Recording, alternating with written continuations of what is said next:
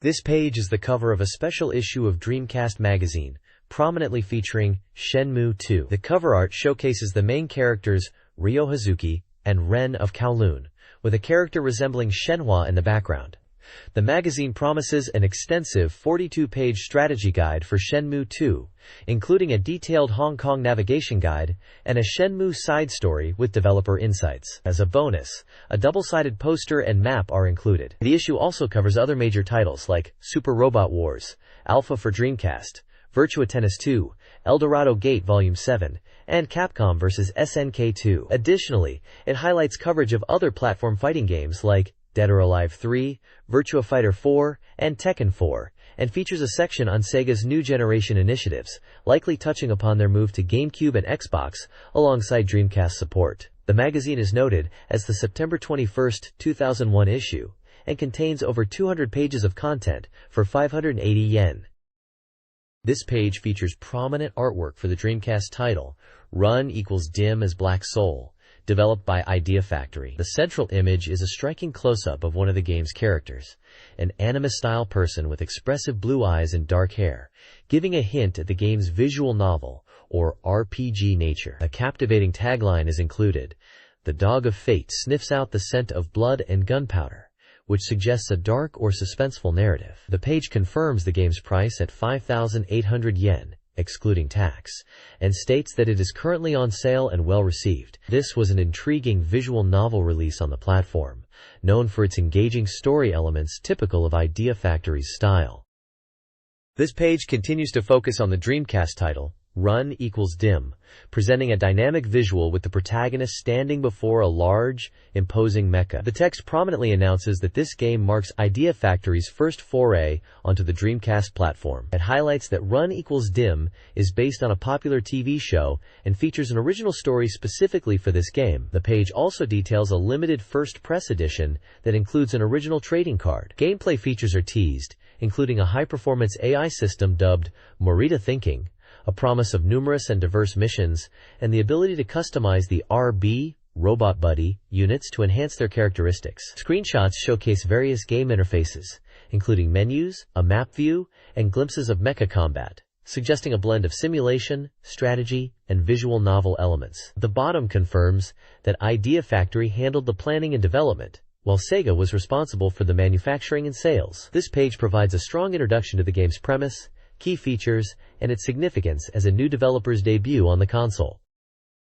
This page lays out the contents of the magazine, kicking off with a huge special feature on Shenmue 2, including a massive 42-page strategy guide for the game's Hong Kong section, and an original developer manga focusing on a side story. It also mentions an essential appendix with a poster and a map of Hong Kong to help players navigate the game's world. The cover feature section dives into Sega's future, titled New Sega Launches, discussing their upcoming titles for various platforms and featuring insights from Sega creators about their latest projects. Games highlighted include Virtua Striker 3 Ver.2002, Super Monkey Ball, Phantasy Star Online, Sonic Adventure 2, Jet Set Radio Future, and Sega GT 2002. There's also continued coverage with a strategy guide for Super Robot Wars, Alpha for Dreamcasts. Further within the pages, the magazine covers the arcade scene, with updates on titles like Virtua Fighter 4, Ver.B, Tekken 4 Characters Volume 2, Wave Runner GP, and the legendary Ikaruga. There's also a forward-looking feature analyzing the upcoming clash between the Nintendo GameCube and Xbox, dissecting the value of these next-generation consoles. Finally, the Dorimaga Topics section touches on various events, including presentations, multi-platform expansions, remakes, and the return of Seaman. This page serves as the magazine's comprehensive game index, guiding readers to the various features and strategy guides within. It lists titles alphabetically, along with their corresponding page numbers. Prominently featured are new information sections covering titles like Virtua Tennis 2, Air, Cosmic Smash, Bomber Hee Hee, Capcom vs. SNK 2, Eldorado Gate Volume 7, Candy Stripe, Propeller Arena, and Memories Off Second. The new strategy guide section provides tips for games such as Comic Party, Canary, Cat and Sabo, The Virgin on Megiddo, Sega Bass Fishing 2, Derby Stallion 2, Landom as Black Soul, Guru Guru Onsen 2, and Aerodancing Eye. The index also lists games already covered in the previous pages, including Shenmue 2, Super Robot Wars Alpha for Dreamcast, Sonic Adventure 2, Phantasy Star Online, Jet Set Radio Future, Super Monkey Ball, Sega GT, Virtua Striker 3 Ver.2002, Virtua Fighter 4 Ver.B, Tekken 4, Dead or Alive 3, Wave Runner GP, and Ikaruga, highlighting the breadth of coverage from Dreamcast titles to arcade and other platforms. Beyond the game coverage, there are brief sections for news and data, fan pages featuring reader contributions and columnists, and comics and columns discussing various topics. The page also includes a guide to the various icons used throughout the magazine, and credits the cover illustration for Shenmue 2. This page jumps into the heated competition in the gaming world with a focus on the simultaneous announcements of the Nintendo GameCube and the Microsoft Xbox. It highlights the contrasting designs of the two new consoles, noting the GameCube's surprisingly small and lightweight form factor, while the Xbox is immediately described as large and heavy by comparison. A point the reviewer clearly found notable after seeing the compact GameCube. The page features images of both consoles, showcasing the hardware and including shots from the crowded press conferences held for their reveals. It frames the situation as the stage being set for a three-way battle in the console market, implicitly acknowledging the dominance of the PlayStation 2. A brief comparison of launch details across Japan and America is presented, touching on release dates and initial software support, underscoring the distinct strategies for each console's rollout. This article compares Nintendo GameCube and Microsoft Xbox presentations. The GameCube section highlights its sleek design, wireless Wavebird controller, SD card slot, and connectivity with the Game Boy Advance, allowing for game downloads. It mentions the console's 8cm disc format and soft case design. The Xbox section emphasizes its online capabilities and upcoming Japanese release. It showcases the presence of key Sega creators, demonstrating titles like Sega GT 2002 and Jet Set Radio Future. Tecmo's Tomonobu Itagaki demonstrated Dead or Alive 3. Support from Japanese developers like Namco, Atlus, and From Software with games like Soul Calibur 2 and Ridge Racer is also noted, though the event's overall impact felt somewhat underwhelming.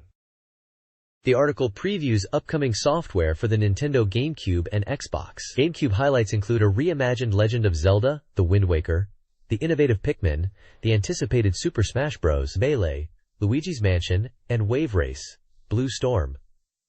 A key announcement is Soul Calibur 2, a multi-platform fighter for GameCube, Xbox, and PlayStation 2. Xbox coverage emphasizes Japanese developer support. Capcom's Genma Onimusha, a modified version of the PS2 game, is featured alongside Konami's Silent Hill 2 and Air Force Delta 2. Triangle, again from MiG Entertainment, is also previewed. The article concludes with an interview with Tecmo's Tomonobu Itagaki, focusing on the visually impressive Dead or Alive 3. This page previews upcoming titles for the Nintendo GameCube and Xbox, along with an interview. Featured GameCube games include the port of Animal Crossing with new shops and GBA connectivity, the unique racing game Donkey Kong Racing, the snowboarding title 1080 Degrees GC with expanded courses, and the psychological horror adventure Eternal Darkness. Sanity's Requiem, spanning different time periods. Also shown are Metroid Prime, reimagined as a first-person action game, the action-adventure Star Fox Adventures, the giant simulation New Giant Doshin, and a 3D action game featuring Disney's Mickey Mouse with impressive real-time animation. The page includes an interview with Tomonobu Itagaki regarding Dead or Alive 3 for Xbox. He shares the positive reception to the presentation and highlights the game's new features like costumes, stages, and Team Ninja's visual direction, noting the demo used converted data. Finally, the page offers a comparison of the GameCube and Xbox presentations. GameCube's was well prepared with its imminent release, while Xbox's presentation felt less decided, with more elements still up in the air, although anticipation remains high for future software from Sega on the platform.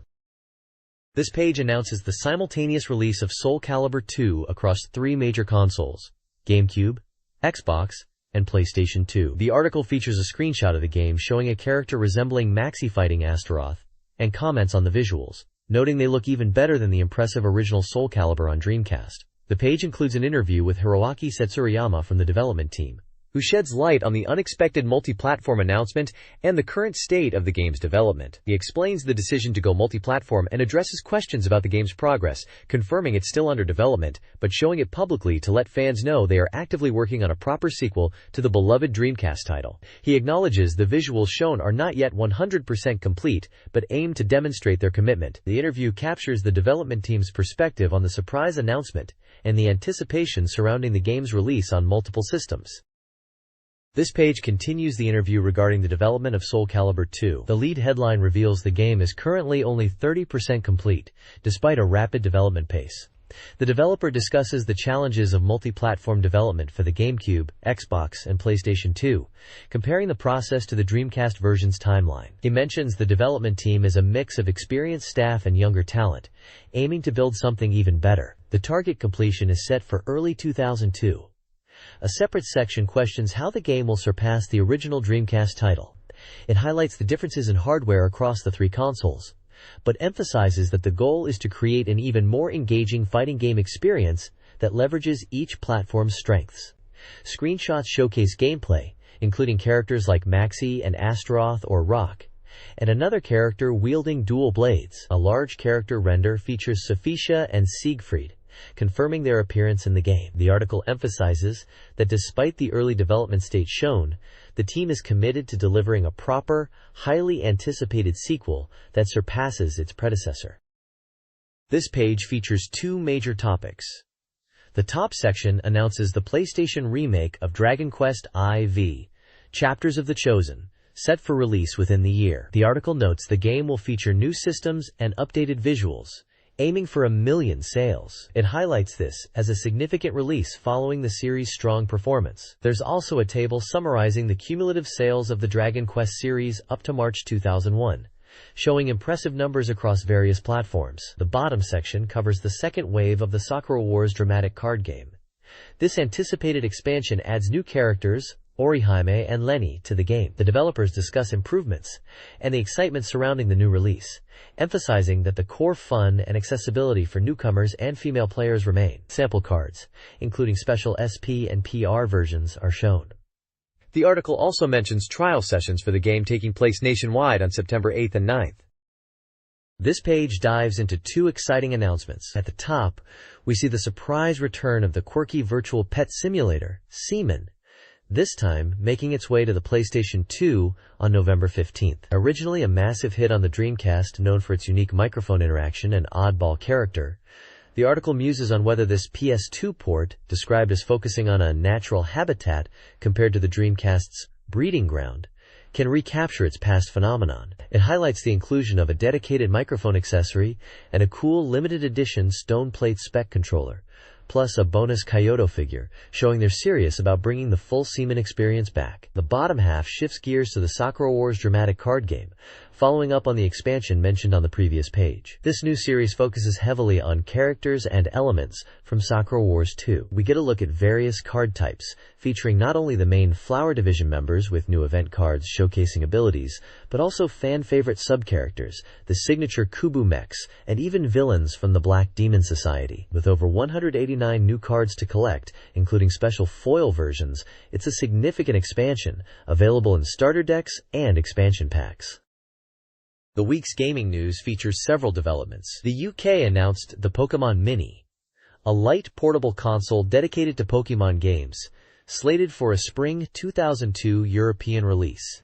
In Tokyo, Namco held a Tekken 4 tournament, while the AM2 Summer Festival celebrated AM2's games with developers present. The World Hobby Festival Ariake 5 showcased garage kits, figures, and game-related merchandise. Sega US announced a partnership to bring Sega game content to handheld devices, including a virtual Game Gear system. Hudson is launching Bomberman Online in Korea, with plans for international expansion. Broccoli, a company known for anime merchandise, is entering the game and content development market.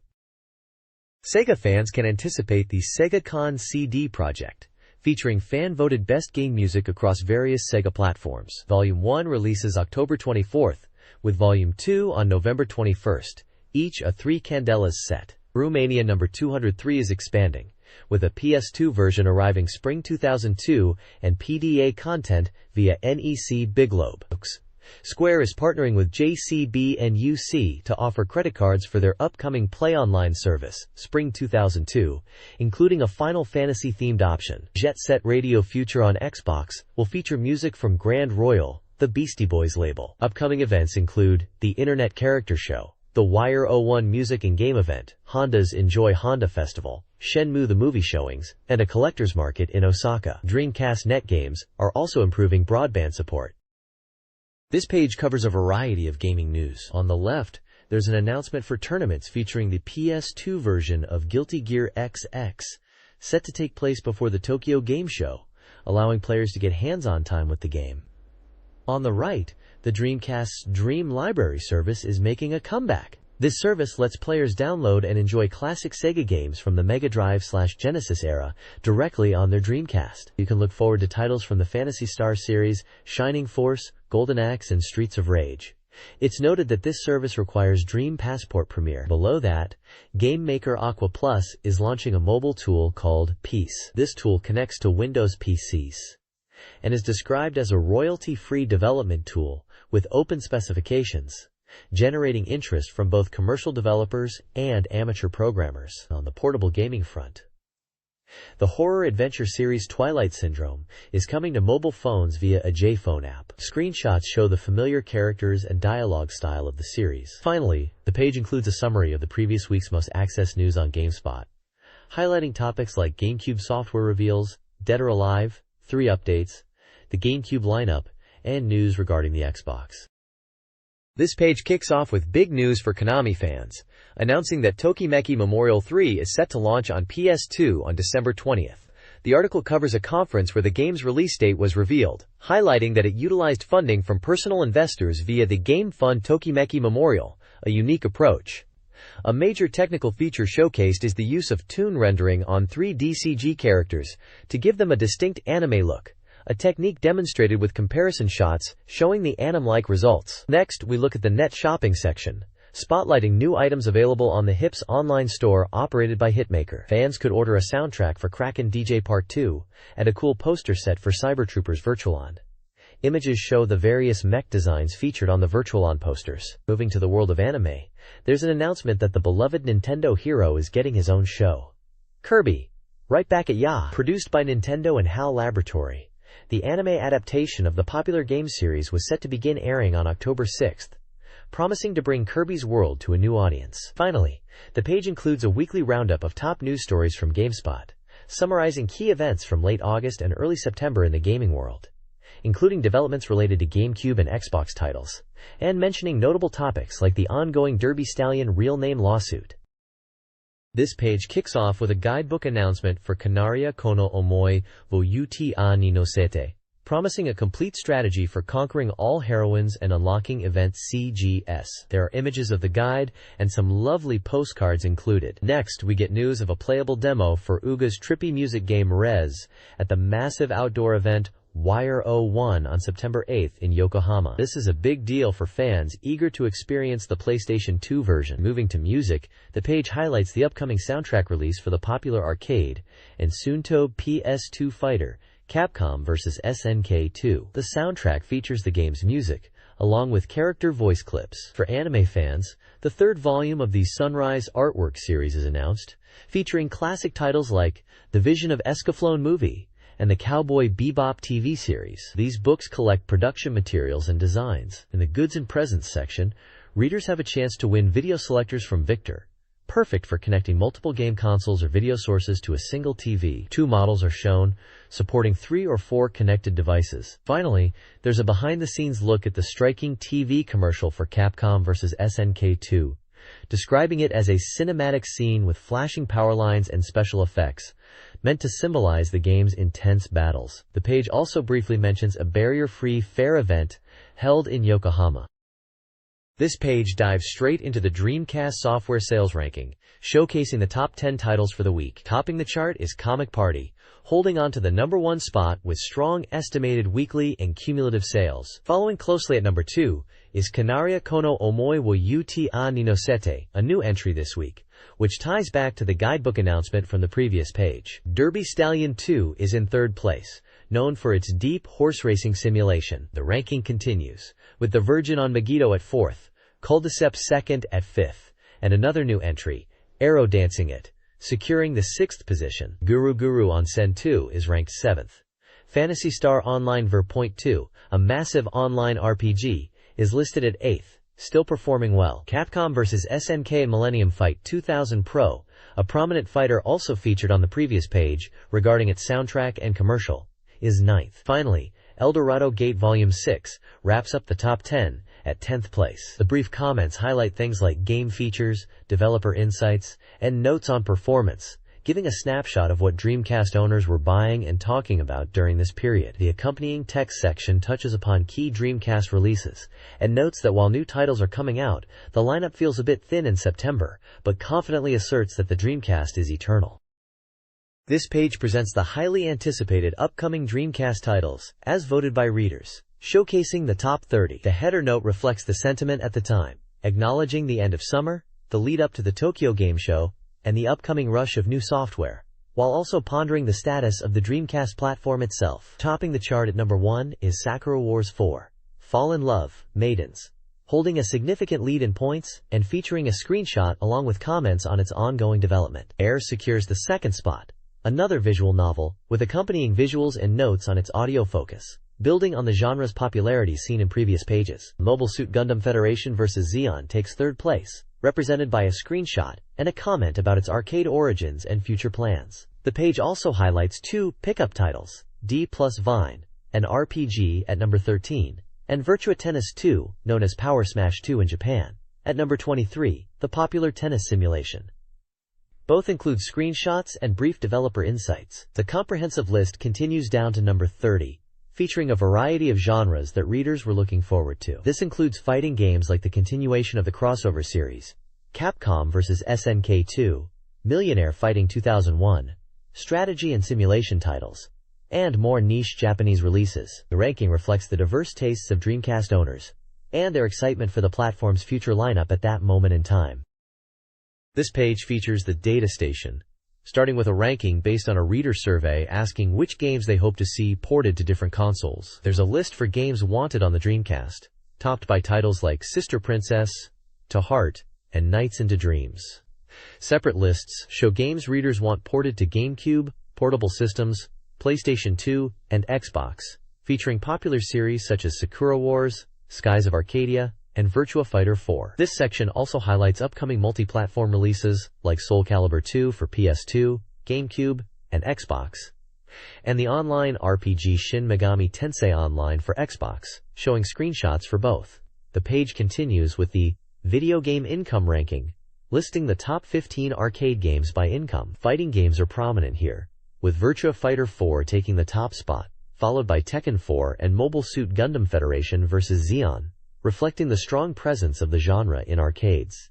Finally, the page picks up 2 notable titles, Derby Owners Club 2, a horse racing simulation, and Heavy Metal Geomatrix, a 3D action game, providing screenshots and brief details on their features and release status.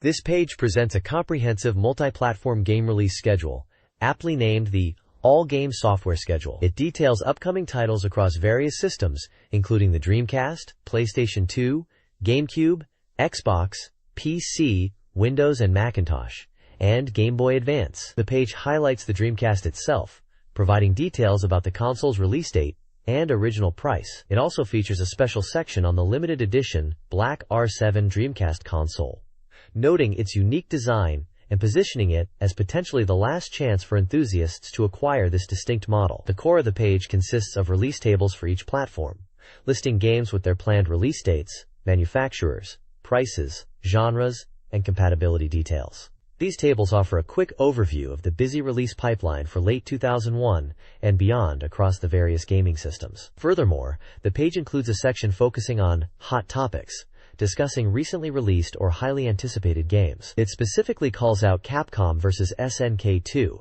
noting its release and price, and mentions Gigantic Drive, known as Robot Alchemic Drive internationally, as a PlayStation 2 title worth watching. Also featured is the recently released Zeonic Front, Mobile Suit Gundam 0079 for PlayStation 2, accompanied by a screenshot showing intense mobile suit combat. The discussion encourages players to check out these significant releases.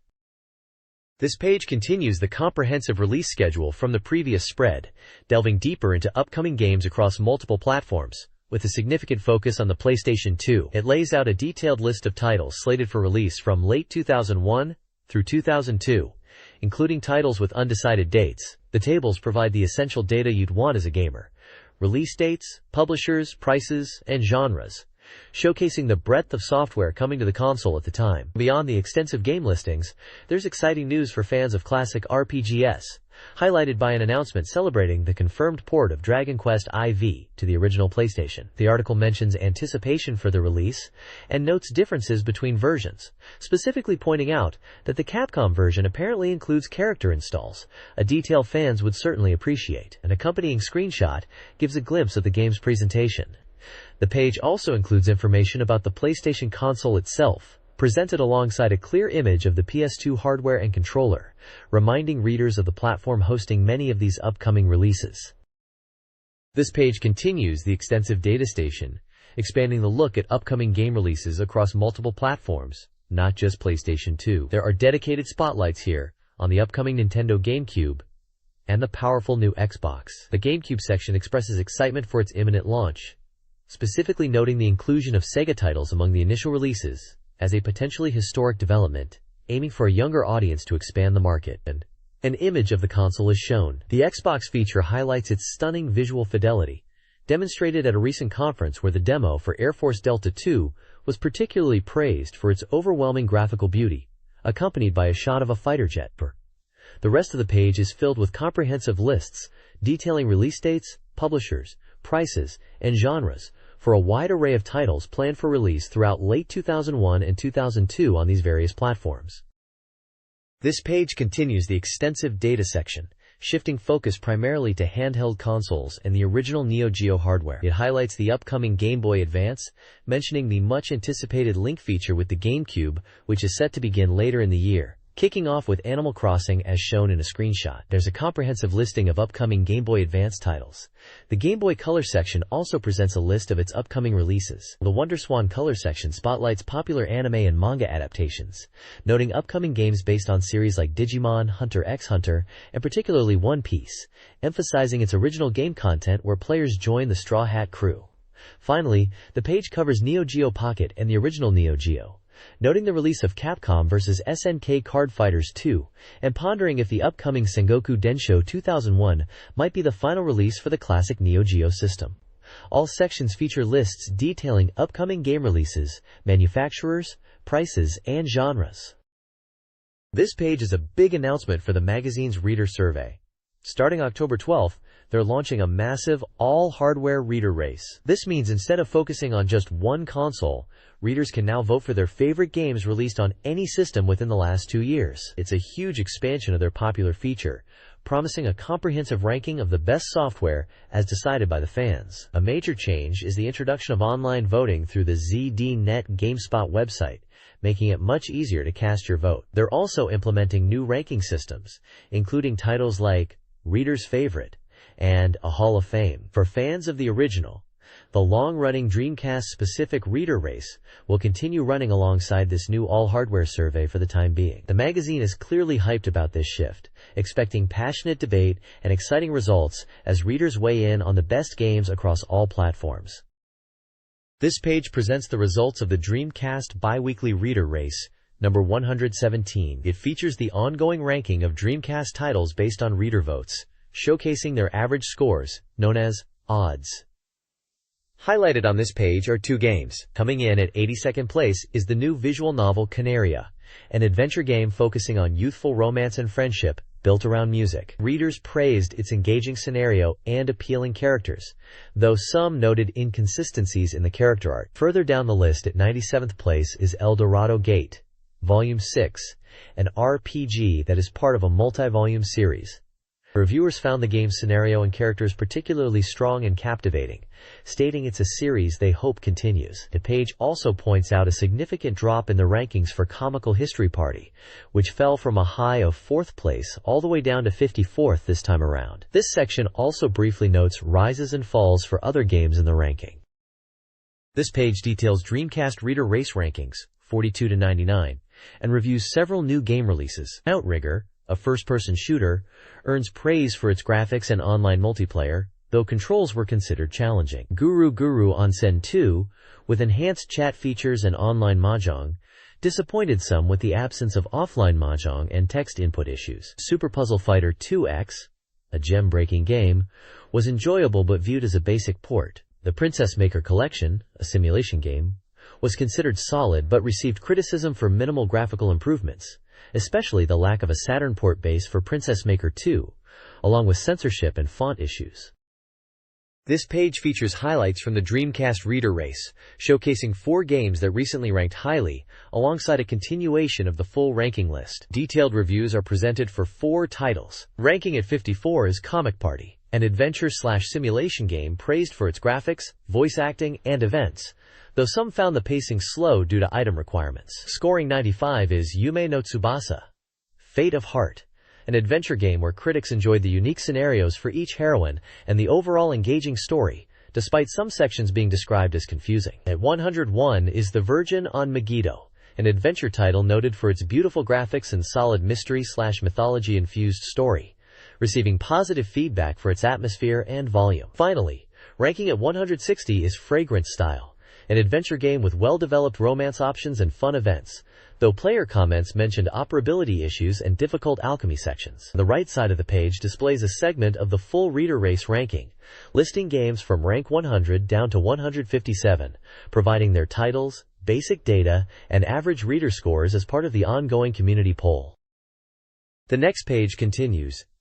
The Dreamcast Reader Race ranking on the left, listing games from rank 158 downwards, providing their titles and scores, following on from the previous entries. The main focus of the page is a spotlight review on Culdiceps Second, highlighted as aiming for a 9-point score and achieving a strong reader average of 9.3561 overall, with 8.66 in this issue.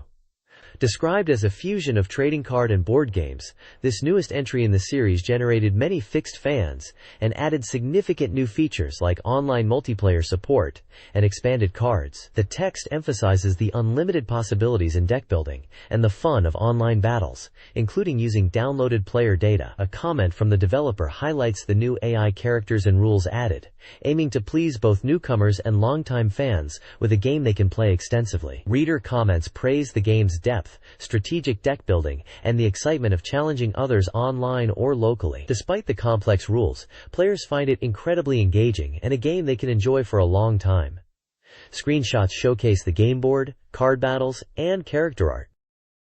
This page features the continuation of the Dreamcast Reader Race rankings on the right side, listing various games and their scores as voted by readers. The main focus is a spotlight on Resident Evil Code Veronica, highlighting its impressive reader average score of 9.3591. This survival horror title is presented as a key release for the console. The feature includes an interview with director Hiroji Kato. He discusses the game's origins, mentioning it started as a Saturn project as an apology for the cancelled Resident Evil 2 port before becoming a main sequel on Dreamcast. His goal was to recreate the horror atmosphere of the first game, aiming for a complete form rather than something entirely new. He talks about the technical advancements and challenges on the Dreamcast, like using full polygon environments and incorporating new techniques such as motion capture, which significantly increased the workload. Kato shares a humorous anecdote about the demanding production period. Screenshots from the game are also displayed, showing character interactions and in-game environments.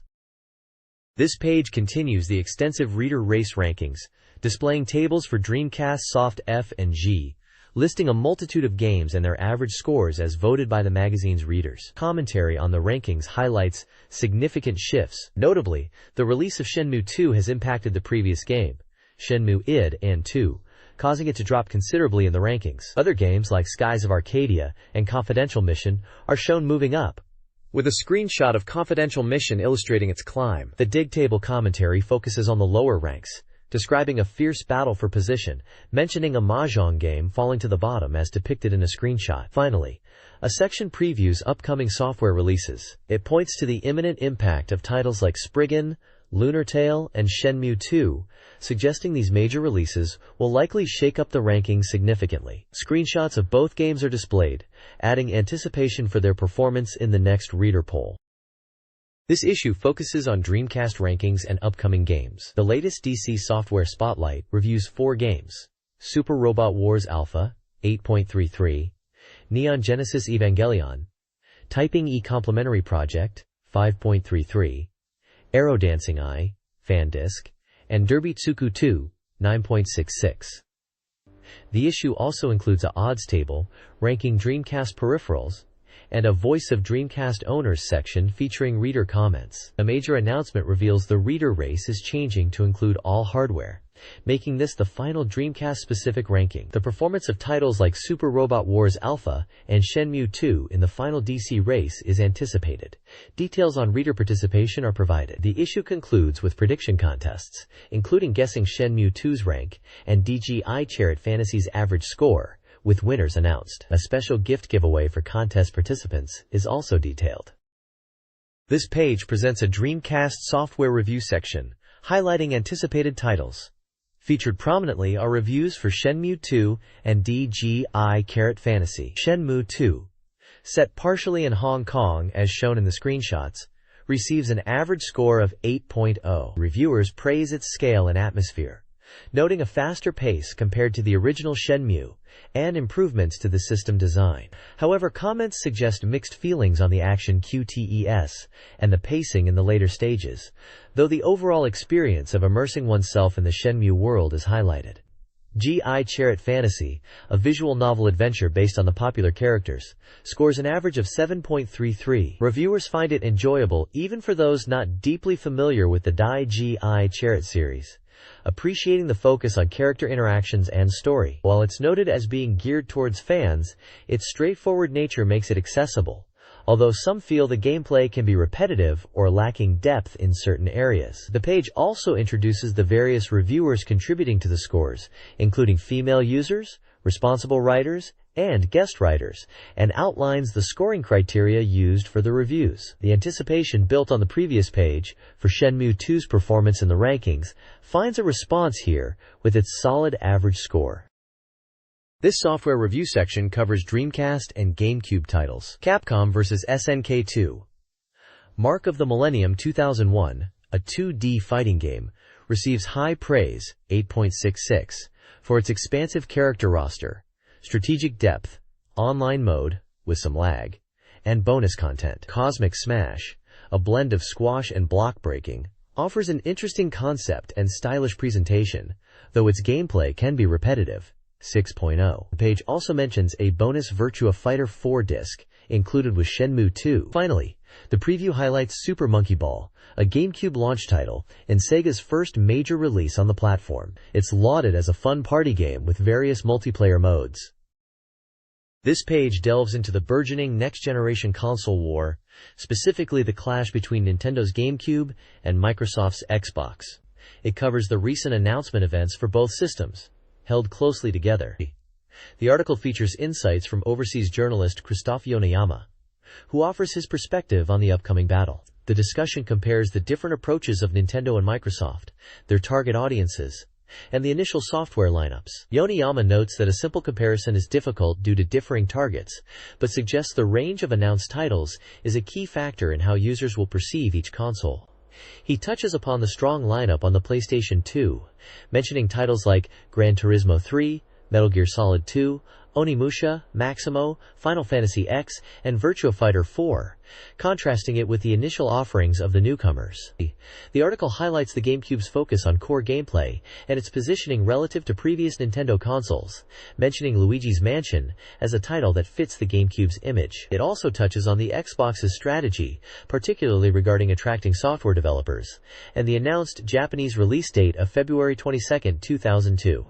The overall tone suggests anticipation and analysis of how this new three-way console race will unfold compared to previous generations dominated by a single, winning platform.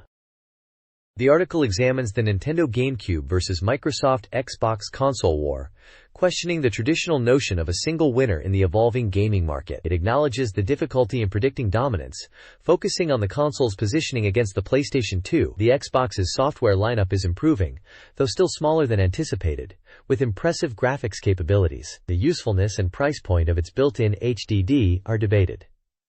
The Xbox has potential in the US and online PC gaming markets like Korea. The GameCube, with its form factor, design, and price, is seen as promising in Japan. The article concludes that survival is a challenge, and multiple platforms coexisting is the new reality. Notable developers like Sega, Konami, and Capcom will be significant players. This page features a cover story titled, First Charge, Sega creators clash on two hardware platforms.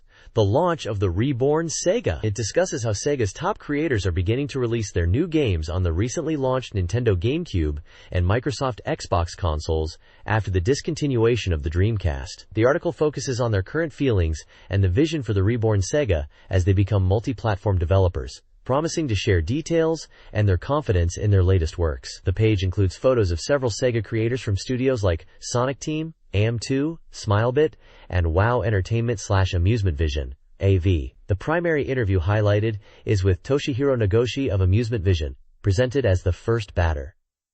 Nagoshi discusses developing for the GameCube for the first time, specifically for Super Monkey Ball.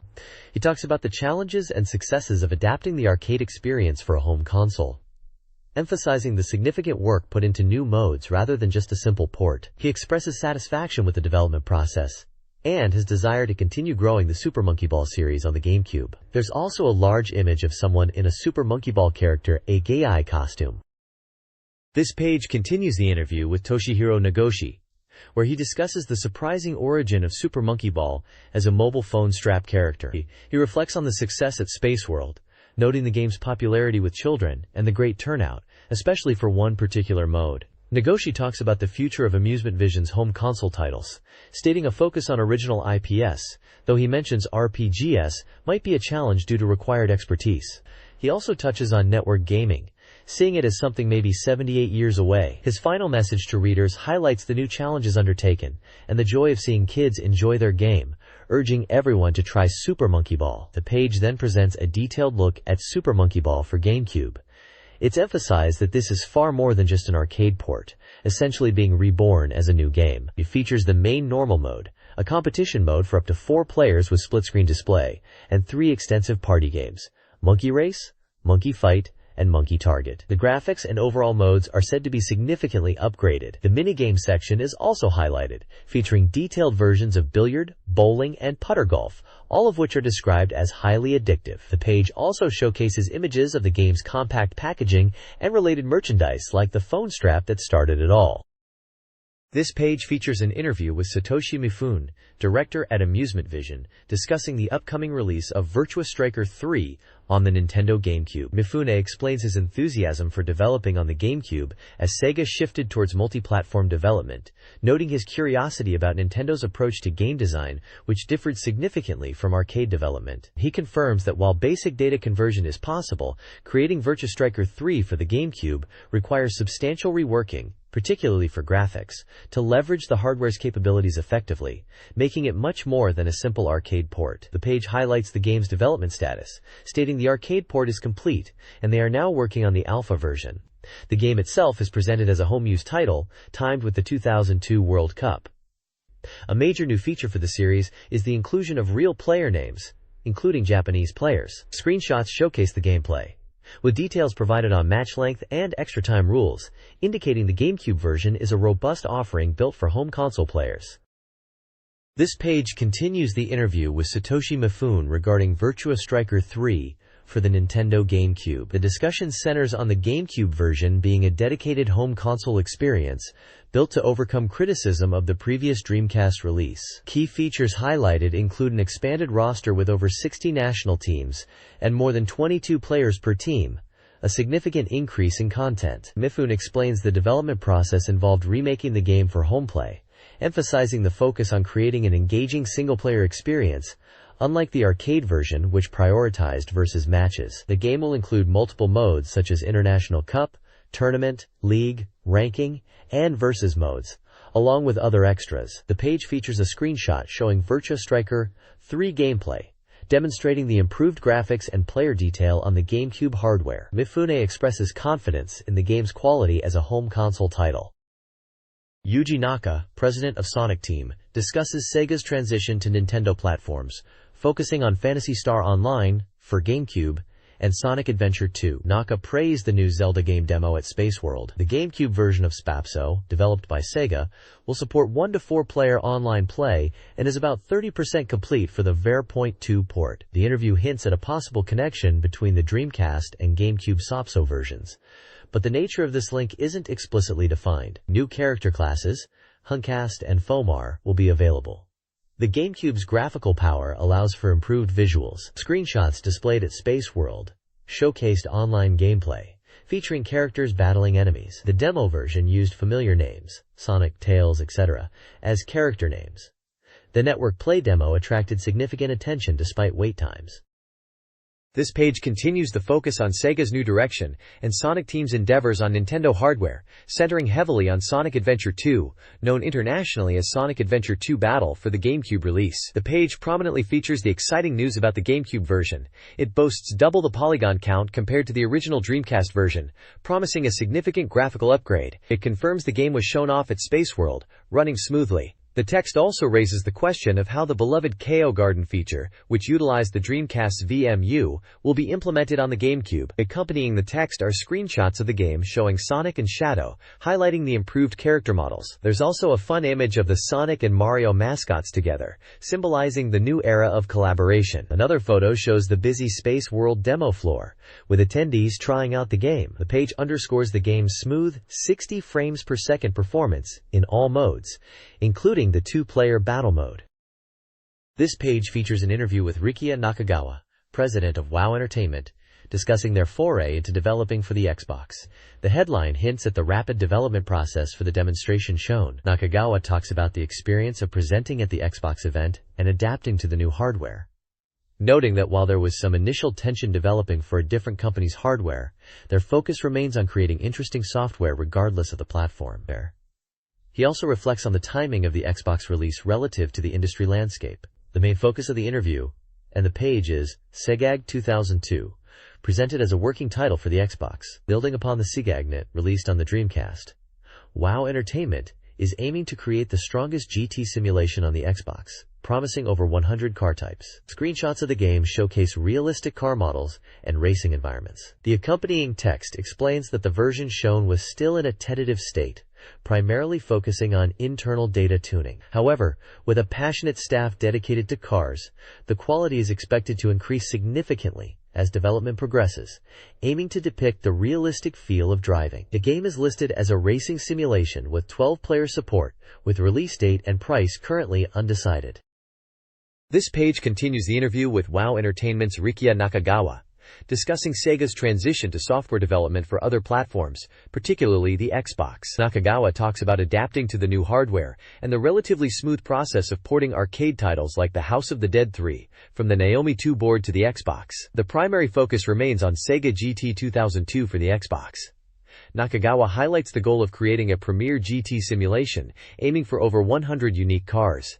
He emphasizes that while the initial demo was basic, they are now deep in development, focusing on tuning the feel of the cars and aiming for a playable version by the next Tokyo Game Show. Sega's multi-platform strategy is discussed, with the goal being to leverage their development strengths across different systems like Xbox and PlayStation 2, and even potentially Game Boy Advance. The focus is on creating original titles that make the most of each platform's capabilities, rather than simple ports. Network gaming is also mentioned as a challenge, needing consideration of which platform has the necessary user base. Nakagawa expresses confidence in Sega's ability to deliver high-quality software in this new era.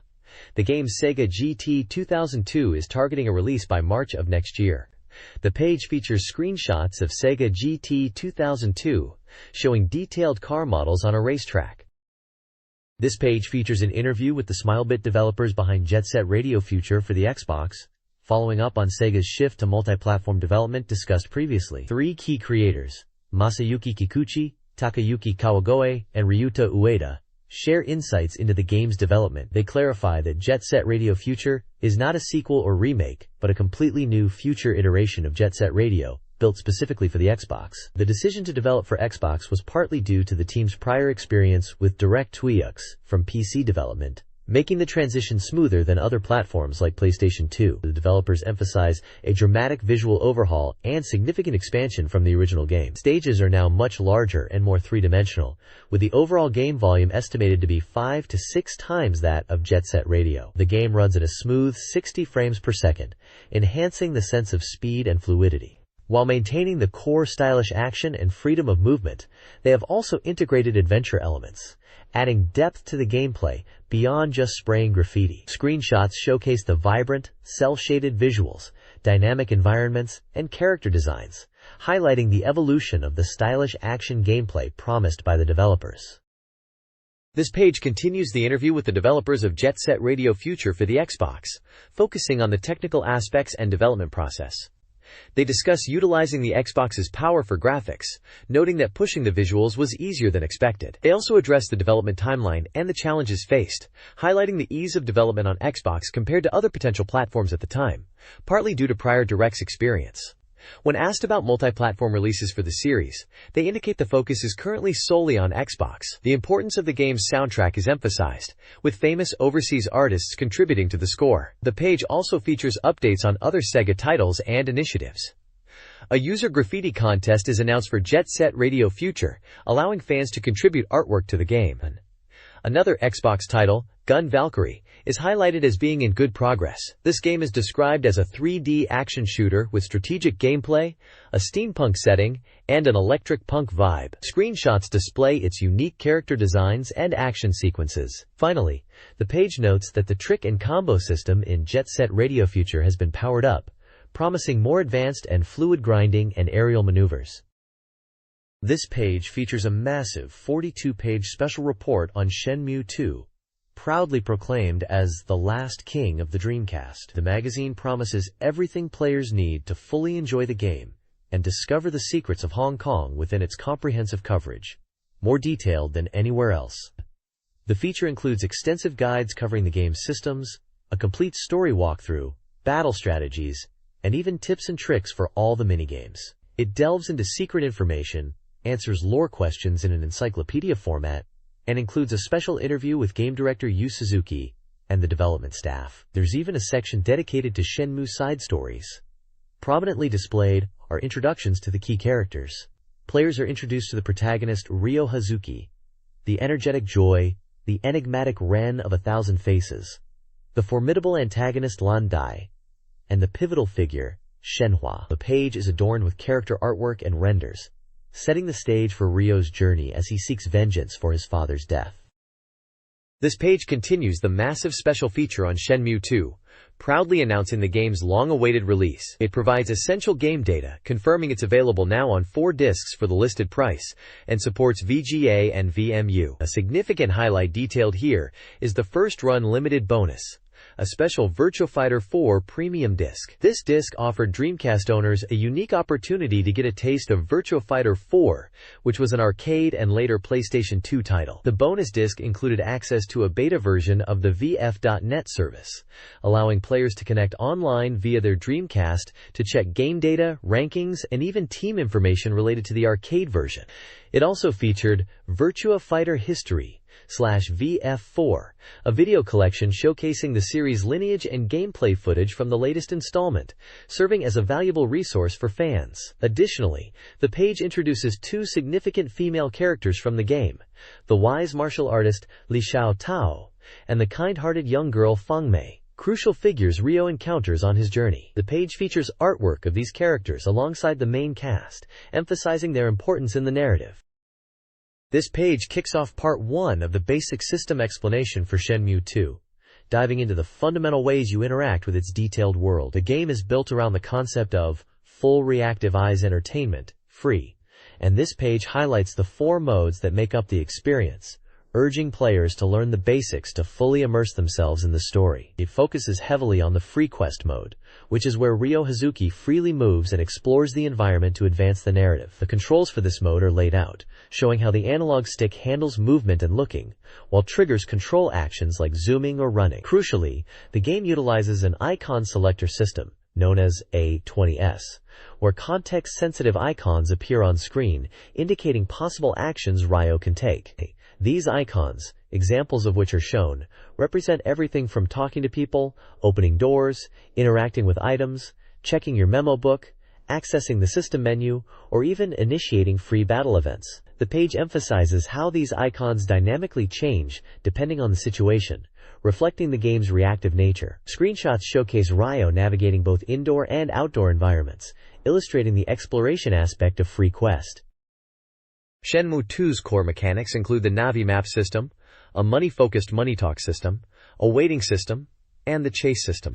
The Navi map system offers a rotating minimap, purchasable maps, custom markers, path guidance, and a system window for map management. The Money Talk system enables conversations about finances, revealing information about pawn shops, gambling, and part-time jobs. The waiting system allows you to pass in-game time to trigger events. The chase system uses exploration actions and auto-lock-on to targets, and some characters will guide you, simplifying navigation.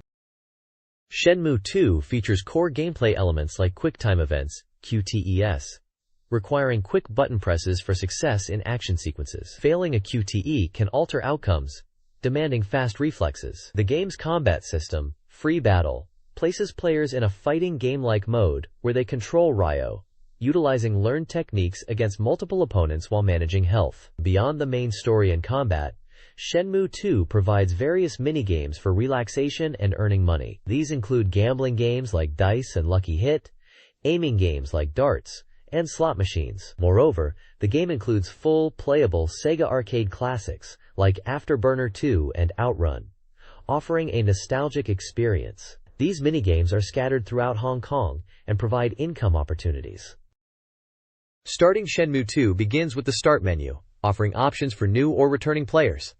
The Digest movie summarizes the first game, ideal for catching up. The Shenmue collection provides minigames, battle practice, and classic Sega arcade games. Transferring clear data from Shenmue 1 is recommended for a more rewarding experience, carrying over money, items, and techniques. This also advances the game timeline by about 20 days. Gameplay involves using the R trigger and D-pad for movement, B for camera adjustments, and AL indoors for investigating objects. Remember Ryo's active hours, 8 a.m. to 11 p.m. Check your memo pad, save frequently, and be prepared for QuickTime events. This page provides a comprehensive story guide for the beginning of Shenmue 2, focusing on the events of Disc 1. It starts by recapping the end of the first game in Yokosuka, detailing Ryo Hazuki's father's murder by Lan Di, the discovery of the Phoenix Mirror, and Ryo's encounter with Master Chen, which leads him to Hong Kong. The guide then walks players through Ryo's arrival at the Hong Kong ferry terminal.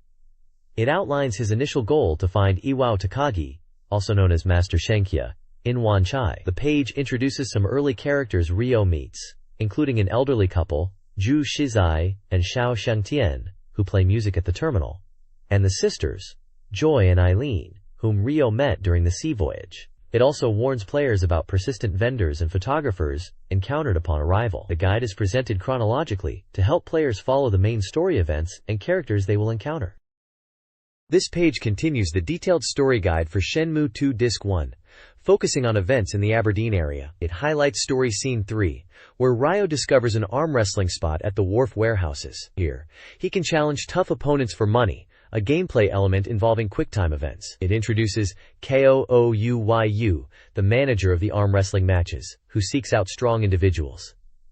Next, Story Scene 4 describes Ryo's dramatic encounter with Joy. While exploring the quieter warehouse district, a motorbike bursts through a wall, ridden by the spirited Joy. She gives Ryo a quick warning about the dangers of Hong Kong before speeding off. Joy is introduced as an 18-year-old bike enthusiast, blunt but kind-hearted, and the daughter of a respected port trader. The guide also offers practical tips for navigating Aberdeen. It advises players to use their money wisely, specifically recommending the purchase of maps for Aberdeen Wharf, Wiseman's QR, and Queen's Street. It also points out the various gachapon machines and street vendors in the area, detailing some of the collectible items available from them. Further characters encountered in Aberdeen are briefly introduced, including Lin Qinglan, who runs a busy food stall, Kai Sibun and Xin Yuanpei, street vendors with their own quirks and struggles, and Hong Gan, a young boy running a stall to help his family.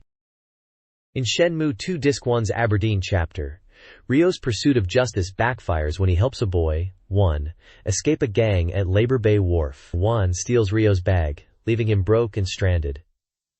Story Scene 6 focuses on retrieving the stolen bag. Ryo investigates Queen Street, a hub where the notorious Poison Snake brothers are well known. He seeks information at the Folingling Kanji specialist shop. Joy reappears, providing critical leads on Wan and his connection to a criminal leader. New characters are introduced: the Poison Snake brothers, Guang Miming, Cheng Ling, and sailors Yan Jin and Song Xiang. The guide emphasizes that recovering the stolen bag is now Ryo's primary objective, delaying his search for Sheng Wing Hong in Wanchai. This page continues the Shenmue 2 guide, focusing on Ryo's pursuit of Juan in Aberdeen after the bag theft. Following Joy's lead, Ryo heads to Pigeon Park and spots Juan near the fountain. Juan, noticing Ryo, quickly makes his escape back towards Labor Bay Wharf. The page details the chase sequence, which is a challenging QuickTime event, QTE, marathon.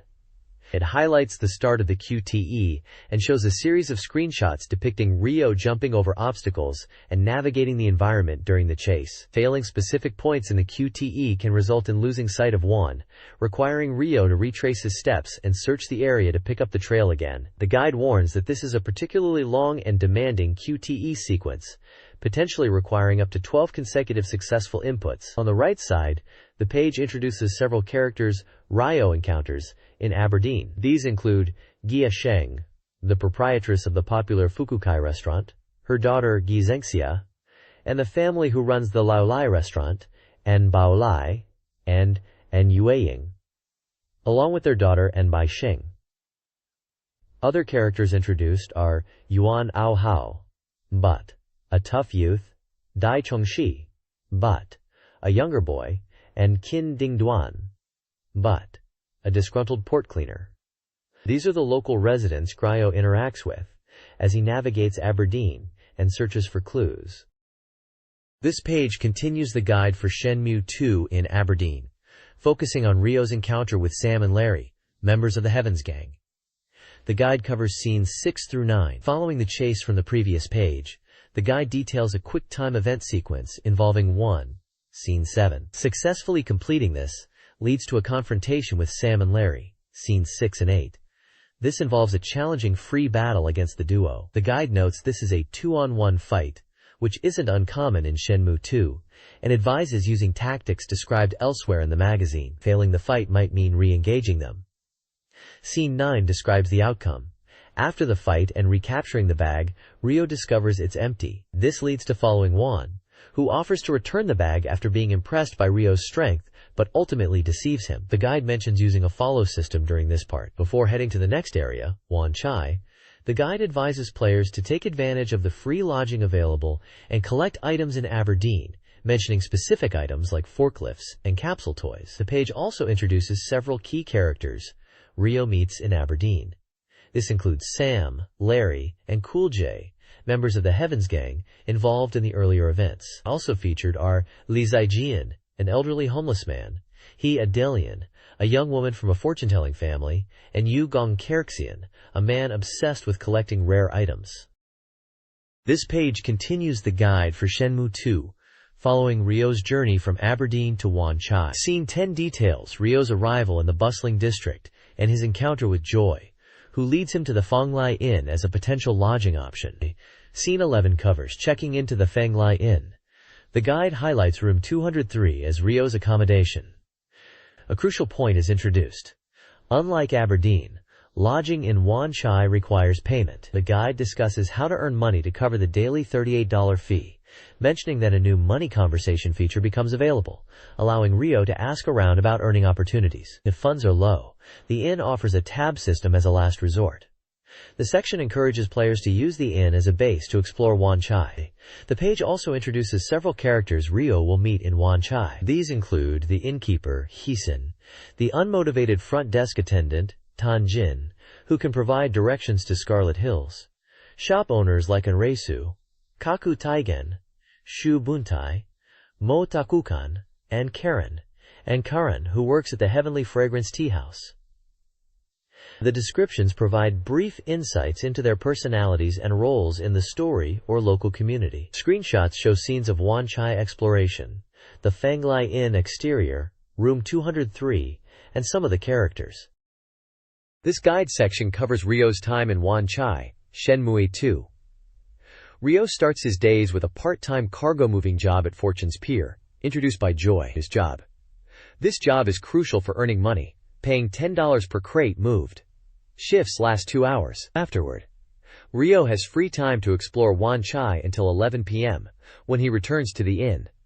The guide recommends prioritizing work to cover the daily inn fee.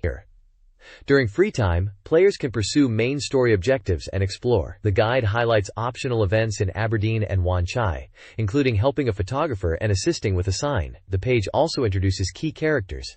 Yukit, a police officer, Sang Yurin, Joy's father, Hong Tole, a dock worker, Ren, a photo seller, Xiao Tuzan, a fishing shop owner, Ryunan, and Yang, the restaurant owner. This page continues the Shenmue 2 story guide, focusing on Ryo's progression through Wan Chai. It covers 3 key scenes. First, Ryo arrives on Red Carnation Street and meets the renowned Tai Chi master, Tao Jianmin, who resides in the park. Tao Jianmin agrees to teach Ryo, but only after Ryo proves himself through sparring, emphasizing that observation is key, but a real understanding comes through practice. Next, Ryo reaches Manmo Temple, searching for the elusive peach blossom branch, mentioned in a letter. Upon knocking on the designated room, he finds it occupied by someone else, and the guide reveals that an old man encountered earlier can provide information regarding Liu Sr.'s whereabouts, with the level of detail depending on how much Ryo is willing to pay, ranging from basic directions to more precise hints about the temple. The page also introduces some residents of Manmo Temple, including the Lazikian Kunfang and Wang Guangyan, a chef from Yokosuka. We also see an introduction for the perceptive Hong Xiuying. Finally, the guide touches upon the search within Manmo Temple itself. Ryo learns that the peach blossom branch is actually a Taoist priest. To meet the master, Ryo must understand and embody Wud, the martial virtues. The page features Liu Yanji, a serious and disciplined Taoist priest who manages the temple and trains disciples. Ryo's Shenmue 2 journey continues in Wan Chai, seeking the 4 Wud masters. The guide emphasizes a flexible approach, except for the final master. Ryo must gather information in Red Carnation Street, Wise Men's Quarter, and Fortune's Pier. He needs to meet Tao Jianmin, who will require sparring, Zhu Dengshan, who will need a letter retrieved from Blossom Road, and Kong Zhangyu, whose lesson involves a QTE. The guide details the Lucky Charm Quarter and Blossom Road encounters, focusing on Xuan Zhaoshan and his estranged disciple, Bai Zongquan, Izumin. Successfully completing a QTE during Izumin's street act allows Ryo to deliver Xuan's letter. The guide introduces several characters, including shop owners and martial artists. The Wud principle of Dan, courage, is explored, emphasizing calmness and correct judgments under pressure and the importance of observation. This page of the Shenmue 2 guide continues Ryo's quest in Wan Chai to find the 4 Wud masters. It details key events and characters encountered as Ryo progresses through Red Carnation Street and eventually reaches Scarlet Hills. The guide first covers learning the Zhaojianghao move from Tao Jianmin on Red Carnation Street, which is related to the Wud principle of Gong, skill. This involves sparring and dedicated practice. Next, it highlights a crucial encounter on Red Carnation Street, where Ryo defends the elderly Li Gixiang from a group of aggressive land sharks, Chubu. This dramatic event leads Ryo closer to finding another Wud master. Finally, the guide moves to Scarlet Hills and the Manmo Temple, Wenwu Temple, where Ryo interacts with the trainee Taoists, Chang Zhushan and Hu Suquan. Finding the final Wud master involves performing chores at the temple, tying into the Wud principle of Shai, righteousness. Character profiles are provided for several key figures Ryo meets along the way, including tailoring shop owner Wei Shigoku, Yellowhead member Ren Tu, the spirited Li Gixiang, and the young temple caretakers Chang Zhushan and Hu Suquan. The page is illustrated with screenshots showing Ryo in action during these events and interacting with these characters. This page delves into the crucial free battle system of Shenmue 2, serving as part 3 of the guide focused on mastering Ryo's Hazuki style. It emphasizes that while movement with the directional buttons is similar to the free quest mode, the overall battle controls are unique and must be understood. The guide breaks down the function of each button on the Dreamcast controller. The directional buttons are used for movement, showing Ryo walking slowly when enemies are far and shuffling closer when they are near, and are also key inputs for command moves. The start button brings up the help menu and pauses the action. The face buttons are dedicated to combat. X is for hand techniques like punches, the default being Tiger Palm. A is for leg techniques like kicks, default New Moon Kick. And B is for throws which are powerful but situational. The Jagi button is essential for defense, allowing Ryo to guard and dodge attacks, including specific maneuvers like ducking or parrying shown in screenshots. The LR triggers are used for running, vital for repositioning in combat. Mastering command moves is highlighted as essential for varied attacks beyond simple presses, building upon techniques inherited from the first game. The page includes screenshots demonstrating Ryo performing these actions and utilizing his combat skills against opponents. This page continues the Shenmue 2 battle guide, focusing on the two distinct viewpoints available during free battles: the objective, third-person perspective from the first game, and the newly added subjective, first-person perspective. While basic controls remain the same, command inputs for special moves like Nishijin's overthrow change based on the viewpoint. The objective view interprets directional inputs relative to Ryo's facing, while the subjective view fixes the upward direction as forward relative to the enemy. The guide notes the objective view is better for spatial awareness, while the subjective view is easier for direct attack execution but makes distance judging difficult. Furthermore, the page details that free battle victory conditions aren't always just defeating enemies. They can involve time limits or even story branching upon loss. There are three main battle types: those allowing retries after defeat, those where losing leads to a different story path, and those that conclude after a set time. The health system is explained via a circular gauge, where health is represented by smaller circles that change color. Importantly, health can slowly recover over time during battle. Finally, it highlights that some free battles may incorporate QuickTime events, requiring players to stay alert even during combat. This page continues the Shenmue 2 battle guide, focusing on Ryo's techniques and how to manage them using technique scrolls. The guide explains how techniques are demonstrated and selected in the menu, detailing their attributes like power, speed, and skill. Suki opening. It highlights technique proficiency, showing how using moves increases their effectiveness, improving damage and speed, with max proficiency indicated by a yellow name. Technique scrolls themselves are explained as a menu feature allowing players to review command inputs, performance details, and select which move to register if multiple share the same input, noting these scrolls must be checked outside of combat. A large section presents a comprehensive list of Ryo's techniques available from the start, categorized into normal attacks, techniques from special states, and combination moves, along with their command inputs. Specific situational moves like down attacks, arm locks, and collar chokes are also introduced. The guide points out that the commands in Shenmue 2 have been simplified compared to the first game, often requiring just two directional inputs, which makes executing moves easier and expands the options for technique selection and customization. Shenmue 2's combat system focuses on Ryo's growth and technique acquisition. Ryo improves techniques through practice, either with sparring partners like Jianmin, who allows for focused training, or through free battles. Repeated use enhances technique effectiveness. Training with sparring partners is crucial, especially for refining moves. New techniques are learned through technique transmission from NPCs, requiring Ryo to practice and master the move in a training mode, such as hitting leaves. Alternatively, technique scrolls found or purchased, like those at the Tai Lao martial arts shop, teach new moves. These scrolls must be activated from the menu, followed by practice, to increase proficiency. The next page dives into the practical side of combat in Shenmue 2's free battle system, building on the understanding of techniques from the previous page. It emphasizes how to fight beautifully and overwhelmingly. The core takeaway is the vital role of the Jackie button, not just for evasion like ducking, but also for perfectly timed parries to set up powerful counterattacks. The page shows how ducking can lead into various attacks, like punches with B or kicks with a Mang. It stresses that mastering technique requires utilizing follow-up attacks, often hidden beyond the basic input, for maximum damage. Recommended powerful techniques include the swallow flip, which is low risk and high reward if the enemy attacks, and the simple but effective stone crusher. When facing tough opponents or multiple enemies, the guide offers survival tips. Simple button mashing can sometimes get you through. Hit and run tactics with running attacks are useful when low on health, and mashing Y can help weather intense attacks. Importantly, if you're struggling, simply retrying the fight lowers the difficulty, making it more accessible. The absolute golden rule stressed is to avoid getting surrounded at all costs. Being flanked means getting instantly overwhelmed. The best strategy is to always maneuver to face opponents one-on-one, using the environment to your advantage.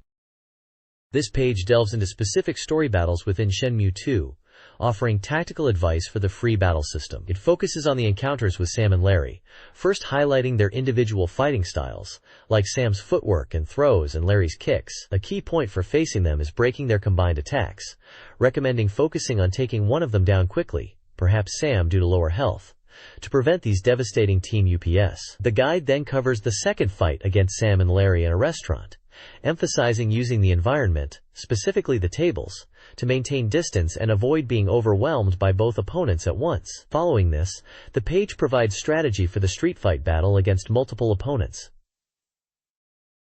It strongly advises avoiding being surrounded, suggesting finding a safe spot against a wall, or using running attacks and throws to break up groups. This battle is also presented as an opportunity to practice newly learned techniques. Finally, the page includes brief profiles for several members of the Yellowhead organization you might encounter in these kinds of fights.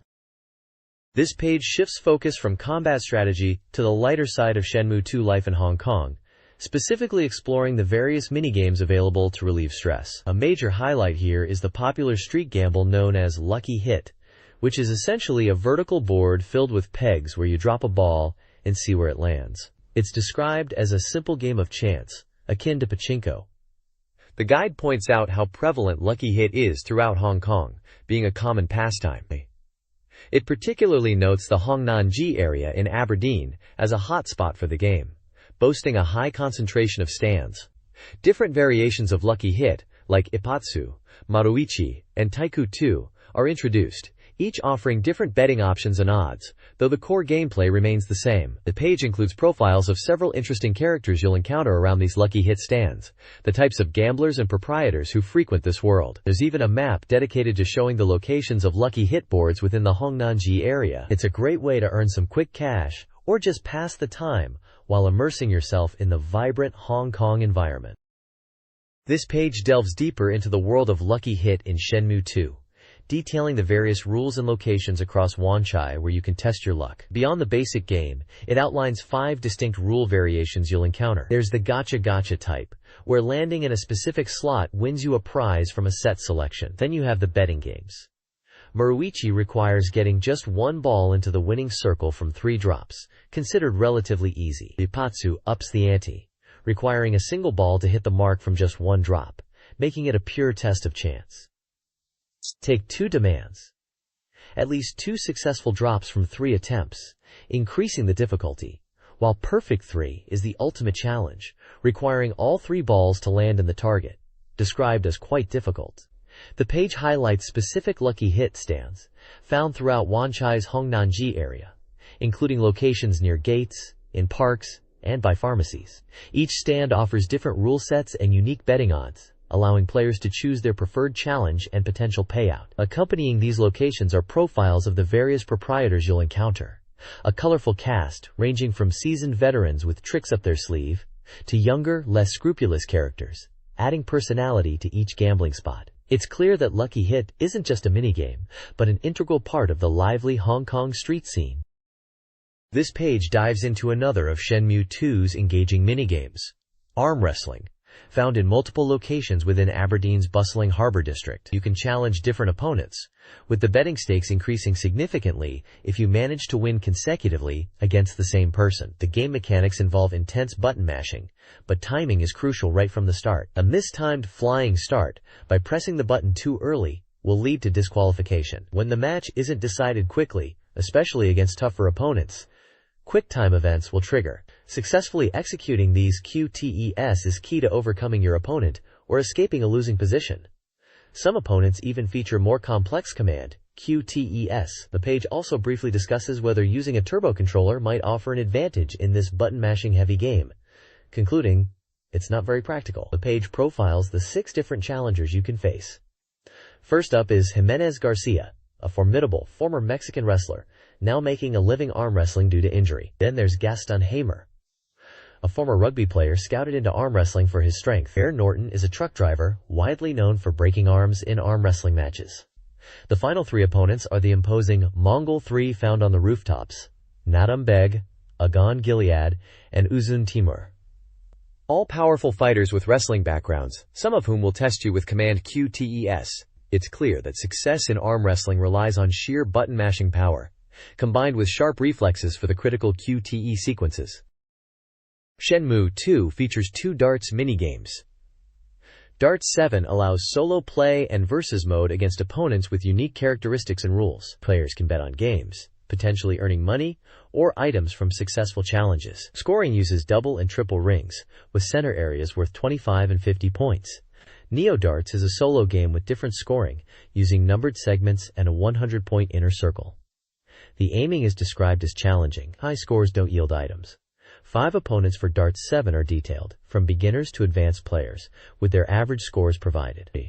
These opponents, including Ryuji Hakutaka, Barry Jones, Sen Furin, Bun Amin, and Bun Shuyu, move between various locations in Aberdeen and Wanchai, requiring players to search for them. This guide details strategies for achieving high scores in 2 Shenmue 2 minigames to earn in-game items, QTE Title and Excite QTE 2. For QTE Title, players must reach 300,000 points using only A, B, and X buttons. The input sequence is fixed and includes consecutive presses, circled, and simultaneous presses. The guide advises ignoring feints, false button prompts. A table provides the entire sequence. Excite QTE 2 is more complex, incorporating directional inputs and A, B, X, and Y buttons. The goal here is 200,000 points for an item. The guide recommends using 1 finger per button for faster execution, and also provides a detailed input sequence to follow. Successfully completing these input patterns guarantees earning the items. This page dives into more classic Sega arcade games and activities featured within Shenmue 2. It starts with the legendary Outrun, highlighting its status as a pioneer in arcade racing, with simple but effective controls and branching paths that lead to 5 different endings. It even gives expert tips like the gear gotcha technique for shifting gears, and the rocket start method to get off the line quickly, aiming for that 5 million point certification. Next up is Space Harrier, a staple from the first game. Beyond just playing the classic shooter, you can unlock a challenging reverse mode by holding down A, X, and Y while pressing start at the title screen, with a 10 million point target for a certificate. Finally, the guide covers the slot machine minigame, a way to earn coins and various certificates based on your luck. It details the different outcomes you can get, like mini billiards or mini jukebox certificates, and the locations of the 2 slot houses in Wanchai. An interesting tip is to visit the fortune teller, Xu Yinghong, beforehand. Her daily reading provides a lucky number that corresponds to a specific slot machine you should play for better odds.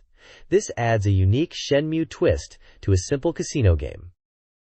In Shenmue 2, earning money early on is essential, and this guide focuses on part-time jobs in Hong Kong. Cargo moving involves quickly pressing directional buttons to move cargo with a partner, earning $10 per successful piece, up to $60 per session. The job is available at 4 different times during the day. Lucky Hit Battle is a competitive variation where you compete against customers, with the goal of landing more balls in winning circles within 3 turns. You bet $50 per game, starting with $300 lent by the stand owner. Earnings are half of your profit. Both jobs can be found in Aberdeen and Wanchai. The guide includes screenshots of Ryo performing the jobs, offering a visual aid for players. This page delves into another method for Ryo to bolster his funds in Shenmue 2's Hong Kong: dice gambling. It outlines the 2 main dice games available. The primary one is Big Small, where players wager on the total sum of 3 dice being either high, 1118, or low, 310. Various side bets are also possible, including betting on the dice forming a sequence or having 2 dice match. Another variant is a head-to-head game where the player and dealer roll dice, with the higher total winning. The guide provides a rundown of several locations where Ryo can gamble, primarily within the Aberdeen and Wanchai areas. Different dealers are presented, each with varying bet limits and perhaps slightly different game nuances. For instance, one dealer in Aberdeen offers a significant 30x payout for rolling 3 of a kind, while another provides a 4x payout for a total of 10 or 11. These diverse options allow players to choose games and dealers based on their risk tolerance and desired payouts, offering a different risk-reward dynamic compared to the earlier described part-time jobs. The page features screenshots of the dice games in action and portraits of the various dealers Ryo will encounter. This page dives into another crucial aspect of accumulating wealth in Shenmue 2's Hong Kong: utilizing pawn shops. While previous methods focused on earning wages or gambling, This guide explains how to leverage your collection of capsule toys and other items. It emphasizes that pawn shops are the go-to places for selling these collectibles, noting that selling items in sets can often yield better prices than selling them individually. The key advice here is to check the purchase prices at different pawn shops and sell your items, especially duplicates, at the location offering the best rate. The page even points out certain items that pawn shops won't buy individually, suggesting they are likely only accepted as part of a specific set. The majority of the page provides detailed lists showing which items each major pawn shop in Aberdeen and Wan Chai is willing to buy, and the price they will pay, acting as a comprehensive price guide for the player. Portraits and brief descriptions of the pawnshop owners are also included, adding character to these vendors in Ryo's journey. This page continues the essential guide to making money in Shenmue 2's Hong Kong by focusing on specific pawn shops within Wan Chai and providing comprehensive price lists. It details what various shops like Center Pawn, Bright Pawn, Zhaofu Pawn, Golden Flower Pawn, White Iron Pawn, and White Sand Pawn are willing to buy, and at what price, in Hong Kong dollars. You'll find portraits and brief descriptions of the proprietors, including Jiang Meiling, Hao Lan, Bai Ren Tai, and others, adding personality to these helpful vendors. The core of the page consists of detailed breakdowns showing the value each shop places on different items, especially those collectible capsule toys Ryo acquires throughout his journey. This serves as a vital reference for players looking to maximize their income by selling duplicate or unwanted items at the most profitable location. This page continues the essential guide to making money in Shenmue 2's Hong Kong, focusing specifically on finding the best prices for your items at pawn shops in Aberdeen and Wan Chai. It features a detailed table listing the buy prices for a wide variety of items and collectible capsule toy sets at specific shops across these two districts, including locations like the pawn shop in Ryo's apartment building, shops in Queen Street, and various spots within Wan Chai's bustling quarters and streets. You'll find pricing information for popular character sets, like those from Virtua Fighter and Sonic the Hedgehog, miniature arcade cabinets, and other unique collectibles. This comprehensive price list is invaluable for players looking to maximize their earnings by knowing exactly which shop offers the highest price for each item or set. Additionally, the page provides a breakdown of what each set includes, helping you understand the value of your collection and which individual pieces contribute to completing more valuable bundles. It's a vital reference for any player aiming to build their funds efficiently. This page continues the essential guide to maximizing your earnings in Shenmue 2's Hong Kong. Building upon the information from the previous page, it provides further details on pawn shop buy prices for numerous items and collectible sets across Aberdeen and Wan Chai. The core content is a comprehensive table listing the specific price each shop will pay for a wide array of items, from common collectibles to rarer finds and complete sets like those featuring characters from Virtua Fighter. More importantly, the page includes invaluable insights into each shop's buying tendencies, explaining which types of items specific pawn shops prefer. For instance, some shops offer better prices for Virtua Fighter-related items, while others specialize in vehicle items or game-related collectibles. This section is crucial for players to strategize their selling approach and ensure they are getting the highest possible price for their inventory. There's also a list detailing the contents of various collectible sets, helping players understand what they need to complete valuable bundles. This guide is a vital resource for any player serious about accumulating wealth efficiently in the game's detailed economy. This page continues the in-depth guide to Shenmue 2 with a look at two key aspects: gacha boxes and classic Sega minigames. First up, the page tackles the mystery of the white gacha boxes you find at street stalls. It explains these are distinct from the regular gacha machines, costing $25 each and containing 3 collectible items. While seemingly expensive compared to the standard machines, the article notes they offer different, sometimes more valuable, items, suggesting you might get your money's worth if you pull rare animal figures. Crucially, it highlights that these specific gacha boxes are only available in the Aberdeen Harbour district and are limited early in the game. The second major section dives into the minigames making their debut in Shenmue 2. The legendary arcade hits Afterburner 2 and Hangin'. For Afterburner 2, a classic 3D shooter from 1987, it outlines the objective of shooting down enemies and dodging attacks across 23 stages. Key strategies involve quick lock-on and constant missile replenishment. Hang On, the iconic 1985 motorcycle racer, is described as a checkpoint race across 5 stages, where precise steering and avoiding rival contact are essential. The page also includes a helpful table detailing peripheral compatibility for various minigames in Shenmue 2, letting players know which controllers work best for each game, including these newly added arcade classics.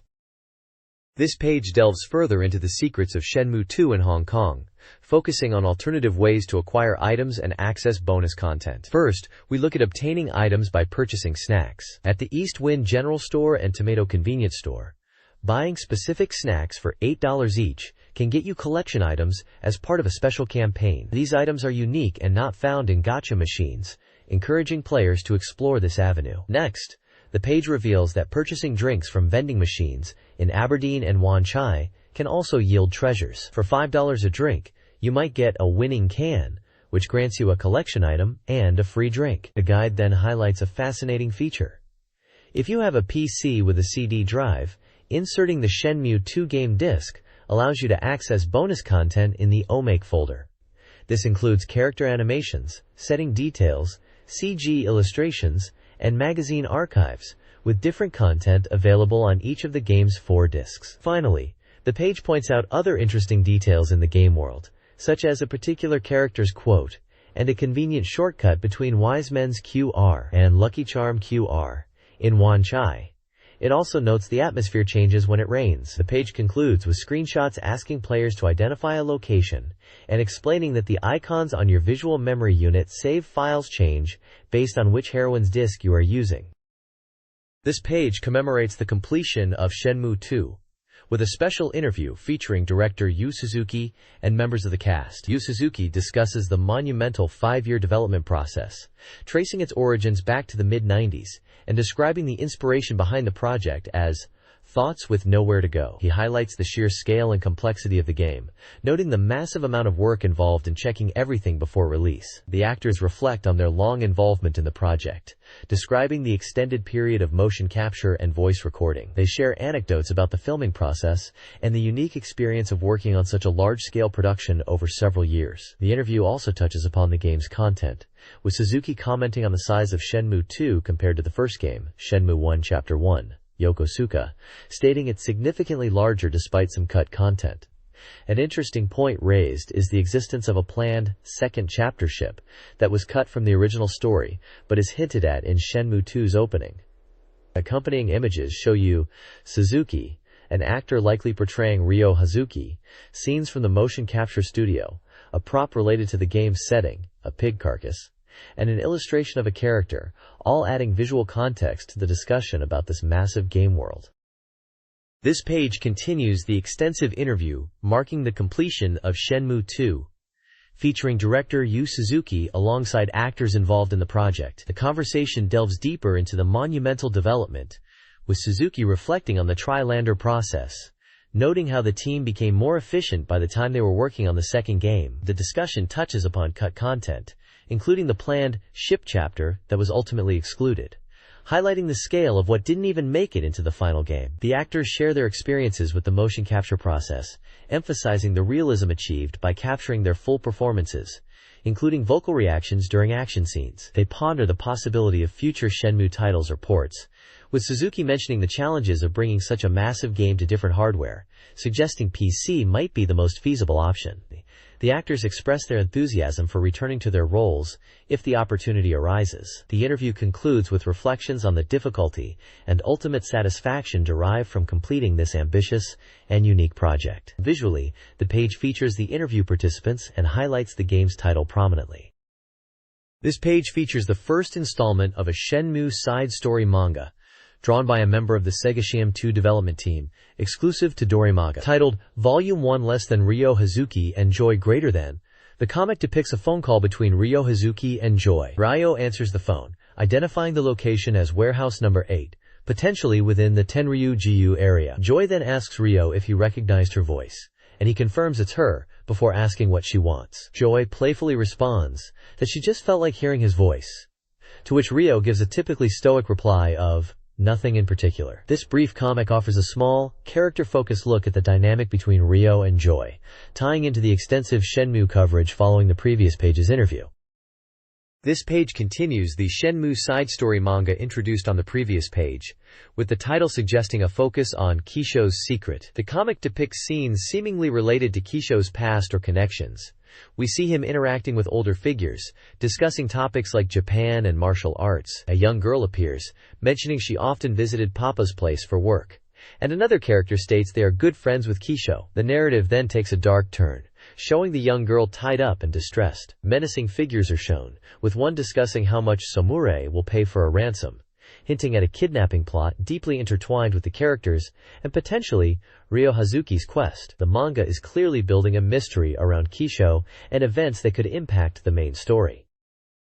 The next page continues the gripping Shenmue side story manga. We see the kidnappers discussing the ransom for the girl, confident that her family will pay handsomely to get her back. However, their plans are abruptly interrupted when a man in a suit, likely the character Kisho, suddenly attacks, delivering a devastating kick to one of the captors. The other kidnapper reacts in shock and frustration as the situation escalates rapidly. The tied-up girl is shown again, her eyes wide, witnessing the dramatic turn of events unfold. It seems a rescue attempt is underway, adding a thrilling layer to Kisho's mysterious connection to the kidnapping plot.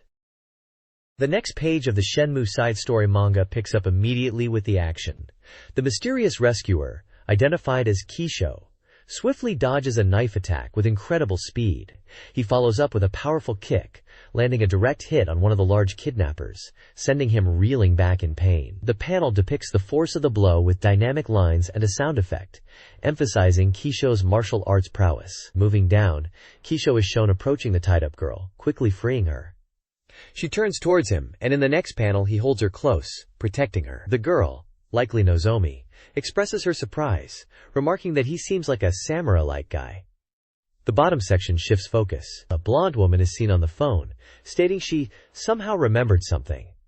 She's talking to a man, who teasingly asks if she got a boyfriend. His reaction panel shows shock and disbelief as he exclaims, "Idiot! There's no way such a thing happened."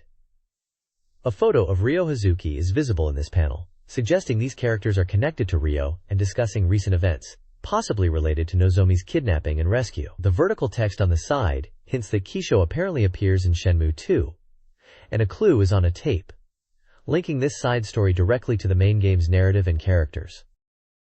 This page features the exciting announcement of the Dreamcast version of Power Smash 2, known internationally as Virtua Tennis 2, following its arcade release. The vibrant page showcases a dynamic image of a female player in action, highlighting the game's realistic graphics. A selection of professional male tennis players featured in the game are also shown, including well-known names like Patrick Rafter, Tommy Haas, and Carlos Moya. The game data confirms the Dreamcast version's release date of November 15th for 5,800 yen, supporting up to 4 players. The centerpiece is a special interview with Mr. Katsumoto Tachikawa, the director from Hitmaker. He discusses the development of the Dreamcast version, confirming that the core game is solid and the focus is on adding original elements to make it truly satisfying. He emphasizes the team's goal of creating a game with depth while maintaining simple controls, a key feature appreciated in the previous installment. Despite the complexity of tennis, they've achieved depth using just 2 buttons, implementing variations in shots, and using simultaneous button presses for actions like lobs. Development is proceeding well, having started immediately after the arcade version was completed.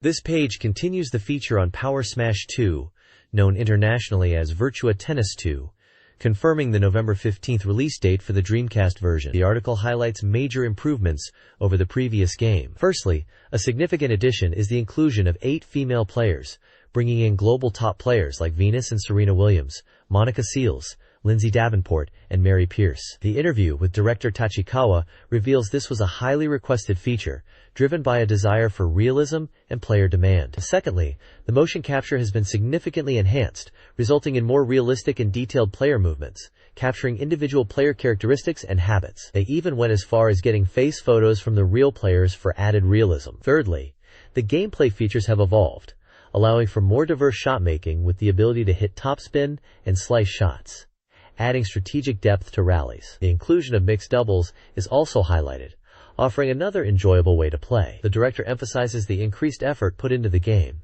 with 3 times the amount of motion data compared to the first game, promising a high-quality experience with more depth than its predecessor, especially in the RPG-like World Tour mode. This page provides a special report on the visual novel Air for the Dreamcast, detailing its premise and highlighting some key aspects. The game tells the story of meeting three girls in a seaside town, and this feature plans to delve into the heart of the story across 2 installments. The article notes that the game's release date was regrettably postponed from September 13th to September 20th. According to NEC Interchannel, the publisher, the delay was due to the need for further adjustments to the voice acting and music, reflecting the dedication of Key, the original PC version staff, to sound quality. The game data confirms the release on September 20th at 6,800 yen, listing it as a one-player adventure game requiring 1 to 4 memory blocks. A section focuses on the protagonist, Yukito Kunisaki, and his ability to move dolls using a mysterious power he calls magic. He has traveled performing street shows with this skill, but upon arriving in this particular countryside town, he finds fewer people gather, and his performances aren't drawing crowds. The article questions the nature of Yukito's power and reveals his journey is motivated by searching for a specific girl. Screenshots show characters like Minagi Tohono in a school uniform and Haruko Kamio. Another image shows a street scene with a smaller picture of the dog Petito, mentioning a sequence where the doll repeats the same movement 32 times. This page continues the in-depth look at the visual novel Air. It introduces 2 key characters from the game, Misuzu Kamio and Kana. We learn about Misuzu Kamio, who has a peculiar verbal tic or catchphrase, Gaio, which her mother, Haruko, says she developed as a child. There's an anecdote about Misuzu wanting a chick, but somehow thinking it was a baby dinosaur, suggesting a connection to her unusual phrase. Screenshots show Misuzu in dialogue, highlighting her presence in the story and her distinct way of speaking. The page also features Kana, a character deeply fond of animals, particularly a mysterious white dog named Petito. When Petito goes missing, Kana is understandably upset. To find him, she teams up with the protagonist, Yukito, and they form the International Dog Rescue Team, a name Kana apparently came up with. The screenshots include one showing Kana with Minagi, and another significant image depicting a kiss scene between Kana and Yukito, hinting at a crucial moment in her story arc. There's also a brief mention of Minagi's older sister worrying about her health due to the heat. This page gives us a good look at the personalities and narrative threads surrounding these important characters in Air. This page delves into the visual novel Air, focusing on the character Michiru. It introduces her quirky catchphrase, Gaio, and highlights her energetic personality through dialogue screenshots. The narrative features Michiru giving star-shaped sand to Yukito, expressing her wish for everyone's happiness, emphasizing her caring nature and connection with Misuzu and Yukito. The page then showcases a hand-drawn map of the seaside town, illustrating key locations. These include the shrine on the mountain, the playground where Michiru and Misuzu spend time, the embankment, Kangetsu and Haruko's house, the clinic, and the Kirishima sisters' house. This section provides a visual guide to the significant settings where the story of Air unfolds. This page delves deeper into the visual novel Air, specifically highlighting the character Kana and her companions, Uraha and Ryuya. A striking illustration presents Kana in her Miko outfit, capturing her serene yet melancholic expression. Another image offers a focused portrait of her. The title poses a question about Kana's thoughts when she gazes at the moon, underscoring the importance of this celestial body to her story. In-game screenshots display dialogue featuring Kana, Uraha, and Ryuya as they traverse a mountain path, indicating their journey together. The accompanying text confirms Kana's identity as a winged person and touches upon her confinement and eventual escape, hinting at the poignant themes explored in her narrative route within the game.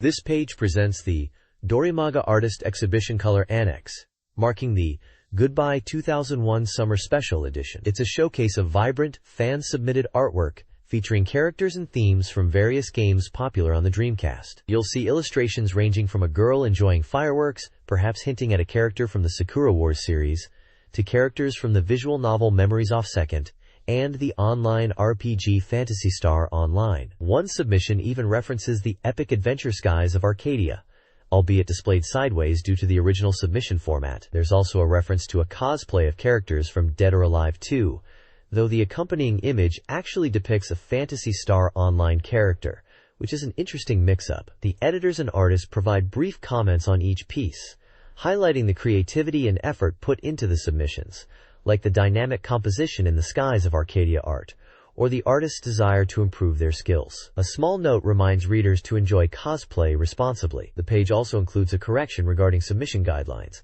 clarifying that illustrations with non-standard aspect ratios will still be accepted. It's a great look at the passion of the Dreamcast community through their art.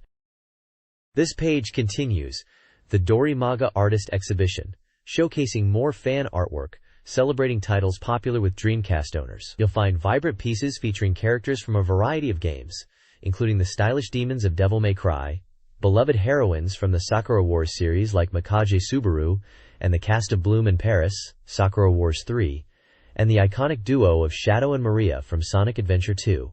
The exhibition also highlights art based on rhythm game Pop C music, the strategy RPG Black Matrix, and the unique adventure Kaimi Jinsu. There's even a piece dedicated to Nights into Dreams, a Saturn classic still clearly cherished by Sega fans who hoped for a Dreamcast port. The editors provide brief, appreciative comments on each submission, often noting the artist's style or specific game references. The bottom section outlines the submission guidelines for the exhibition, detailing how artists can send in their work via postcard or email, specifying file formats, resolution, and required information like the game title the art is based on. It's a clear call for the community to share their passion through art.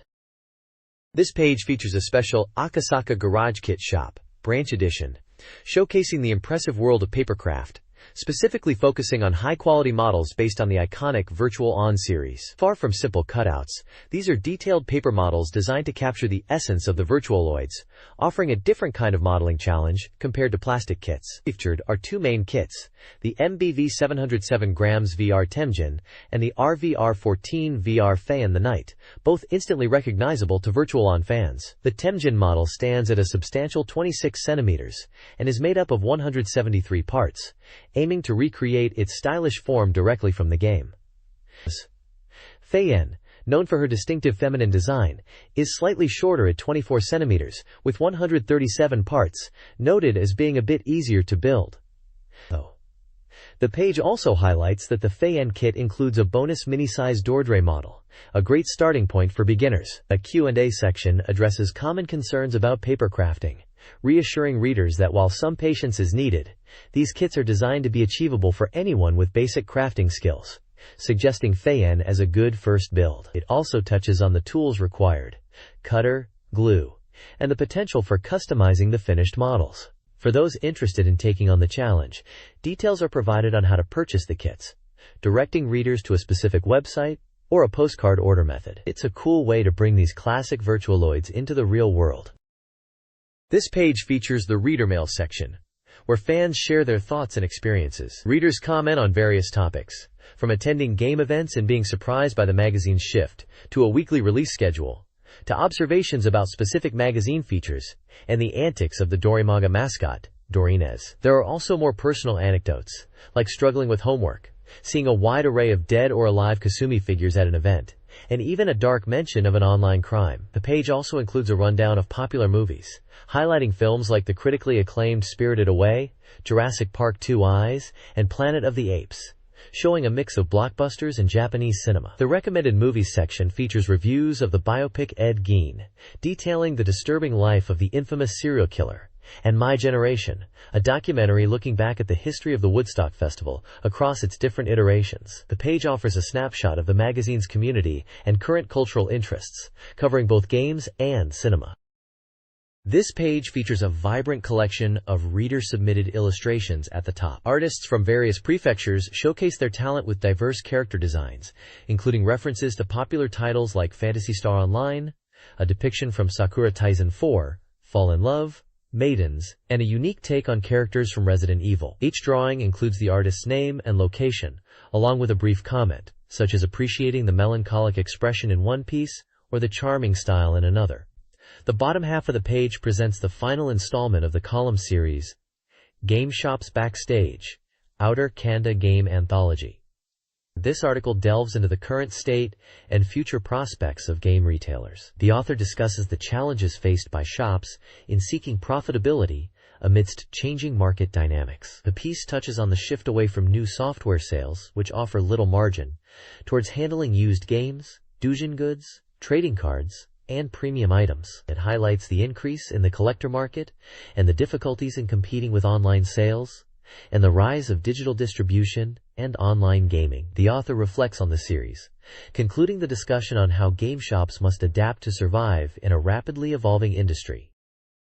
This page features a diverse collection of reader-submitted illustrations from various prefectures. The artwork includes characters referencing titles like Sonic Adventure 2 and Concept, alongside original designs. Each piece is accompanied by the artist's location and a brief comment, often praising specific artistic techniques or capturing a mood. Below the illustrations, the page presents recommended books for reading in the autumn nights. This section, titled Book Me, checks out everything from strategy guides to novels. It highlights 2 novels: Thriller, a horror story about a deadly game where participants transfer points via phone, and RPG, a mystery by Miyuki Miyabe, about a man who had both a real and a virtual family. The page also includes a ranking of popular game strategy guides and fan books for various platforms, including Dreamcast, based on sales data from late August 2001.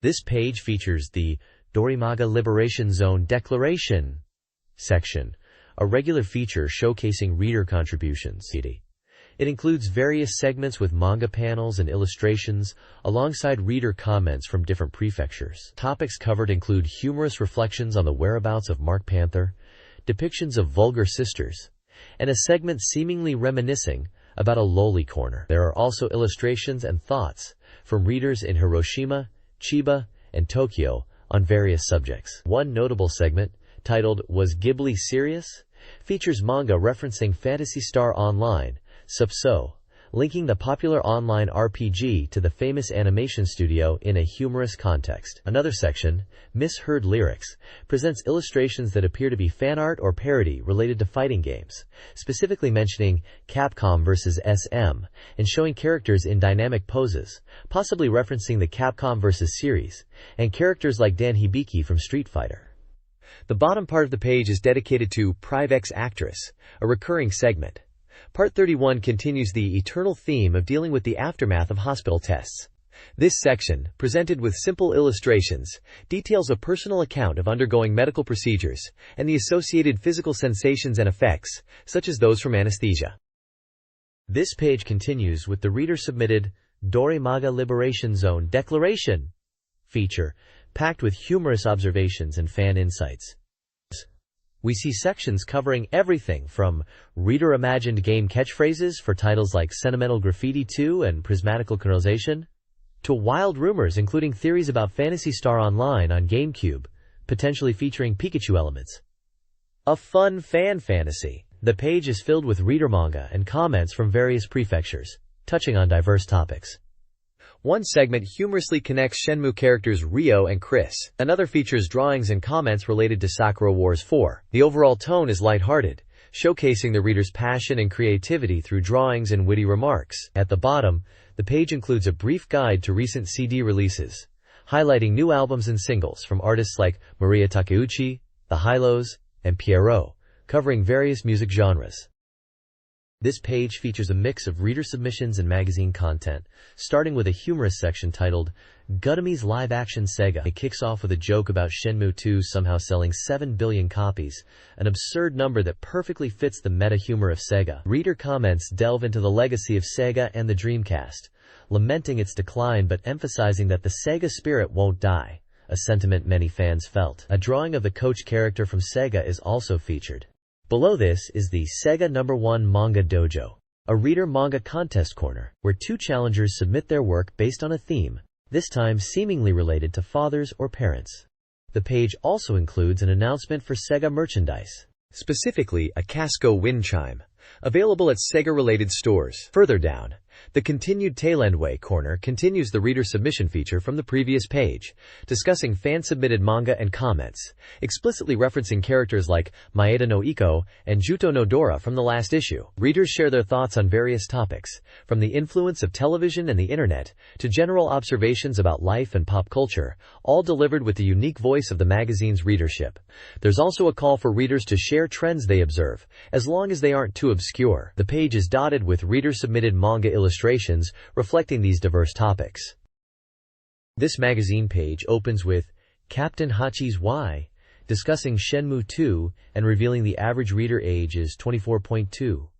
Dorimaga style explains the preference for vertical postcard illustrations for layout efficiency and encourages submissions. Reader-driven content includes a Q&A with Capcom, Dreamcast online game discussions, a game identification section, gaming challenges, and a humorous game title creation corner. Love Sega Karaoke highlights reader song requests, including anime themes. The page also announces playwright Shoji Kugami's involvement, with Dragon Quest II's theme being added to Sega Karaoke and featured in his upcoming theater performance. A Dreamcast giveaway is announced for featured contributors. This page delves further into reader participation and magazine features. The New Corner Committee section reveals an increase in reader suggestions for new content, stemming from the establishment of a tentative lowly corner. Proposed ideas range wide, with a featured illustration possibly hinting at a Shota Corner concept. A contributor ranking is also present, listing readers based on accumulated points, acknowledging their active participation. Submission guidelines are clearly laid out, detailing the requirements for submitting both traditional artwork via postcard and digital files, including file formats and size limits. A personal touch comes from voice actress Tomoe Sakurai in her column, Today's Wind, Tomorrow's Wind. She shares her newfound passion for sewing and embroidery, specifically mentioning creating items like bags featuring characters such as Snoopy and Hello Kitty. She talks about the joy of making gifts and seeing the recipients' happy reactions. Interestingly, she mentions looking for sewing machine software to embroider designs of characters like Mickey Mouse, Pokemon, and Winnie the Pooh, highlighting her dedication to the hobby, although she notes difficulty finding the Winnie the Pooh software. Her profile outlines her career and provides a website URL for fans to check her latest information. This page features Fumio Kurokawa's column, where he offers his thoughts on movies under the title, What About Movies? He discusses the changing landscape of moviegoing, with the rise of multiplex cinemas and longer screening times. He shares his recent viewing experiences, including Sylvester Stallone's Driven and Tim Burton's Planet of the Apes. He offers opinions on the films, noting Driven's fragmented structure but finding positive aspects in the acting and production of Planet of the Apes, particularly praising the atmospheric tone and visual quality, despite some narrative shortcomings. Here, he also mentions the film's box office performance. Below the column are game industry news headlines. These include reports on Namco's stock price reaction to an announcement, research suggesting games might be bad for the brain, details on the Bond car in the latest 007 movie, the decision to release Ace Combat 04, the introduction of a new Superman in television and games, the Japanese launch of the online game Lineage, F1 driver Eddie Irvine, and a statement from a company calling itself Unusual. The page concludes by inviting readers to submit their opinions.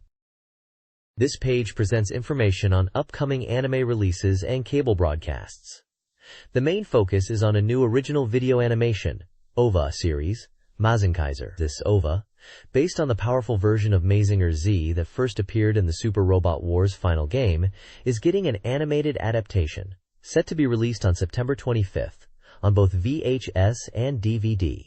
The story pits Koji Kabuto and the mighty Mazinkaiser against the evil Dr. Hell and his mechanical beast army, continuing the classic battle. The page lists the key staff and voice actors, including the main cast reprising their roles from the original Mazinger Z TV series. Character profiles highlight Koji Kabuto, the hot-blooded pilot, Tetsuya Tsurugi, the experienced pilot of Great Mazinger, Sayaka Yumi, supporting the heroes from the Photon Power Laboratory, Dr. Hell, the evil genius, and Baron Ashura, Dr. Hell's loyal servant.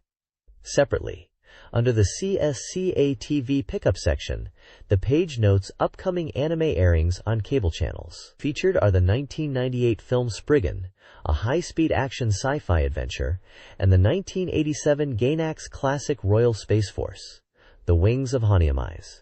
Both are scheduled for broadcast in September. The page includes screenshots from Mazinkaiser showing Koji, Tetsuya, Sayaka, Dr. Hell, and Baron Ashura, as well as visuals from Spriggan and Royal Space Force, The Wings of Hanyamais.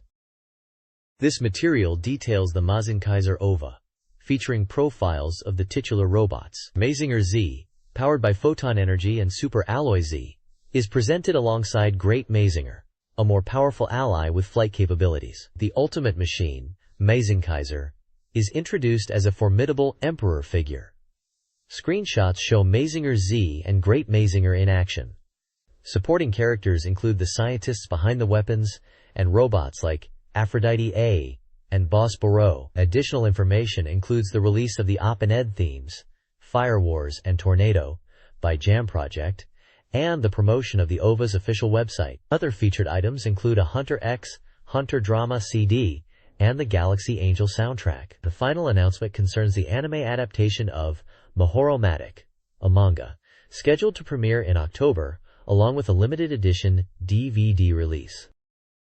This page features the 124th installment of the Something Yoshimatsu theater comic strip, presented as a commemorative manga celebrating pre-orders for the Nintendo GameCube. The comic follows the author's distinct characters, including the TV-headed one and the character marked with 32, as they discuss the upcoming console. The characters express their enthusiasm and relief at securing a GameCube pre-order, with some lighthearted banter about the process. They comment on the console's appearance, humorously comparing the Xbox's large size to what looks like a giant steak in one panel. The comic also includes a scene in Kyoto, adding a touch of travel or location context to their gaming discussions. There's talk about the console being the ultimate game machine and anticipation for its arrival. The bottom of the page provides a brief profile of the author, Something Yoshimatsu, highlighting his work as an animator and his other manga contributions in publications like Weekly Playboy. It also announces the rumored release of a second collected volume of the Something Yoshimatsu theater comic series later that autumn. The page offers a humorous, personal perspective on the buzz surrounding a major console launch outside of the Dreamcast ecosystem. This page features two comic strips by Tokumitsu Yasuyuki and Gen Gen. The first comic, titled Garetsuki Party, appears to depict the frantic process of creating work for submission, with panels showing characters working under pressure and dealing with rejected concepts or deadlines, such as a one-day license being trashed. It captures the stress and rush involved in creative work. The second comic, titled Giran's Ambition, is a comedic take on the popular Mobile Suit Gundam strategy game series. Characters resembling Giran Zabi and other Zeon figures discuss plans, mentioning the possibility of including classic mecha series like Astro Ganga, Groizer X, Go Whopper 5, and Godam in the Super Robot Wars game series. This idea is met with a strong comedic reaction indicating it's impossible, and the character Robinoid Dice is also referenced. It's a humorous nod to the crossover potential and fan discussions surrounding mecha anime and games. At the bottom, profiles introduce the two creators, listing some of their previous and ongoing manga works, such as Wrestling Fan Biography and Nubaku Otaku Sensei. They also share brief personal details, including one creator's passion for Sakura Wars. This page features an article on the Japanese rock band Garlic Boys, titled Radical Communication. The band is celebrated as pioneers of the loud music scene, known for a unique supermixture sound that incorporates elements from hardcore to folk. The article discusses their new album titled Roman and covers topics such as highlights from the album, their extensive tours in Europe and Taiwan, and the secrets behind their long-standing career since forming in 1985. The band members are mentioned, including Peta, vocals, Rari, guitar, Kyo, bass, and Kobayan, drums. The article includes quotes from the band, touching on their music's appeal, especially the sound, and their philosophy, described as having low ambition and simply being good friends, which they suggest is key to their longevity. Their European tour experiences are also highlighted, featured in their live video titled Eurobound. A profile box provides background on the band and their releases. This page features an article titled When the Game Creator Was a Child, focusing on Katsuki Tachikawa, a director in Sega's planning and production department, and a key figure behind the hit Virtua Tennis series, Power Smash in Japan. The article is the 11th installment in this series. Mr. Tachikawa discusses his childhood in rural Oita, marked by simple pleasures like baseball, fishing, and picking fruit, alongside a strict home environment. He shares his experiences with kendo, where he excelled in his youth before quitting in high school. His path to university was not straightforward, involving failed entrance exams and a period as a Ronin student in Fukuoka, where he admits to being more focused on pachinko than studying. He eventually entered Nihon University's College of Art, initially contemplating a career in film, before realizing his passion lay elsewhere. He highlights his time spent playing numerous games, notably clearing Final Fantasy IV multiple times at home. This leads into his insights on the game development scene itself, which he describes as having immense freedom and a distinctly human-like quality, contrasting it with the more established processes of filmmaking. He emphasizes that there isn't a single rigid path to enter the industry, suggesting that diverse backgrounds are welcome, and advises aspiring creators to understand their own aptitudes. A small section at the bottom lists details for Sega World Minamisuna, a Sega arcade location.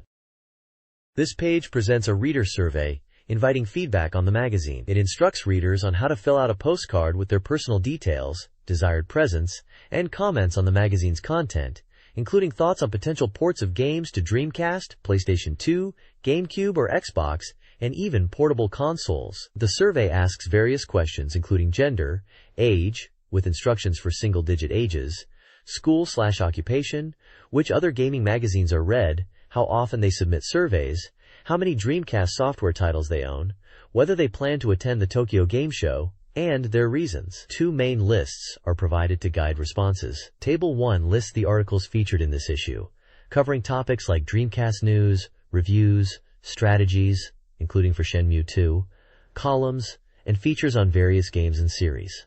Table 2 is a hardware list, primarily focusing on the Dreamcast console and its numerous peripherals like the visual memory unit, arcade stick, controller variations, keyboard, mouse, and even niche items like the fishing controller and twin stick. It also includes hardware from other manufacturers, covering PlayStation, PlayStation 2, GameCube, Nintendo 64, Sega Saturn, Mega Drive, various Game Boy models, WonderSwan, Neo Geo Pocket, and even PC and DVD players. Readers are asked to rank their favorite and least favorite articles from Table 1, list the hardware they own and plan to purchase from Table 2, and list games they want to buy based on upcoming release schedules. The survey serves as a vital feedback mechanism for the magazine staff. This page features the bi-weekly column Iruero de Sukusuku by manga artist Izumi Takemoto. The column entry is titled, The Left of the TV on a Certain Day. The column begins with a brief, humorous anecdote about the author hearing noises in their room late at night, which turns out to be a cute little bat. The main topic then shifts to the author's personal history with video recording technology and televisions. They recall their past habit from about 20 years ago of recording videos on their best VCR deck in high quality, with the idea that the picture would look good even when they eventually upgraded to a better TV. However, the author reflects that this logic was completely flawed, as video standards and formats rapidly changed, rendering old tapes obsolete. They lament, promising themselves they would watch the recordings someday, only to realize they will absolutely never watch them. This led to eventually discarding large amounts of old beta, VHS, and 8mm tapes. The author also notes they hadn't significantly upgraded their main TV for many years, buying only a small 14-inch screen for work, before finally purchasing a large 42-inch plasma display. The column concludes with a brief thought on the accumulation of cardboard boxes from online shopping. This page dives into Super Robot Wars Alpha for the Dreamcast, hailing it as the ultimate Super Robo Alpha. This feature serves as a deep strategy guide, focusing on the action-packed episodes from 32 through 46. It's presented as the second installment of a large, 26-page feature dedicated to the game's strategy. The page showcases artwork of the game's protagonists, Kusuha Mizuha and Ryuji Tokitu, alongside several powerful mechs like the Dejengwar, Gespenst Mk2, and Mazinkaiser. The guide promises detailed strategies for these crucial middle to late game scenarios, including pilot data and information on devastating combination attacks. There's also a brief playback section summarizing the story up to episode 31, setting the stage for the episodes covered in this guide. A small screenshot shows a scene from Mobile Suit Gundam 0083 featuring Annabelle Gatto's distinctive GP02A, accompanied by a quote from the character. The game databox confirms it's a simulation RPG that supports VGA output and utilizes 4 VMU blocks for saving progress.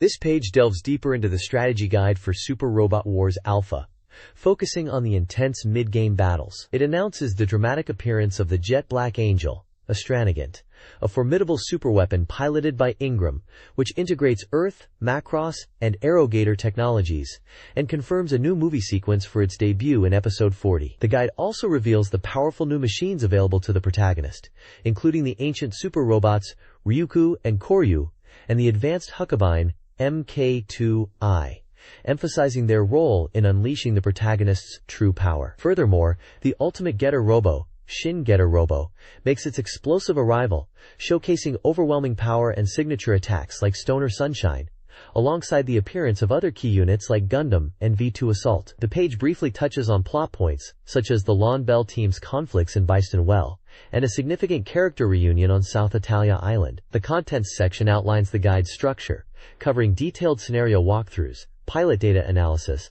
and strategies for effective combination attacks.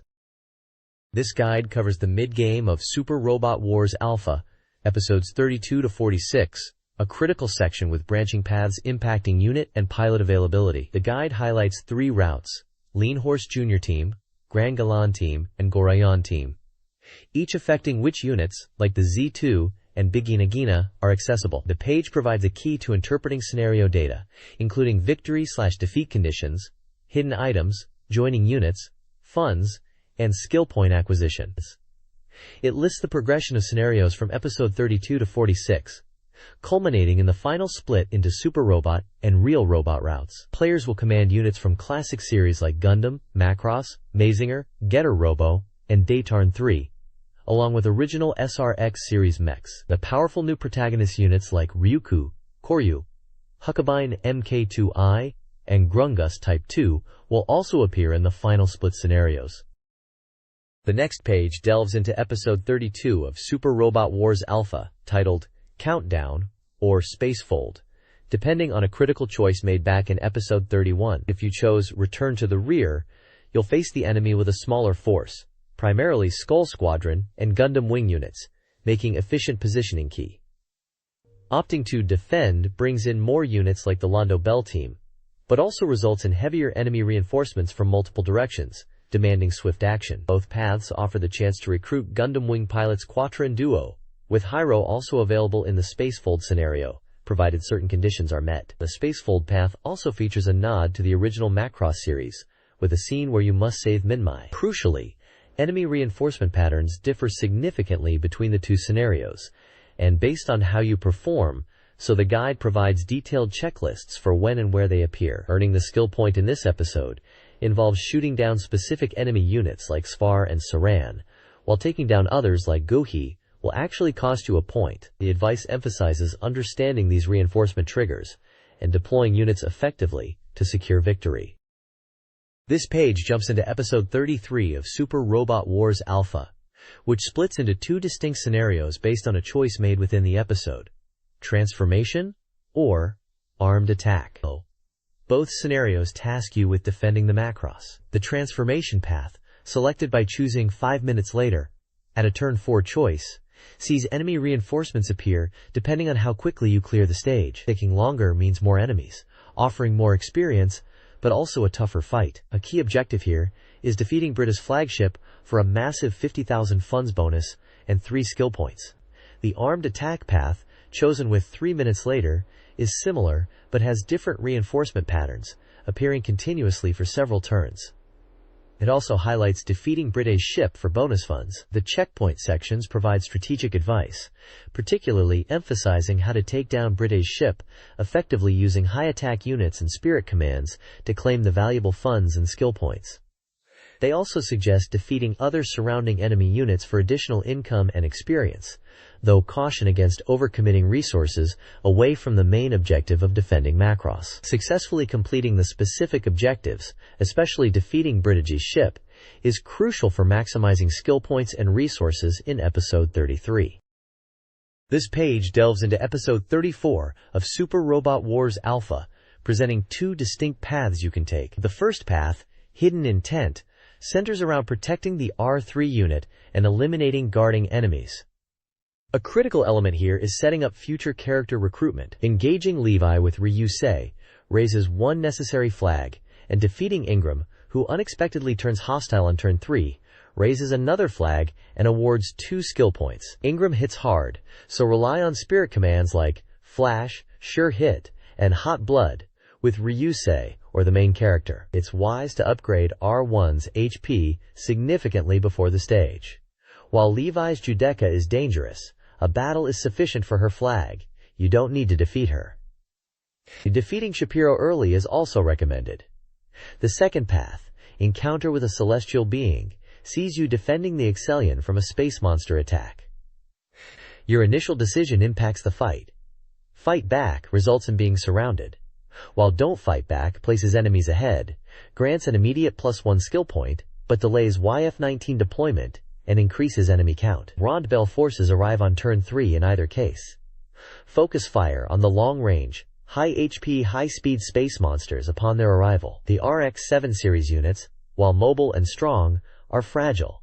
Use them cautiously. Preparation for the next scenario, which features an automatic deployment of your main team, should include boosting their mobility with upgrade parts.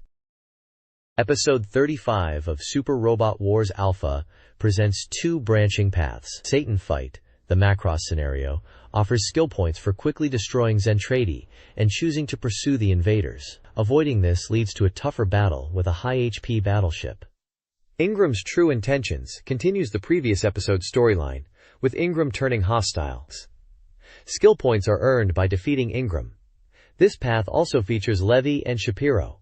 Engaging Levy with Ryusei raises her recruitment flag. Defeating Shapiro's Ezekiel grants upgrade parts. The episode highlights a Minmei and Misa checkpoint, explaining how Hikaru Ichijo's relationship points with each character are influenced by player choices, impacting later story events and dialogue. Episode 36 of Super Robot Wars Alpha presents 2 divergent scenarios. The Lin Minmei path requires players to swiftly move Hikaru's Valkyrie to Minmei within 3 turns, or lose skill points. After reaching Minmei, Hikaru departs, leaving Quatre to defend until reinforcements arrive. This path is easier and suited for leveling pilots. In this Macross scenario, focuses on defending the concert hall. Players choose to answer the call, facing a smaller but tougher enemy force with limited units, or ignore the call, deploying more units against a larger, weaker enemy contingent.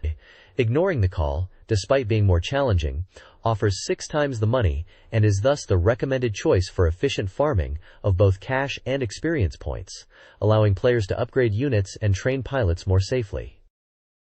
Episodes 37 and 38 of Super Robot Wars Alpha are the focus. In Episode 37, Jupiterians prevent Zanskare units from reaching the top right map edge. Prioritize fast enemies like the Kantio and Rigshocker. Recruit Lune by talking to her early to avoid a fight with her Valsione. Episode 38, Fugitives from Jupiter, tasks you with protecting Lune's Valsione R. Choose to either retreat, fight Zanskare and Arrowgator, or help Valsione R. Defeat all Zanskare, then the Arrowgator. Position units in front of Lune to intercept enemies, and use Trust to heal her. Recruit Levi by having Ryusei engage her in combat twice. Be careful fighting her Judeka. Use Flash before engaging. Episode 38 of Super Robot Wars Alpha offers 2 strategic paths. Queen of the Empire tasks players with reaching a point within 15 turns, while preventing friendly unit destruction. This path emphasizes defensive spirit commands and requires careful navigation for success, including recruiting Levi through specific battles. The alternative, Humans Who Lead, focuses on defending a city by preventing Zanskare units from escaping, particularly fast units like Pipinidine's Rig Kantio. This scenario highlights the use of high-mobility units and Accelerate to intercept enemies. Both scenarios present distinct challenges and strategic considerations within the same episode, with the guide offering tactics and reiterating character recruitment steps. This page covers Episode 39 of Super Robot Wars Alpha, which branches into 2 distinct scenarios: Prelude to the End and First Contact. Prelude to the End sees Hikaru's V1 Valkyrie initially unable to fight, focusing on avoiding enemy attacks. The main threat comes from space monsters, which reinforcements like the Skull Squadron and the protagonist help to manage. A key tactical point highlighted is the need to quickly defeat fast and landing type enemies due to their HP regeneration. The mission also features the appearance and subsequent retreat of some Zentradi forces. The guide advises leveling up the Skull Squadron here, as they are the only units available for the next scenario. The alternative path, First Contact, places Hikaru's V1 Valkyrie in a precarious position, surrounded by enemies led by Kamjin. The objective is to defeat Kamjin quickly, ideally by turn 3, to gain proficiency points. Kamjin is noted for high attack and evasion, necessitating the use of spirit commands like focus and flash to hit him reliably. Defeating Kamjin is also recommended to level up the unit for a future encounter with Milia. The guide emphasizes that careful use of spirit commands is essential for success against this difficult enemy. Episode 40, Big Escape, is a race against time to reach space.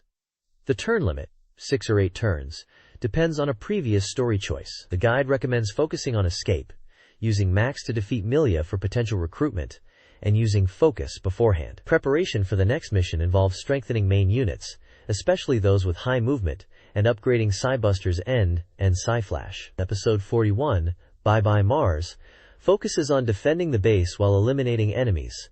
A choice impacts the turn limit and reinforcement timing. Kamjin attacks first, and reinforcements arrive later, including Daizengar on turn 7. The strategy involves splitting forces to handle initial threats, reinforcements, and base defense.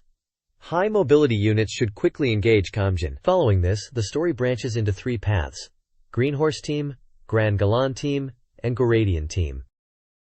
Episode 42, Messengers from Axis, tasks players with defeating Sirocco's forces before the Jupiterians retreat in 4 turns. Camille can deploy in the Z Gundam, and unlocking the new Gundam, HWS, is possible based on story choices. High-level pilots like Brockard pose a threat. Utilize powerful attacks and spirit commands to defeat Sirocco for a skill point. Failure to defeat Sirocco or continuing the fight after the retreat results in a 5-point deduction. Episode 43, Pull and Axis, focuses on reaching Axis with an invasion force. Bright's team engages the initial enemies, followed by the invasion force on turn 2. Judao and PLE arrive on turn 3, with PLE potentially joining your side. Judao's unit depends on his skill levels. Defeating all enemies grants a skill point but risks the invasion force. Defeating PLE results in a 5-point penalty. Super Robot Wars Alpha on Dreamcast presents 2 challenging episodes. Episode 44, Rina's Blood, requires infiltrating and escaping Axis. Key characters include Judao, Quattro, and Amuro. Players can recruit Bernie by having Chris persuade him. The main battle features Haman and her Quabele. Defeating Haman demands strategic use of spirit commands and persuasion by Quattro before dealing the final blow. Skill points are gained by persuading Bernie and rapid completion. Episode 45, When the Jet Black Angel Comes, tasks players with reaching the Rakhalem to the southeast corner quickly. Remy's forces appear first, followed by Hamayan and Ingram. Ingram triggers a forced battle with Ryusei. Hamayan's forces can be avoided. Skill points depend on completion speed. For optimal rewards, force Ingram's retreat for a clearer path, and then focus on defeating Gremmy's units and powerful enemies like Guaina and Lacan. This guide details strategies for 2 challenging episodes in Super Robot Wars Alpha. In Episode 42, Jupiter Ghost, players must defeat the Adrastea quickly for funds, focusing on spirit commands to counter its strength. Episode 43, The Demonic Flower That Blooms in Space, features a crucial choice. Send ahead Seabook and his group, limiting the initial deployment to 5 units. This option is riskier, demanding careful use of concentration and flash against enemies like the Rafflesia. Choosing Send Ahead and having a pilot skill of 30+ unlocks the Gundam F-90V by persuading Cecily. This powerful unit can perform a combination attack with the F-91. Alternatively, not persuading Cecily can lead to acquiring the Big Nagina. The guide advises upgrading the F-90V's N for multiple attacks and suggests improving the Big Nagina's weapons if chosen. This page details strategies for 2 more challenging episodes in Super Robot Wars Alpha. Episode 44, titled The Man Called Zero, focuses on dealing with Wing Gundam Zero, piloted by Quattro. There are 3 ways to clear the scenario: persuading Quattro with your protagonist, earning a skill point; defeating Quattro, losing 2 skill points; or triggering a combat event between Quattro and Troa Barton. The guide strongly recommends the persuasion route for the skill point, and suggests defeating Troa and Hero, piloting Mercurius, beforehand as preparation, noting these actions don't incur penalties. The section also advises getting Ku Uraki ready for the next scenario by boosting his movement. The next episode, Strong Attack Ultimate Barrier, Episode 45, is about preventing a colony drop. The strategy significantly changes based on your current total skill points. less than 22 or 22 or more. If you have 22 or more skill points, the enemy deployment is different, and Anavelgado's pilot spirit reaches 150, making him incredibly tough. The basic approach is to clear a path for Kao to reach the colony entrance within a time limit. Defeating the powerful boss unit, New Zeal, requires high damage attacks like the Double vs. S.BR. From upgraded V2 and F91 Gundams, or units with pilots possessing 150 spirit. For facing Gato, using the Flash Spirit command is essential to avoid his devastating attacks. Screenshots show battle scenes and dialogue featuring characters like Quatre, Troa, Hero, Sima Garahao, and Gato.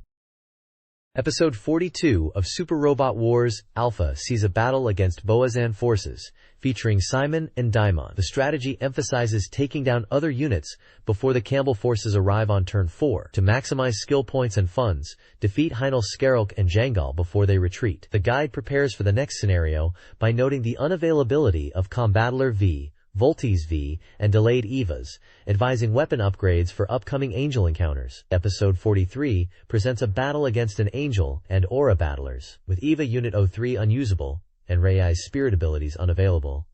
Quickly close in on the Angel and break its field. Defeat the Angel Matriel by turn 3 enemy phase for a skill point bonus. Todd and Byrne arrive with reinforcements on turn 3, followed by Great Mazinger and Venus A's on turn 4. Persuading Todd is possible, contingent on prior choices.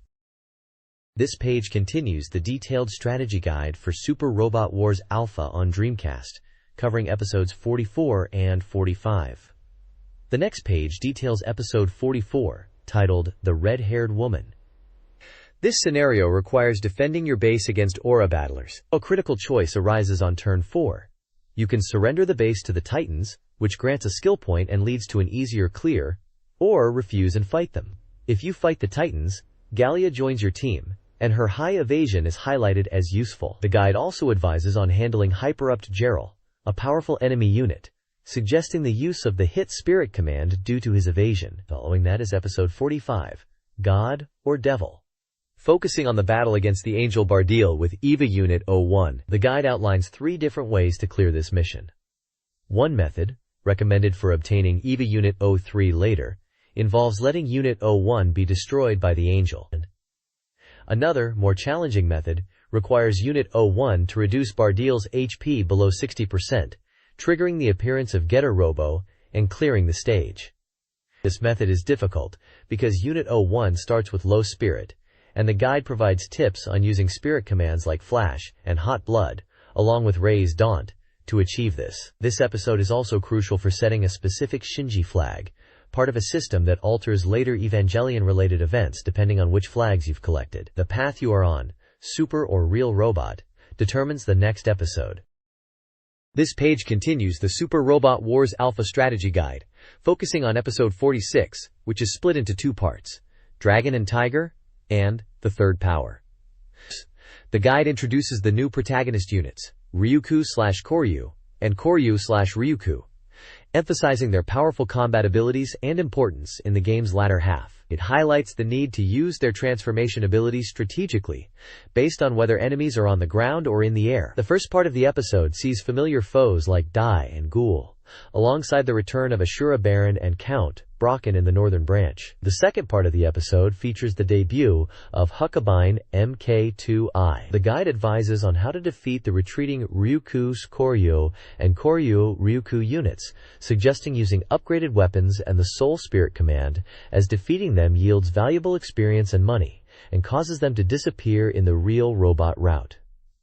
It also notes that the Huckabine MK2 can be upgraded to MK2I, recommending this be done before the scenario begins. The guide stresses the importance of saving upgrade funds for later, as many new units, including Gundam, Shingetter, and V2 Assault/Buster, will join the team once the currently split platoons finally merge. The choices made regarding love and rival points are also mentioned as influencing future events. This page continues the Super Robot Wars Alpha Guide by diving into the Pilot Data, or Pilot Data Edition Volume 1. It explains how to read the information presented for each character, focusing on pilot stats, spirit commands learned, and special abilities. The guide notes that shooting, melee, hit, and evade abilities are evaluated on a 4-stage rank from a 2D, based on initial values, and that pilot growth can differ depending on combat style. The page features several pilots, including Amuro Ray, Bright Noah, Christina McKenzie, Koyuraki, Southburning, Chuck Keith, Bernard Monsha, and Quattro Bagina. It provides a snapshot of their key combat stats: shooting, melee, hit/evade ranks, a list of the spirit commands they learn, along with the required level, and any special abilities or skills they possess with their level. The guide points out that pilots from the Gundam series, in particular, tend to have high hit and evade capabilities, highlighting pilots like Amuro, Camille, and Quattro as examples of those with exceptional skill sets. This section is crucial for understanding the strengths and weaknesses of your team members as you progress through the game.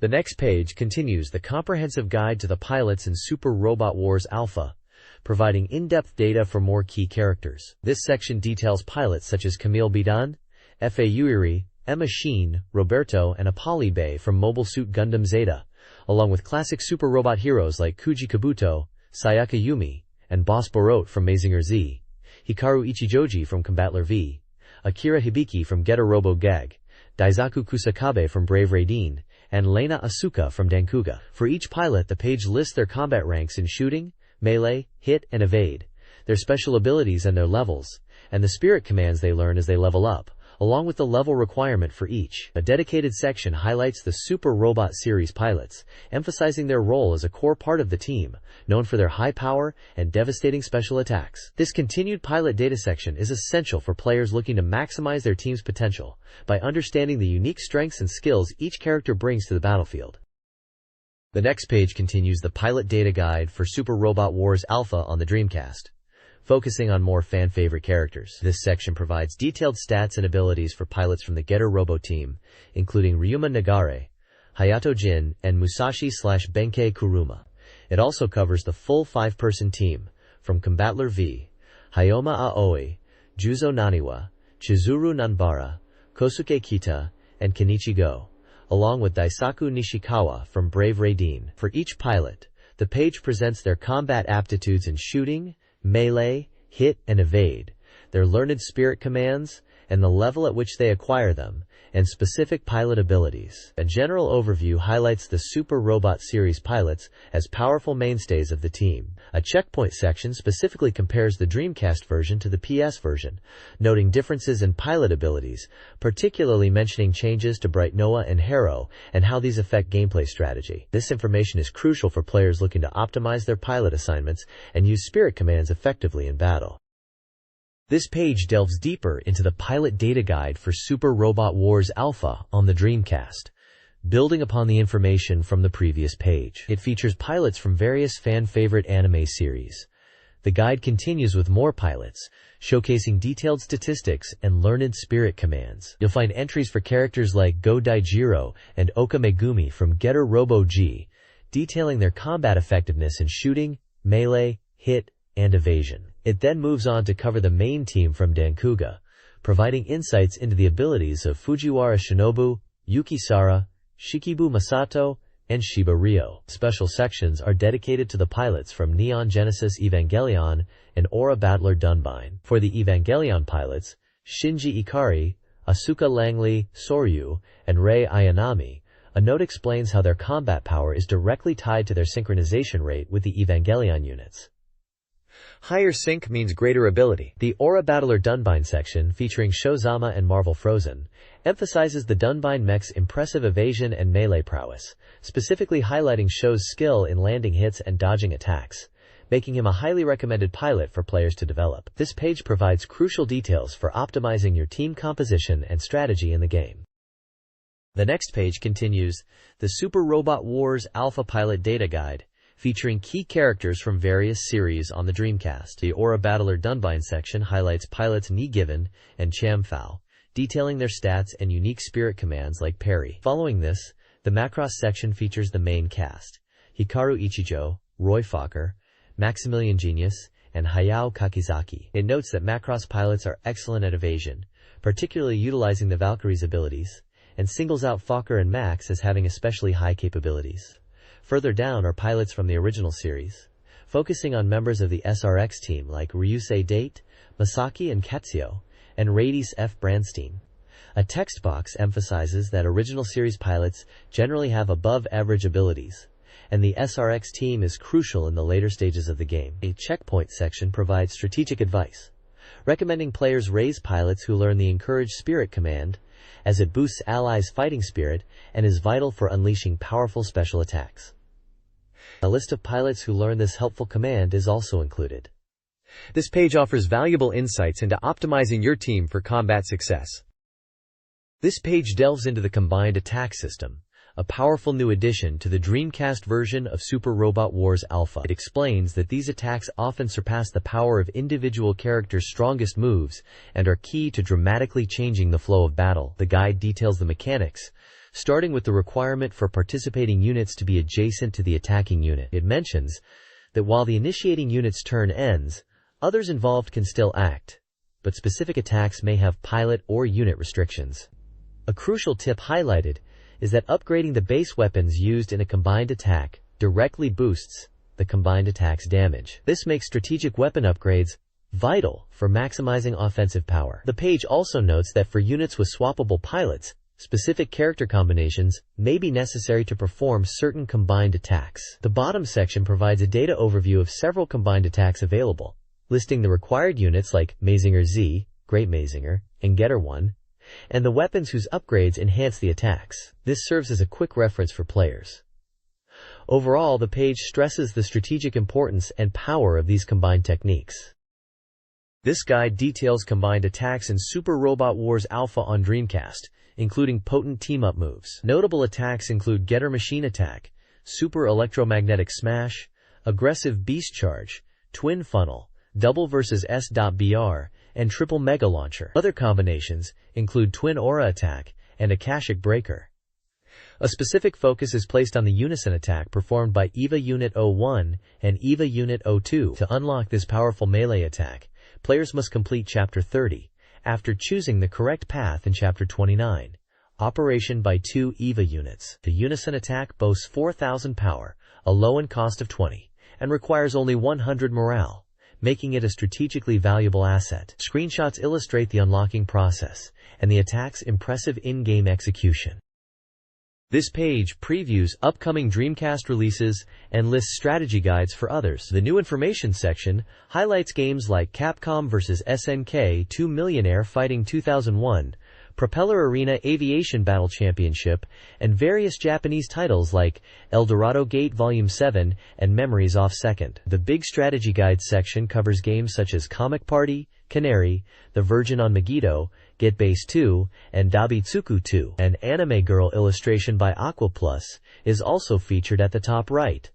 The main focus is on Cosmic Smash, a unique action sports game blending squash and block breaking, hitting 100% completion and releasing in just 1 week. Described as a complete arcade port, the game features simple controls but deep, addictive gameplay.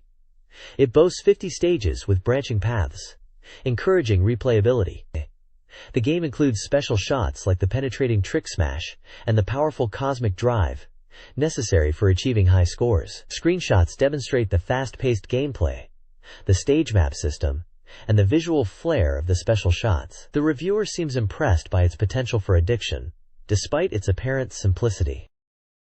This page dives into the unique simulation game, Bomber Hee, presenting explosive demolition not just as a task, but as entertainment and explosive demolition art. The game challenges players to carefully plan and execute building demolitions using explosives, requiring precise calculation to avoid surrounding damage. Highlighted are several diverse stages, each offering distinct demolition puzzles. These range from a seemingly ordinary building serving as an introductory stage, to complex structures, like an underground secret base with a central power unit to target, a building supported by giant internal pillars requiring pinpoint hits, an underwater base where conventional methods fail, a towering skyscraper, and even a fortified fortress requiring overwhelming force. The page features screenshots showcasing these various environments and the destructive action. The overall tone suggests this is a highly technical yet exhilarating game, a distinct offering for Dreamcast owners looking for something different. There's even a mention of the game getting its own radio show, featuring comedy personalities, suggesting a fun and engaging promotional tie-in. This page focuses on the highly anticipated fighting game, Capcom vs. SNK, 2 Millionaire Fighting 2001. It prominently features the game's massive roster, boasting a total of 46 characters, and a complete guide to their special moves. The magazine highlights the innovative multi-matching network mode, which allows for online battles between Dreamcast and PlayStation 2 players, demonstrating a test of this feature and showing the in-game messaging system used during online play. There's also a section promoting a limited Fighting Fan disc, available as a bonus for direct pre-orders, containing data and features from previous Capcom fighting titles, like Street Fighter II. The lower portion of the page includes profiles and lists of special and super moves for characters such as Maki, Eagle, and Kyosuke from the Capcom side, detailing their signature techniques and button inputs for players to learn.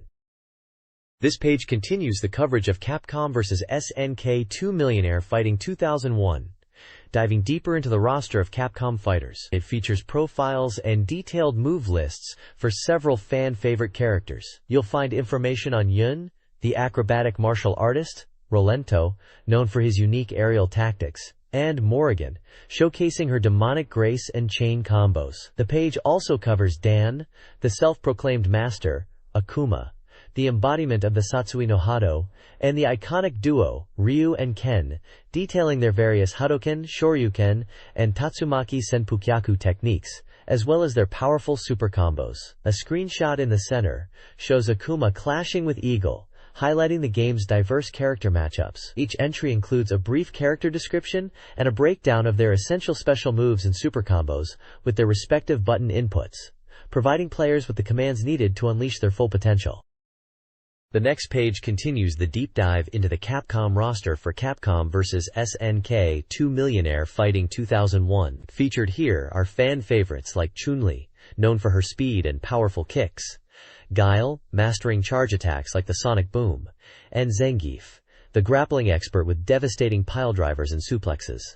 The page also covers Dalsim, showcasing his stretchy limbs and teleportation techniques, Honda, with his sumo strikes and headbutts, and Blanca, utilizing electric and rolling attacks. Rounding out this section are Balrog, the charging boxer, Vega, the speedy claw fighter, and Sagat, the Muay Thai master with his iconic tiger shots and uppercuts. Each character profile includes a description of their fighting style and a breakdown of their essential special moves and super combos, with their corresponding inputs, providing players with a comprehensive guide to their abilities. This page dives deeper into the character roster for Capcom vs. SNK 2 Millionaire Fighting 2001, featuring a mix of fighters from both sides. On the Capcom side, we see the detailed profiles for Vega, highlighting his psycho power moves like the Psycho Crusher and double knee press, and showcasing his super combos. Sakura is also featured, with her signature Hadoken and Sakura Otoshi, a new move that allows for varied mid-air attacks. Rounding out the Capcom section is Cammy, known for her rapid spiral arrow and cannon spike, with a focus on her versatile hooligan combination attack string. The SNK side introduces several fan favorites. Hibiki Takane brings her swordsmanship to the fight, with a parry mechanic and unique super combos. Haomaru, the wandering samurai, is here with his powerful slashes and tornado techniques. Ryuhaku Todo is shown, emphasizing his strategic layering attacks and counter moves. The chaotic duo of Chang'e Kohan and Choi Bounge are presented, detailing their combined assault style and signature iron ball and claw attacks. Finally, Athena Asamiya, the psychic idol, is featured with her psycho ball and teleports, including her multi-hitting Shining Crystal Bit Super. Each character profile provides a description of their fighting style and includes a comprehensive list of their special moves and super combos with the corresponding inputs. The page also includes a few small screenshots showing gameplay in action. This page delves further into the lineup for Capcom vs. SNK 2, showcasing more fan-favorite fighters from the SNK side. We see profiles for Rock Howard, known for his cancelable vacuum upper and varied follow-up attacks. Joe Higashi is featured, highlighting his array of new moves and the strategic golden heel technique. Nakoru's section details her options when teamed up with Mamahaha, and mentions her ability to negate projectiles. Orochi Yori appears, with a note about changes to his moves like Yaotome, and increased mobility, balanced by lower defense. Next up is Kyo Kusanagi, with a look at his combat-focused specials, including the guard point on his Dakugami. Yori Yagami is also profiled, emphasizing his command grab, Fujin, and the utility of his super combo, Ya Sakazuki. Terry Bogard's section covers his reliable power wave and rising tackle, along with his powerful super combos, Power Geyser, and Buster Wolf. Ryo Sakazaki is shown with his signature Ko-O-Ken projectile and powerful Kyokugen Ryu super combos like Hao Shoko-Ken and Ryuko Ranbu. Finally, Mai Shiranui is featured, highlighting her Musabi no Mai for unique aerial attacks and her ability to negate projectiles with his Hisatsu Shinobi Bachi. Each profile includes a portrait, a brief overview of the character's style, and a list of their special and super moves with inputs. This page continues our look at the Capcom vs SNK 2 roster, focusing on more fighters from the SNK side. First up is Kim Kaf-wan, noted for his new moves like the Hyenzan and the Feng Huang Sky Smasher, alongside changes to his existing techniques like the Hishokyaku. Geese Howard follows, with details on his double Reppuken and the ability to counter airborne attacks with his grab. Yamazaki is featured next, highlighting his snake technique, which allows for charge and cancellation, and his unpredictable style. Raiden, the wrestling giant, is profiled, noting his wide throw range and moves like the Poison Mist and the Giant Bomb. Rugal Bernstein's section discusses his slower but versatile Reppuken and an improved Kaiser Wave, emphasizing its utility at mid-range. Vice is also included, combining moves from her normal and X versions, making her a powerful grappler with strong attacks. Benimaru Nikaido is highlighted for his projectile negation abilities and new moves like the Raijin-Ken and Elect Rigger. Yuri Sakazaki appears, with her Tiger Flame Punch being effective airborne and her ability to cancel projectiles with the Kuretsuzan. Finally, King is shown, featuring her new mid-level attack and the utility of her Venom Strike and Double Strike. Each profile includes descriptions and lists of their special and super moves. This page features the final volume of the unique serial RPG, Eldorado Gate Volume 7, declaring that the long battle finally comes to an end with this release. The striking main illustration, likely by Yoshitaka Amano, depicts a dynamic group of characters soaring through the sky. The page highlights the illustration for the special box, which is also done by Yoshitaka Amano, and perfectly captures the game's atmosphere. As a purchase bonus for this final volume, players can get a special box designed to hold all 7 Gidram volumes, along with a comprehensive booklet covering the entire story up to this point. For those who pre-order through D-Direct, an additional original postcard featuring the package design is included. The game itself is an RPG published by Capcom, releasing on October 10th for 2,800 yen on the Dreamcast, marking exactly 1 year since the first volume's debut. This volume concludes the 18-episode story.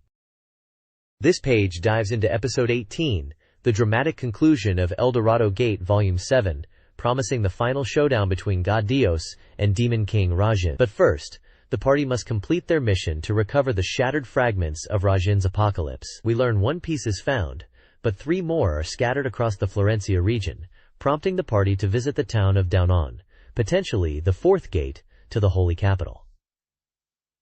A shocking development is the demon god Buffalo, seemingly free from Gomez's control, attacking the party. The quest leads to the gender-segregated monasteries of Endom and Tolua, near the Tower of Prayer. Screenshots show infiltration into both, encounters with figures like the Girl Pig and the Holy Knight Imkata, hinting at secrets held within. The appearance of 12 floating emblems near Tolua, symbolizing the demon god's soul, points to the Tower of Prayer's significance. The page also reveals that the Daimyo scripture itself holds hidden truths, not just the apocalypse. Finally, the war god Balthus confronts the party, adding another layer to the unfolding climax. The screenshots showcase the game's top-down RPG perspective during exploration and dialogue scenes.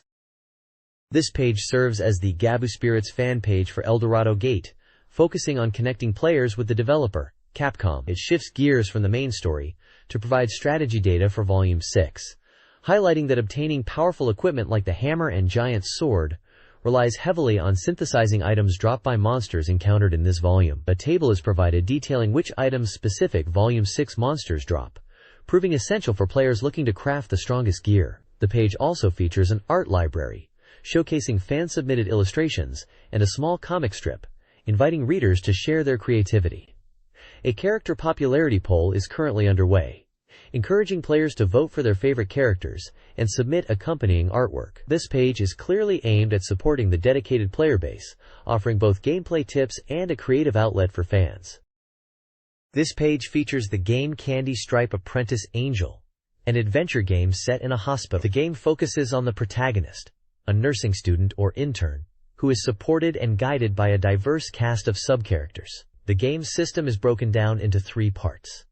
The day is divided into morning, afternoon, and evening periods. Players navigate a map during work hours, selecting a location to visit. Visiting a location leads to an event scene where you interact with characters, perform tasks, or engage in conversations, sometimes with dialogue choices. You can also visit the protagonist's room, primarily for saving the game.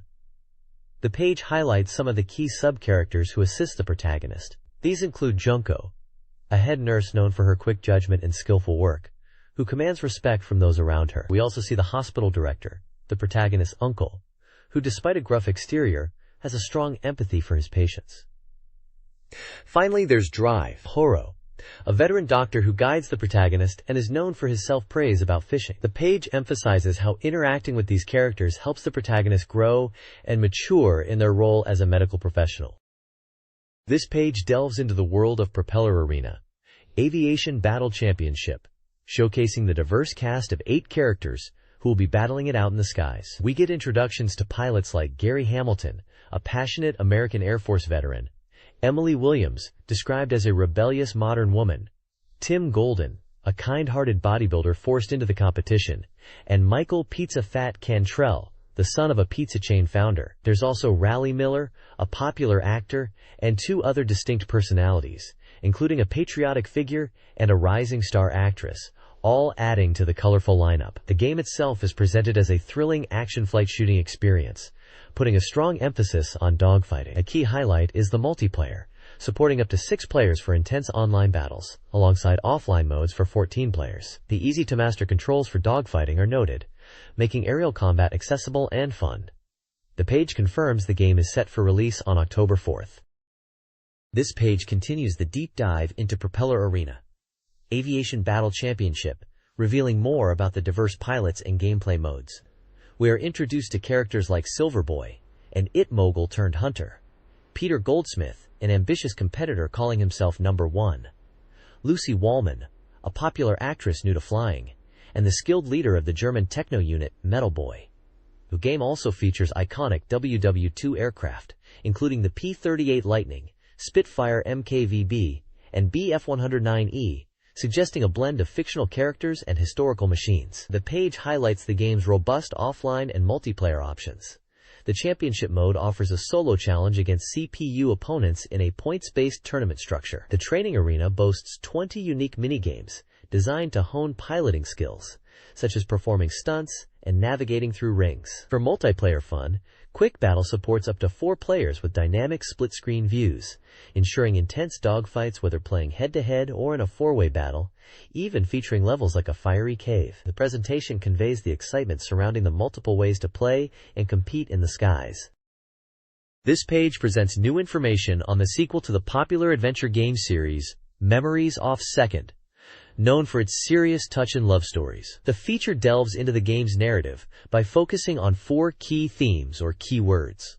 The first keyword explores the dramatic premise of "My crush is my friend's boyfriend." This highlights a central conflict where the protagonist, Ken, becomes involved with his friend Takano, while harboring feelings for Hotaru, who is Takano's best friend. It describes the emotional turmoil and choices the characters face in this complex love triangle.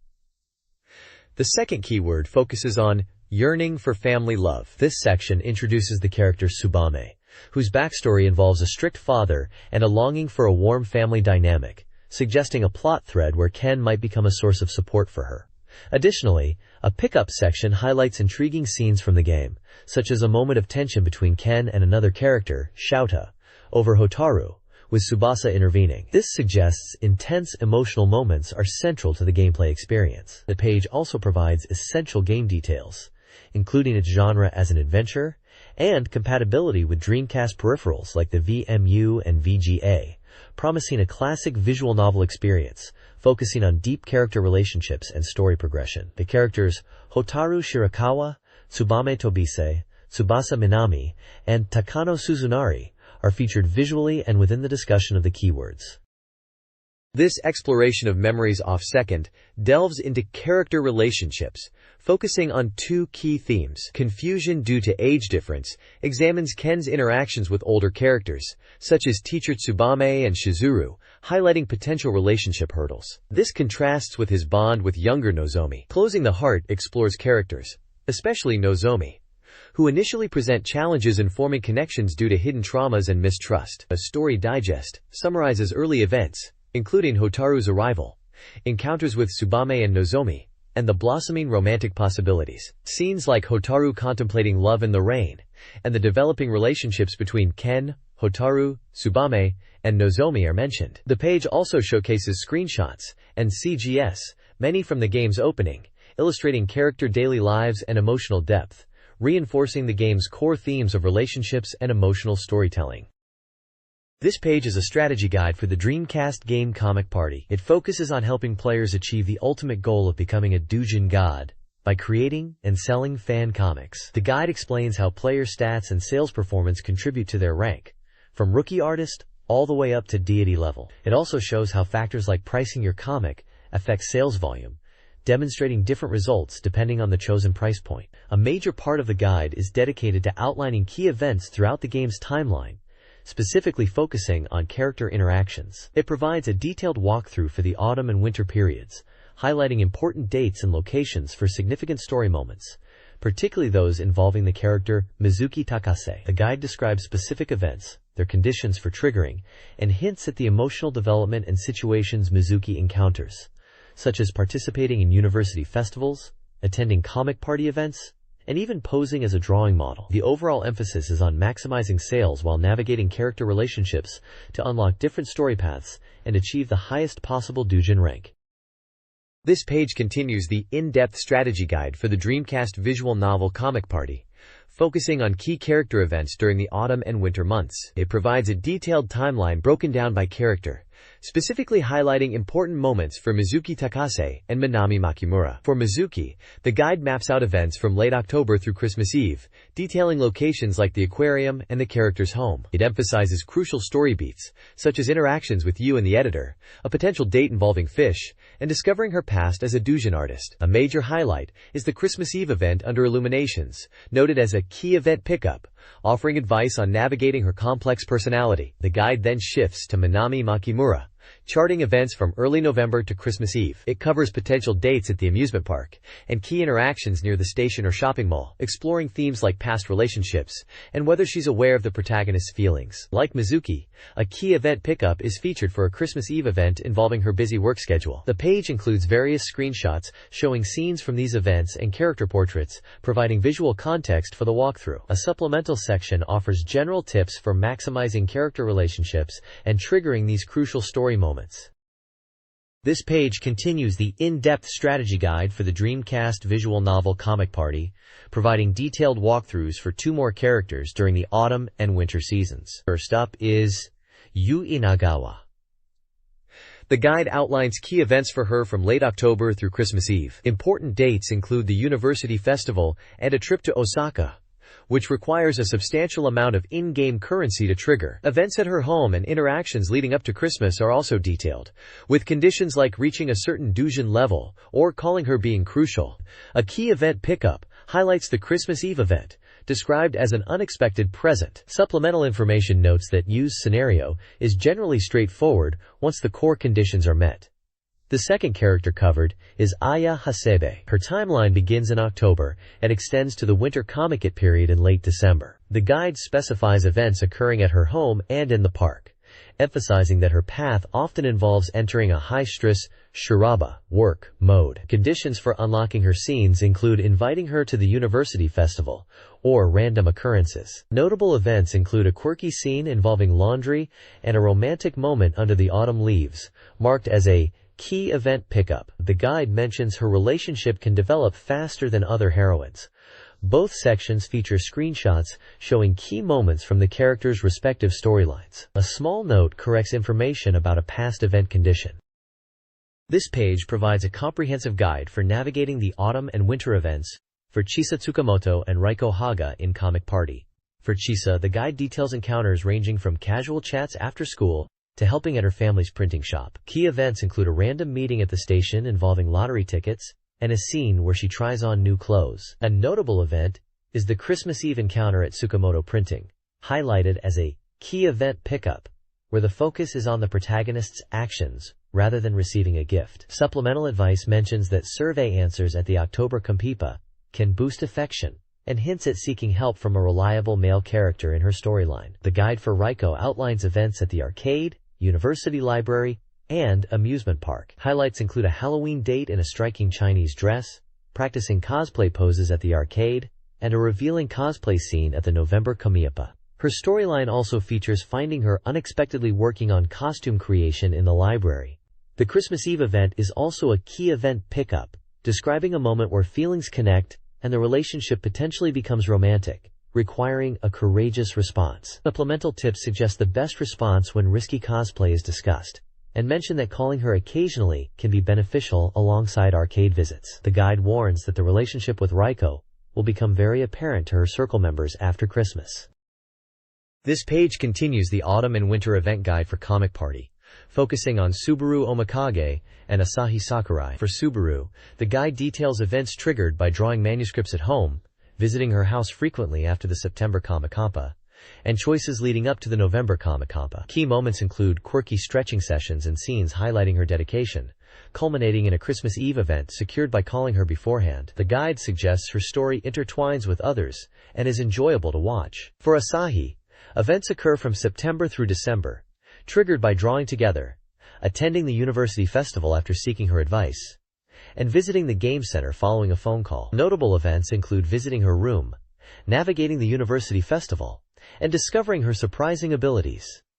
The Christmas Eve event is also initiated by a call. Supplemental notes explain a post-festival event related to an apology. The guides emphasize specific conditions and actions needed to unlock these character interactions within the game. This page features a staff interview celebrating the release of the DC version of Comic Party. Attendees include character designers Itsuki Amatsuyu and Misato Mitsumi, scenario writers Munemitsu Suga and Shosuke Miyake, and director Tsutomu Washimi. The discussion focuses on the development process and the heroines of the game. The team talks about designing the characters, touching upon specific heroines like Tamaki, Yumi, and Ina, discussing their visual styles, personalities, and how certain design choices were made. They share anecdotes about the development, including a funny story where they decided which characters they would draw by playing rock, paper, scissors after the initial settings were decided. The page also includes an illustration of a character, likely Tamaki, one of the main heroines from Comic Party. The conversation provides insight into the creative process behind bringing these popular characters to life for the Dreamcast version. This page continues the roundtable discussion with the staff behind the Dreamcast version of Comic Party, including the character designers and scenario writers. The focus shifts to character outfits and events, stemming from the idea of creating cosplayable costumes. The team discusses specific design choices and in-game events related to the heroines. They touch upon the option for players to choose whether the character Tamaki wears her glasses, highlighting it as a notable event in the game. They also talk about the initial concepts for characters like Aya, describing how her design evolved from being sharp-looking to her final appearance. An interesting point raised is the inclusion of parody elements, specifically mentioning a character who is a direct reference to the manga series Koken Ryoku Oryo Sosaka Nakabo Rentaro, Public Authority Embezzlement Investigator Rentaro Nakabo, complete with a screenshot showing the character. Additionally, a section titled Spillover from the Roundtable mentions the in-game event where the protagonist's room becomes filled with unsold doujinshi, reflecting the challenges of doujinshi sales within the game's narrative. The conversation provides insight into the creative decisions and humorous touches included in the Dreamcast release.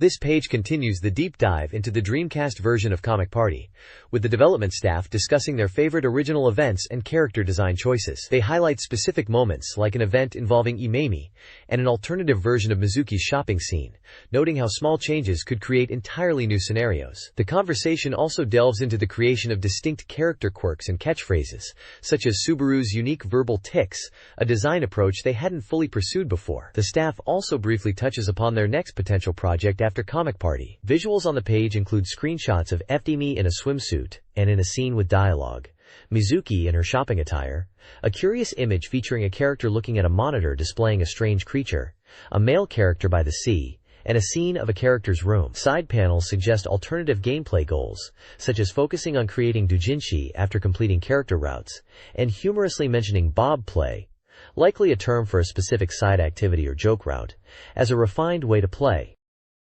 This page dives into a strategy guide for the Dreamcast visual novel, Kanaria kono omoi wo uti ni nozete. The focus is on the crucial period leading up to July 20th, just before the game's final events begin. The guide emphasizes a core strategy. Achieving the happy ending requires consistently pursuing the important events of your chosen heroine, while carefully avoiding major events for other girls, as these can interfere with your target route. It explains how the event list presented in the guide helps by marking significant events, often highlighted in red texts, and noting locations where multiple random events might occur. A specific section is dedicated to the character Saiki Ayana, detailing key moments in her route, such as the potential to become lovers on June 27th, if previous choices were correct. It notes that her storyline significantly picks up pace in August, with July being relatively quiet in terms of major events for her. Another interesting point highlighted is a specific minor event for the character Megumi on June 29th. Despite being a minor event, the guide points out that it uniquely features a visual CG, provided certain conditions were met during her route up to June 25th. Visuals on the page include artwork of Saeki Ayana, screenshots showing event scenes like a character being rejected after a confession, a girl tied up in what appears to be a dramatic moment, characters playing musical instruments, and a map interface demonstrating character locations during free movement segments. This guide focuses on two heroines in Canaria, Misaka Katagiri and Chiaki Shinju. Misaka's route requires attentive responses to her requests, primarily triggered during free movement and commutes. Success relies on choosing the right options, as failing can block key events. Her event list spans late May to early July, with locations like Irori Uran being important. Chiaki's route emphasizes accepting her invitations and offering assistance. Ignoring these leads to failure. Her events also span the same time frame, with locations including Shinju Gaki. A crucial minor event involves visiting Shinju Gaki on July 3rd to trigger a related event for another character on July 6th, which prevents a missable event from being cancelled. Both routes encourage using the event lists and tips to unlock endings and visual CGS. This page continues the comprehensive guide for the visual novel Canaria, focusing on routes for the characters Eri and Mai. Eri's section, titled The Accelerating Feelings of the Sister, highlights her path, which requires careful choices, noting a particularly important decision on July 16th. Screenshots illustrate key moments in her story, such as interactions about cookies, or asking if she's free. An event list details dates and locations crucial for her route, including her home and the school. The guide then covers Mai Hoshino, titled Backing Up Her Efforts. Her route is described as relatively straightforward for building intimacy through kind and friendly interactions. A significant event is mentioned regarding a conversation about teaching guitar on May 29th. Her event list covers various locations like the school, shopping street, and Irori Uran across late May to late July. The page also discusses random small events that can surprisingly span across two characters, featuring examples with Eri and May, which is noted as a deviation from typical visual novel structures. Finally, a section on the timing of major events explains that these critical events, often triggered by visiting specific locations, have backup dates and can occur a few days later if initially missed, although missing one can sometimes cause other minor events to be skipped.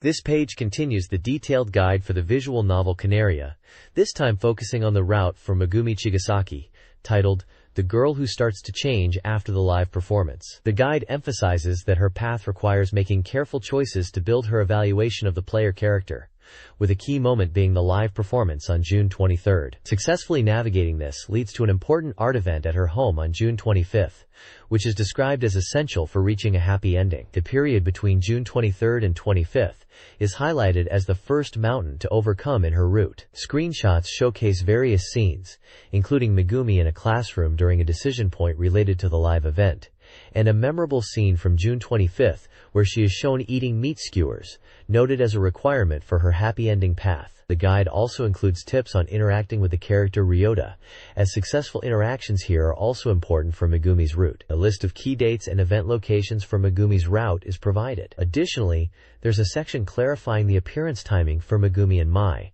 correcting previous information by stating that their forced appearance events on specific dates do prevent free movement, contrary to what was previously reported. The page also features a small comic strip with chibi characters, including one in a magical girl outfit, likely depicting moments or gags related to the game or its characters. This page features the final part of the grand strategy guide for the mystery adventure game, The Virgin on Megiddo. This installment covers the concluding chapters 7 and 8, where the game's deep secrets and overarching mysteries are finally brought to light. The guide is designed to help players who might get stuck at specific puzzles or points, rather than providing a full narrative walkthrough that would spoil the experience. The game centers around a research group investigating cryptic emails from a mysterious hacker known as W@LK3R, whose messages often include ominous prophecies or warnings. The guide provides day-by-day breakdowns for key progression points, detailing required character interactions or locations to visit to advance the story. Crucially, it offers solutions for several challenging security puzzles and traps within the game's high-end lab setting. This includes how to bypass general lab security, decipher the complex opening pattern for a series of shutters, providing the shortest input sequence, and uncover the correct password, 161803, for Laboratory D, while warning about a misleading trap password, 161807, that triggers a gas attack, which requires a quick input of 7070 to stop. It also highlights a deadly trap in Laboratory, emphasizing that choosing to stay in this room is the only way to survive. Screenshots show various lab environments and character moments related to these challenges and story beats. The next page continues the Grand Strategy Guide for the Virgin on Megiddo, focusing on the intricate puzzles found within the Dragon Shrine. This section details the challenges players face on Floor 1 and Floor 2 of this location. On Floor 1, the guide explains how to open a sealed door by finding and correctly placing fragments, shown alongside a map of the floor. It also covers a timed puzzle requiring synchronized button presses, hinting at the need for coordination, likely with your partner character. Moving to Floor 2, players will need to address obstacles like holes in the path by activating buttons, some requiring a tool to reset, and another puzzle involves manipulating pillars with a partner to stop a strong wind, emphasizing rapid button input. Finally, the guide covers interacting with statues to open paths, drawing a connection to similar puzzles encountered earlier, and the ultimate goal of using four-shaped reliefs as keys to unlock the final door in the area. Screenshots illustrate the maps and the various interactive elements and puzzles described throughout the guide. This Sega Bass Fishing 2 guide provides tips for anglers of all levels, focusing on the Lake Eagle stage. It goes beyond the game manual, covering lure selection and techniques. Lures like pencil, swisher, and various crankbaits are discussed, with guidance on their ideal deployment based on time of day, action, and depth. Other lures, including vibration, minnows, jigs, and worms, are also analyzed for their specific uses and effectiveness. The guide emphasizes the importance of the fish finder for locating fish, noting that it reveals shadows but not species, and that slow boat movement is key for scanning the lakebed. It also highlights the importance of understanding the lake's topography. Finally, the guide explains the character system, noting that anglers possess unique stats affecting casting, retrievals, and fighting abilities. Character customization is purely cosmetic. Examples of character strengths include casting accuracy, vision, and fighting prowess. This page provides a detailed strategy guide for tackling the Lake Eagle stage in Sega Bass Fishing 2. It breaks down the lake into 5 key fishing points: Beaver Docks, Deer Creek, Anderson Bridge, Eagle Dam, and Cormorant Cove. For each point, the guide describes the location, highlights structures like docks, weeds, bridges, and dams where fish gather, and suggests effective techniques and lures. Specific advice is given for each spot, such as fishing under docks at Beaver Docks, exploring weed beds, and the base of the Iron Tower at Deer Creek, using spinnerbaits and vibration lures in the deep water around an Anderson Bridge, targeting shallows and structures near Eagle Dam, and focusing on the narrow inlet at Cormorant Cove. The guide also includes helpful tips on choosing lure colors based on conditions like time of day and water clarity, and explains the strategic use of different casting methods like overhead, sidehand, and pitching depending on distance and obstacles. Overall, it's a comprehensive breakdown designed to help players master the Lake Eagle stage. This page dives deep into the horse parameters in the horse racing simulation game Dabituku 2 for the Dreamcast. It highlights the crucial role of a horse's statistics in determining race outcomes. The guide emphasizes the 4 great abilities, speed, power, stay, and stamina, as the absolute foundation of a horse's performance, stating that even high values in other parameters can't compensate for weakness here. The page provides valuable strategy advice based on a horse's strengths and weaknesses in these core areas, suggesting types of races or tactics best suited for sprinters with low stamina, horses better over distance with low power, or those suited for late pushes if they lack stay. Beyond the core 4, it explores other significant factors often overlooked, such as the horse's constitution impacting fatigue, gait starting skill, ability to handle rough tracks, and psychological traits like spirit, grit, competitiveness, concentration, and sound sensitivity. Crucially, it points out the critical importance of track aptitude, noting whether a horse prefers running clockwise, right-handed, or counterclockwise, left-handed, tracks, a factor that can drastically affect performance. Finally, the guide discusses growth types, explaining the different patterns of how a horse's ability develops and declines over its career, from early bloomers to late bloomers and special types. Understanding this helps players time their horse's peak performance for major races. Screenshots show horse stats, growth charts, and race action. This is essential reading for anyone looking to breed and train a champion in Dabituku 2. This guide delves into advanced Dabituku 2 strategies. It explains how to unlock and compete in overseas races, including prestigious events like the Dubai World Cup and Kentucky Derby, by building an airport and fulfilling specific win requirements. Basic race strategy favors staying near the front. The guide also explores equipment like blinkers to counteract negative traits, emphasizing the importance of appropriate gear. Developing a strong relationship with a consistent jockey from a horse's debut is also advised. Finally, it addresses breakdown probability, highlighting grass tracks' higher injury risk, and advising careful training for horses with weak legs, especially in races with high weights. A Dabituku 2 fanbook is also advertised, offering deeper strategies.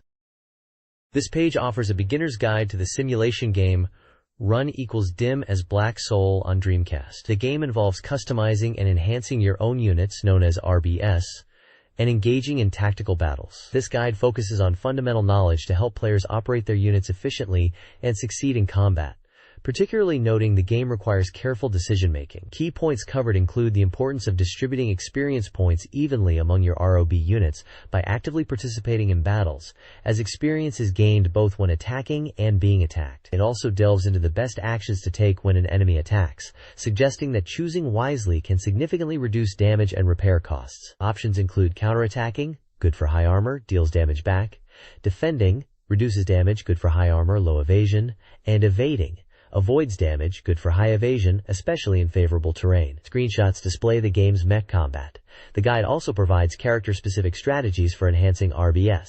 Since operational funds are limited, players must prioritize upgrades based on the pilot and their unit's role. For instance, Yutaka's versatile unit benefits from enhancing armor, while Chris's melee unit urgently needs movement upgrades due to its initial low mobility. James and Sergei, both with mobility concerns, are advised to prioritize increasing movement speed, with specific weapon focuses like James's multi-target capable cannon at high rank. Lon, who starts vulnerable, should enhance armor quickly, while Roman, already strong, can further boost his attack power, particularly with the great sword.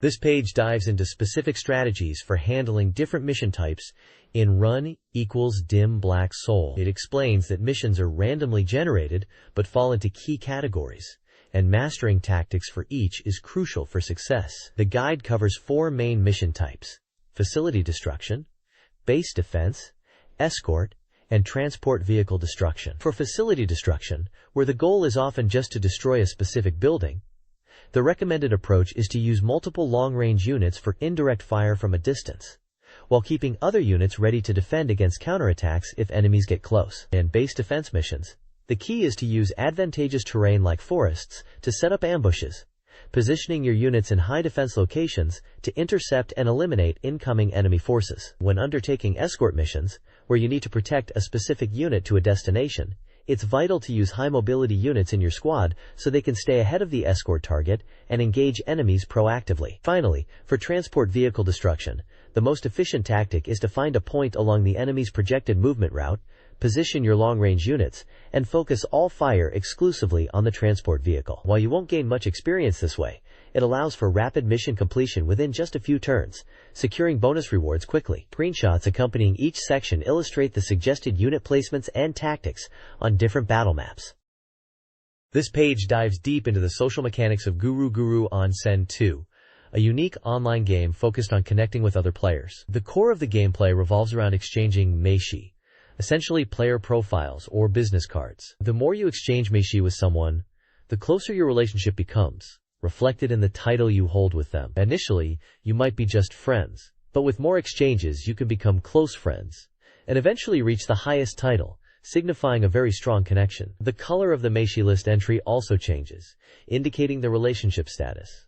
There are even differences in titles based on gender. Beyond exchanging profiles, the game features various event chat rooms where players can gather. Currently, there are 10 types, with more planned. A major upcoming addition is My Room, set to open on September 12th, allowing players to customize their own space and invite up to 5 friends inside, with others watching from outside. Another featured room is the Hot Spring Debate Meeting, where a leader sets a topic and keywords appear on screen to guide the discussion among players gathered in the virtual hot spring. The page also hints at other social activities, like hosting birthday parties, or having special reactions to specific words used in chat. Guru Guru Onsen 2 is presented as a unique online social experience on the Dreamcast, supporting up to 8 players online and requiring a monthly fee for online play. This page continues the deep dive into Guru Guru Onsen 2's unique online world, revealing more layers to its social system. It explains how the title displayed next to your name changes based on the type of room you're in, like a game room versus a chat room, adding another dimension to player interaction. You can also earn special titles in specific designated rooms, showcasing unique achievements or connections. A fascinating mechanic introduced is net depth, visually represented by a colored circle. This color indicates your online level, progressing through various hues from pink at lower levels to gold at the maximum level, influenced by your connection time and gameplay. The page also brings exciting news with the announcement of the first official Guru Guru on Karessen 2 tournament, scheduled for September after trial runs in August. Details for a Guru Guru on Sen 2 Uno tournament are provided, promising luxurious prizes. Finally, a practical guide addresses the common issue of reaching the 100 meishi limit. It cleverly suggests using a second VMU file, File B, to store additional meishi beyond the main File A's capacity, detailing a method to transfer and manage your growing collection across 2 files, ensuring you never have to discard a card from a new friend. While File B is mainly for storage, File A remains the primary file for searching and messaging functions. This page provides a strategy guide for Arrow Dancing Eye, specifically focusing on clearing 2 challenging mission modes within the game's Wait section, highlighting the difficulty of modes like Cat Survival, which resets progress upon using continues. The guide discusses the aircraft available, mentioning that while 22 are initially usable, having saved data from previous Eye titles unlocks even more planes for use in Arrow Dancing Eye. It also briefly touches on how to unlock specific new aircraft, like the Su-25 and BF-1094E, and the special AV-8B Harrier, Kuro, and BF-1094E Meisai. The core of the guide is a step-by-step breakdown of the AV-8B challenge, emphasizing precision and subtle control to maintain stable flight, particularly during VTOL operations. It details watching specific herd elements during Harrier flight, focusing on the altimeter and engine output. The guide outlines steps for mastering VTOL, starting with basic vertical ascent/descent, moving to deceleration from forward flight using air brakes, and finally tackling hovering and rotation while maintaining a stable horizontal attitude. It stresses that maintaining a level attitude is crucial during hovering to avoid losing control. This page presents a comprehensive strategy guide for tackling the challenging Cat Survival mode in Arrow Dancing It. The guide emphasizes that success hinges not only on the limited continues, but also on meticulous management of ammunition and fuel, as these resources carry over between stages. Using too much too early means you'll run out later. The guide breaks down the strategy into several steps. The initial stages, 12, focus on conserving resources, recommending the use of medium-range missiles and guns, ideally saving missiles for later. Step 3 delves into target prioritization, offering specific tactics for dealing with a tricky encounter in Stage 3, detailing which enemy to target first, and how to use different weapons effectively. Step 4 covers the crucial landing stage, highlighting the importance of the velocity vector symbol on the HUD for a successful touchdown, with a series of screenshots demonstrating the approach. Finally, Step 5 provides advice for the immediate post-takeoff engagement in Stage 5, warning against a rush departure, and suggesting weapon choices based on the enemy's actions. Additionally, there's a news update about an online event, likely Hawk vs. Hawk 2, noting a significant rule change. Crashing now counts as being shot down. This revision prevents players from deliberately crashing to avoid contributing to their opponent's score, fundamentally altering the event's dynamics. The article points to the game's official website for more details on the updated rules. This page dives deep into achieving the ultimate goal in Phantasy Star Online, Ver.2's challenge mode, clearing it within 7 hours. The feature highlights strategies for a successful time attack run, emphasizing that the key to faster clears isn't just combat, but smart play, including knowing which enemies can be bypassed without having to completely clear rooms. The article suggests an optimal party composition for time attack, featuring a mix of classes like hunters, rangers, and forces, explaining how their different strengths contribute to speed and efficiency in different situations. It breaks down the basic approach for each class. Hunters are encouraged to focus purely on combat and moving forward, while rangers and forces handle support roles like activating switches and managing items. Screenshots show various gameplay scenarios, including a party setup and combat encounters. There's also a handy guide to the symbols used on the maps provided in the guide, indicating locations of switches, gates, traps, and recovery points. This guide focuses on efficiently completing Stage 1 Forest of Challenge Mode in Phantasy Star Online Ver.2, aiming for a 13-minute clear time. The strategy emphasizes class-specific roles. Hunters should utilize handguns and target enemy weak points, rangers excel at ranged attacks, and forces primarily activate switches but also use techniques for offense, especially against the Hildebeer. The guide details Area 1 tactics. Rangers and forces activate switches, while the hunter opens a specific gate. Area 2 involves a linear path, with warp point navigation being critical to avoid time loss. Area 3 covers the dragon boss fight, attacking its legs, avoiding the underground attack by staying near the edges of the room, and targeting its head when lowered are key strategies. Visual aids include maps and screenshots.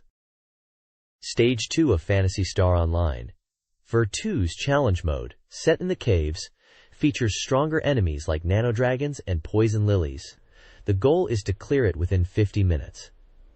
Hunters should prioritize attacking from behind and use handguns, while rangers are key for ranged attacks against tough enemies. Forces act as support, managing switches, and using techniques. Area 4 focuses on coordinated team play, with combat classes engaging enemies and forces activating switches, including a timed one and one requiring a ranger's shot. Area 5 reveals a crucial shortcut, a hidden passage to Warp A, significantly improving clear times. The guide recommends using this passage over the trap-filled normal route. Maps and screenshots illustrate the recommended routes and enemy encounters. This page continues the strategy guide for Phantasy Star Online Ver.2's challenge mode in the caves. Area 6 emphasizes teamwork. Rangers and forces collect items on the left, while hunters handle enemies on the right. A key mechanism involves placing 4 weapons on a switch at the bottom of the map, which a force activates to open the main gate. A destructible rock hides another important switch. Area 7 is straightforward. Hunters should push directly towards the goal. A hidden passage from the start, as mentioned on the previous page, leads to Warp A, and is useful for forces collecting items. The dark area after Warp A has no enemies, just rocks to navigate around, with the only real trap being in the final room. Area 8 features a complex puzzle.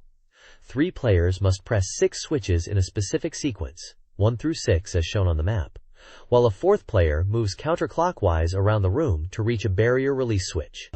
The fire trap in the top right of Area 8 spawns harmless fireballs, so don't hesitate to attack them. The guide stresses remembering the switch order in Area 8 for a smooth clear. Screenshots depict the weapon switch in Area 6, the dark passage in Area 7, and the switch puzzle and fire trap in Area 8. This page dives into the exciting world of Sonic Adventure 2, highlighting two major points for fans. First up is the reveal of an incredible extra stage, Green Hill Zone. To unlock this blast from the past, players need to collect a whopping 180 emblems. This isn't just a rehash. It's the iconic first stage from the original Sonic the Hedgehog, brought to life in 3Ds within the Sonic Adventure 2 engine. It promises that nostalgic side-view start, and features classic enemies like Crabmeat and Buzzbomber returning in 3Ds. They even mention the BGM is a new, arranged version by Masato Nakamura, which is fantastic news. While 180 emblems sounds tough, seeing this classic stage in 3D definitely provides motivation. The second major feature discussed is the distribution of Jewel KO via the Sonic Adventure 2 homepage's KO section. This lets players obtain beautiful, uniquely colored KO. 4 types are showcased: the striking red ruby KO, the mysterious purple amethyst KO, noting it was hard to get before, the cool blue sapphire KO, and the vibrant green emerald KO, first seen at Tokyo Game Show. Downloading the Ruby and Sapphire KO requires 20 emblems each, adding another goal for emblem collectors. It's a neat way to expand the beloved KO Garden experience with some rare companions. The page includes screenshots showing the 3D Green Hill stage, a comparison to the original pixel art, and Sonic hanging out with some Jewel KO. The Reader Submission Corner, Hidden Techniques Plaza, returns, showcasing Dreamcast game tips submitted by readers. This edition features 3 award-winning discoveries. The Gold Award highlights a Street Fighter II third strike trick. Hold weak kick and start after defeating Gil to bypass the continue screen and view the staff roll. The Silver Award goes to an Arc the Lad Monster Carnival glitch, allowing the Ashura weapon to remain equipped indefinitely through a specific battle sequence. The Bronze Award details a Soul Calibur glitch in practice mode, where a specific button sequence with Takei can cause opponents to fall out of the ring. Readers are encouraged to submit their own Dreamcast game techniques via postcard for a chance to win prizes. Submissions should include personal details, the game title, and a detailed technique description. This page celebrates the return of the Danger Zone Corner, dedicated here to Dead or Alive 3. It focuses on a special feature showcasing reader submissions, primarily illustrations and messages, expressing excitement for the upcoming game on Xbox. Producer Tomonobu Itagaki personally reviewed the large volume of postcards, and the page features a variety of fan art depicting both returning characters, like Kasumi, Ayane, and Lei Fang, alongside the new characters introduced in Dead or Alive 3, such as Hitomi and Brad Wong. The reader comments reflect strong anticipation for the game, its visuals, new characters, stages, and costumes, and express happiness about the column's revival. There's also a brief mention of a fan-organized Dead or Alive 2 tournament happening around the same time. The overall tone is one of enthusiastic community engagement surrounding the series. This page continues the Tecmo Team Ninja Danger Zone official corner, diving deeper into the excitement for Dead or Alive 3. It prominently features reader submissions, showcasing fan art of characters old and new, including the recently revealed Hitomi, and the intriguing character associated with a snake. The column highlights the volume of submissions received, expressing surprise at the concentration of fan energy. A manga-style panel shows Hitomi striking various poses, hinting at her personality and moveset in the game. Producer Tomonobu Itagaki addresses reader questions about Dead or Alive 3, touching upon gameplay mechanics, character development, and his vision for the series, describing it as aiming for strong, bright, and beautiful. In his Ita's Diary Volume 3, Itagaki uses a cooking analogy to describe the game's development, stating, "The ingredients, core concepts and assets, are ready, and the cooking, actual development, is beginning."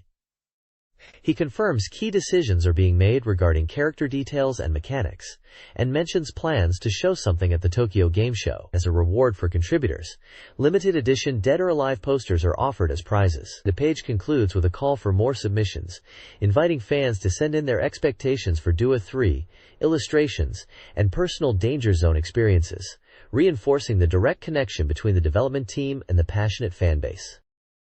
This page continues a strategic analysis, this time focusing on the popular arcade game Virtua Fighter 4 Vir-B. The main topic is advanced combo techniques, with a deep dive into aerial combos. The guide covers the fundamental knowledge required to land consecutive hits, explaining the specific states an opponent must be in, such as being floated, in a state where they cannot recover, or knocked down.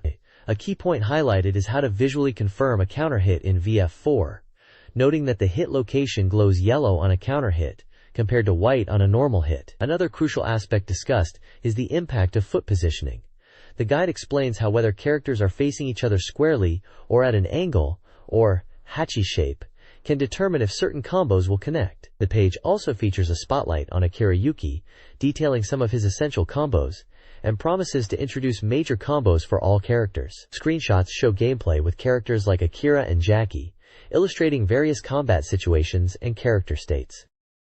This page continues the deep dive into Virtua Fighter 4 version B, focusing on character-specific advanced strategies and combos. Featured here are detailed breakdowns for 3 iconic fighters: Jackie Bryant, Sarah Bryant, and Lao Chan. The section for Jackie Bryant highlights his versatile combo game, emphasizing techniques starting from floating the opponent and utilizing his speed and mix-ups. It covers specific setups and follow-ups to maximize damage, noting optimal conditions and opponent states for certain combos. Next up is Sarah Bryant, with her guide focusing on her unique stances and powerful damage output. The text discusses leveraging her flamingo stance for offensive pressure and counter hits, showcasing combos that capitalize on specific hits or opponent reactions. Her ability to transition into powerful follow-ups after successful initial hits is a key point. Finally, Lao Chan's section details his potent offensive pressure and devastating counter-hit combos. His strategy emphasizes using his powerful standing moves and capitalizing on wall situations for massive damage. The guide presents combos that are reliable and deal significant damage, often initiated from counters or wall splats. Each character section includes screenshots illustrating key moments or combo stages, and lists their main recommended combos with detailed input notations, providing practical examples for players to practice. The overall focus remains on providing players with the tools to execute advanced high-damage combos effectively in Virtua Fighter 4 version B. This page continues the advanced strategy guide for Virtua Fighter 4 version B, diving into the techniques of Pai Chan, Wolf Hawkfield, and Jeffrey McWild. First up is Pai Chan, with a focus on landing reliable combos and capitalizing on opponent mistakes. The guide emphasizes punishing openings and throws to set up powerful damage. Her strategy involves using specific moves to launch opponents and following up with strong attacks. The visual sequence demonstrates initiating a combo from a crouching state, launching the opponent, and finishing the sequence. Next, Wolf Hawkfield's section details his main launching attacks and how the resulting combos vary based on whether it's a normal hit or a counter hit, and the opponent's weight class. Counter hits are highlighted as providing higher launches for increased damage potential. The screenshots illustrate landing a counter hit launch and following up with devastating attacks, including his signature screw lariat. Finally, Jeffrey McWild's guide focuses on his high-impact, powerful combos. His strategy emphasizes landing hits, particularly counter hits, with significantly increased damage and combo possibilities. His combos are noted as being particularly effective against certain opponent types. The visual breakdown shows a sequence initiated by a counter hit, leading into heavy-hitting follow-ups to maximize damage. Each character section provides key combo inputs and visual examples to help players master these advanced techniques in Virtua Fighter 4 version B. This strategy guide details advanced techniques for Virtua Fighter 4 version B characters Kagemaru, Lion Rafale, and Shundai. For Kagemaru, the guide focuses on launch combos and aerial follow-ups, emphasizing maximizing damage after throws and knockdowns. It provides visual sequences and 3 core combos. Lion Rafale's section covers reliable combos, highlighting guaranteed hits and variations based on opponent weight. Lion's strategy centers on launch attacks, followed by quick, high-damage sequences. The guide offers visual demonstrations and lists 3 key combos. Shundai's section concentrates on capitalizing on opportunities, particularly within his drunken master stance, which is affected by the number of drinks consumed. Counter hits are crucial for launching combos. Drinking alcohol enhances moves and opens up new combo possibilities. The guide provides visuals and lists 3 primary combos, with one requiring 8 or more drinks. This page continues the Virtua Fighter 4 version B strategy guide, focusing on advanced techniques and combos for 3 additional characters: Aoi Umenokoji, Leifei, and Vanessa Lewis. For Aoi, the guide emphasizes utilizing counter-hit opportunities, particularly after inducing a stumble or block stun. It details how to convert these situations into high-damage combos, including options for throws or specific knockdown follow-ups. Visual sequences demonstrate the flow of these crucial counter-hit starting combos. Life Phase section highlights his diverse and technical combo game.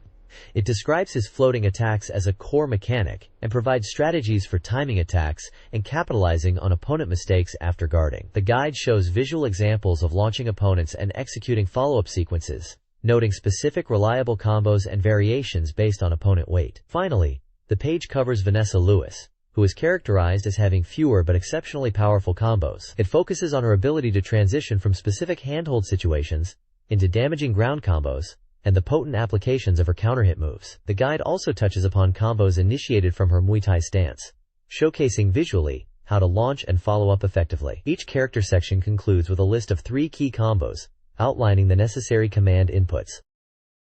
This page dives into the competitive scene of Virtua Fighter 4 version B with the VF.net ranking battle, a joint project between Sega 2 and Dorimaga. It covers the intense point battles happening across individual, win streak, and team rankings as the VF.net service ramps up. Beyond the rankings, the page highlights cool unlockable features. One is the ability to earn unique icons for your player profile by forming teams, with some icons paying homage to classic Sega games. A major scoop is the return of the blocky character models from the original Virtua Fighter. By meeting certain conditions and using a specific item, you can play as your favorite fighters, including VF4 newcomers like Vanessa and Li Fei, in their classic low-polygon glory. The conditions involve using a card, reaching a certain rank, and a specific button input during character selection. Finally, the page showcases some fun new items available in Vir.B, such as a charming panda mask for Pain, a non-functional M16 assault rifle for Vanessa, and stylish cat ears for Akira. It also puts out a call for players to submit tournament reports and gameplay questions. This page shifts focus to the world of Tekken 4. Diving into the details of fan-favorite character Hwoarang, we see striking images of the Taekwondo master in his signature outfit and an alternate costume. The page discusses Hwoarang's history within the Tekken series, noting his debut in Tekken 3 and his ongoing rivalry with Jin Kazama. It touches upon his motivation, highlighting his desire to settle the score after being held to a draw by Jin. Development notes are also included, shedding light on Hwoarang's design evolution. Initially, there was consideration to change his look drastically, but ultimately, they opted for an arrangement based on his Tekken 3 appearance for his 1-Pa color, representing his martial arts style. His 2-P color was inspired by the idea of a military uniform, reflecting his Korean background and the concept of conscription. The text mentions the decision to give him shorter, dyed red hair, which some found surprising at first. Finally, the page offers strategic advice for playing Hwoarang, particularly focusing on offense from his key stance, the flamingo stance. It briefly explains how to transition into and utilize this stance for effective pressure, including a specific technique, the rotating heel drop, as a useful tool for setups. A comprehensive list of his moves and commands is also presented. This page continues our deep dive into Tekken 4, focusing on the exciting reveal of time-release characters. It highlights that 3 additional characters become available after a certain period of arcade operation, and crucially, they become playable. The page shows the character select screen featuring the recently unlocked Marduk and Violet, who is Li Shaolan's alter ego, alongside Jin Kazama.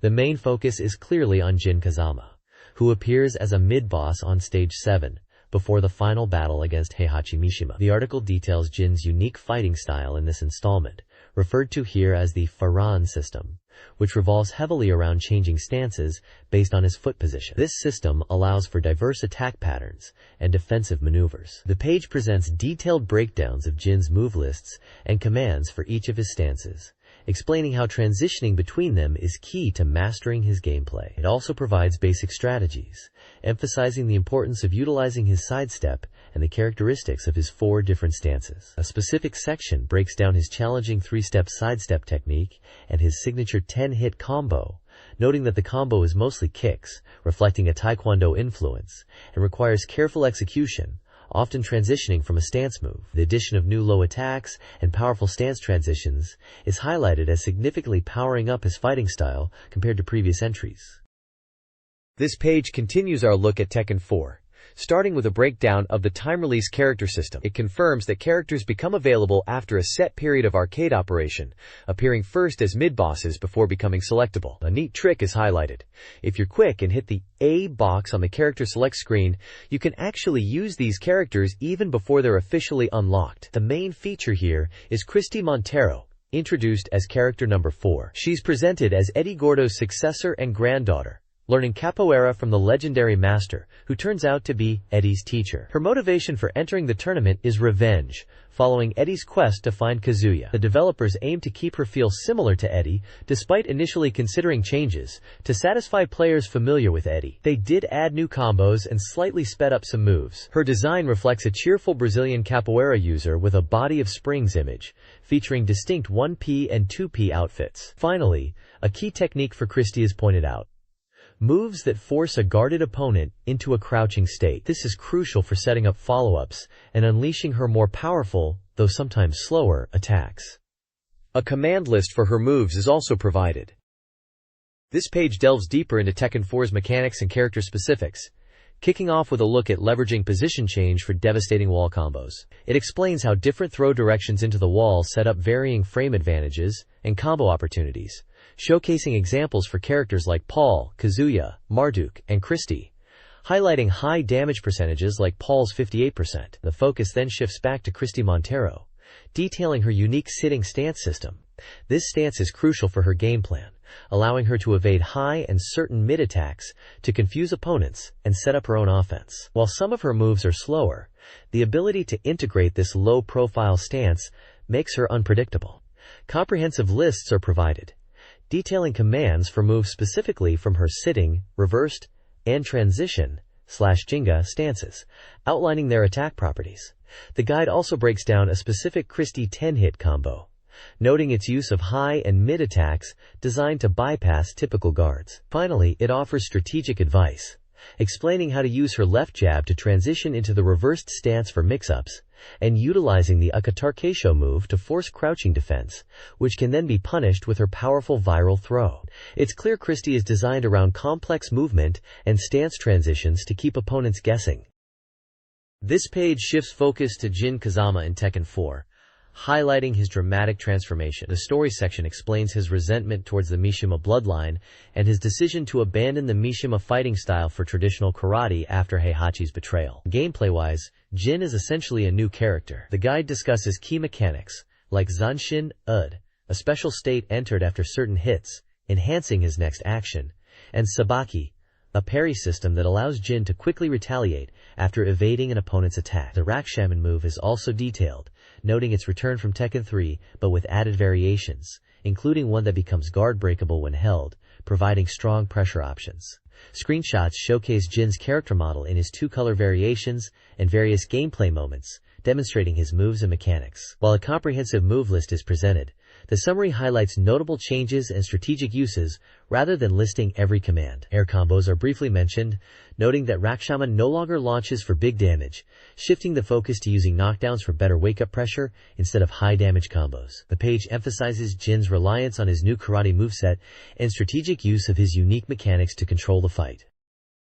This page introduces Violet, a time-release character in Tekken 4 who is, in fact, Eddie Gordo in disguise. The story hints at his true identity and his peculiar motive for entering the tournament, developing ultimate fighting machines through martial arts, clashing with the world's focus on biotechnology. Gameplay-wise, Violet shares some fundamental moves with Law and introduces unique elements like the Hitman-style stance and the missed step. The Hitman style allows for defensive options, including sidestepping and parrying certain attacks, proving quite versatile. The misstep is highlighted as a crucial mechanic for canceling moves and transitioning into advantageous positions, especially after attacks like the 1-2 punch, enabling strong pressure. The guide also points out that some moves require precise timing, similar to Paul's techniques, and mastering these is key to maximizing Violet's effectiveness.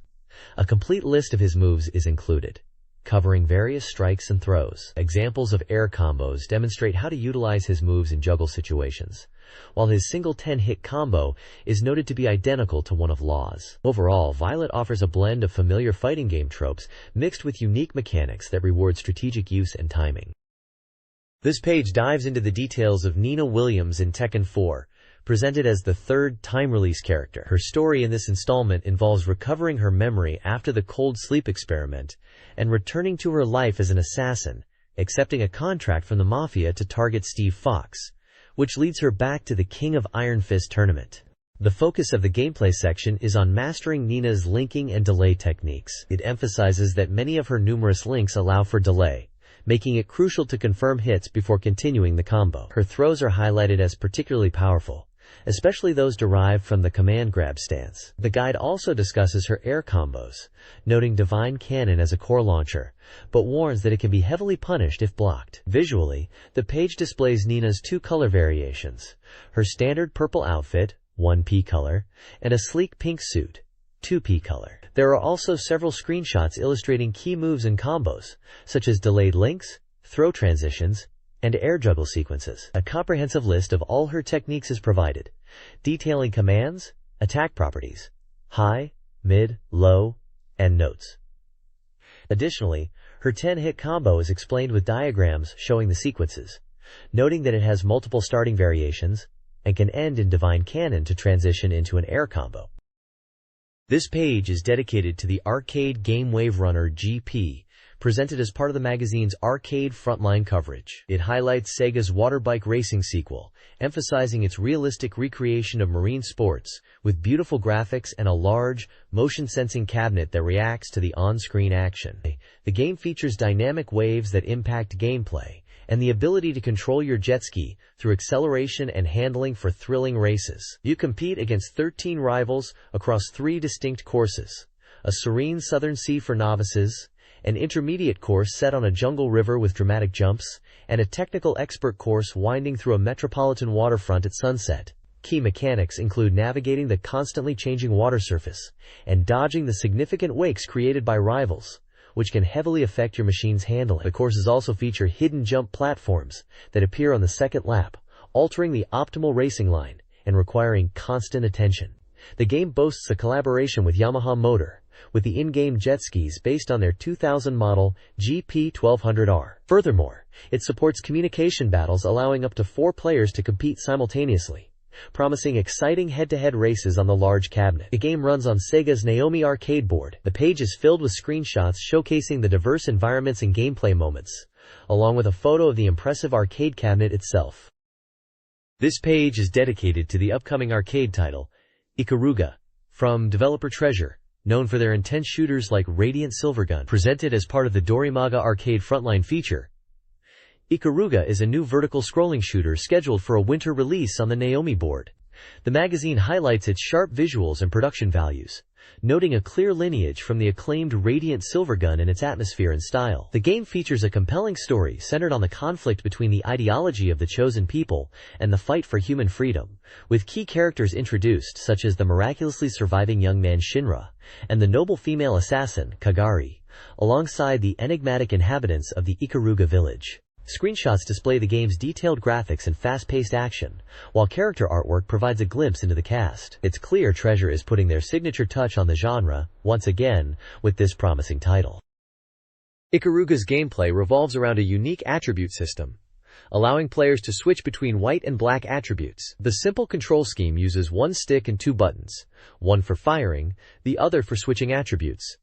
Switching grants brief invulnerability. A combined button press unleashes a powerful homing laser. The attribute system offers 3 critical gameplay elements. First, absorbing same-colored bullets charges a power gauge and awards points. Second, attacking opposite-colored enemies deals double damage, quickly eliminating threats. Third, destroying same-colored enemies spawns counter bullets, providing opportunities for further absorption. The game features a chain combo system that rewards consecutive same-color enemy destruction, boosting the score multiplier. Strategic targeting is crucial to maintain the chain. The game offers standard and beginner modes. This page features episode 52 of the comic series Guru Guru Creature, titled A Day Without Creatures. The page also includes introductions for the main characters. We meet Guru Guru, a middle schooler aiming for a scientific career who loves fluffy things and creating creatures. There's a Oichan, a peculiar creature born as Guru Guru's assistant, who has a distinct personality when activating the Awasan mask. Also featured are Matsu-akun, a leader-like figure from the Fluffy Preference Group, and Usagi, a highly intelligent, gel-filled rabbit creature that defies common sense. The comic strip depicts Guru and Ahoy-chan finding themselves alone because the other characters, the creatures, are out. They comment on how large the room feels. Guru enjoys the quiet moment, but Ahoy-chan seems to read their thoughts, leading to an awkward exchange where Guru tries to distance themselves. The comic ends with Ahoy-chan making a strange comment about wishing for germs. It's a short, humorous look at the dynamic between the main characters, when the usual chaotic energy of the others is missing. The next page continues the Guru Creature comic series, titled A Day Without Creatures. Following their quiet time alone, Guru and Apoy-chan decide to round up the rest of the group. Their mission quickly escalates when they encounter a challenge, with a character demanding the cute one back and threatening to fight. This leads to a dynamic confrontation and the summoning of Ayase-kun. The panels then show a chaotic reunion or gathering, resulting in someone's vision becoming impaired, humorously asking to borrow glasses. The page also features character profiles, introducing some of the key figures in the series.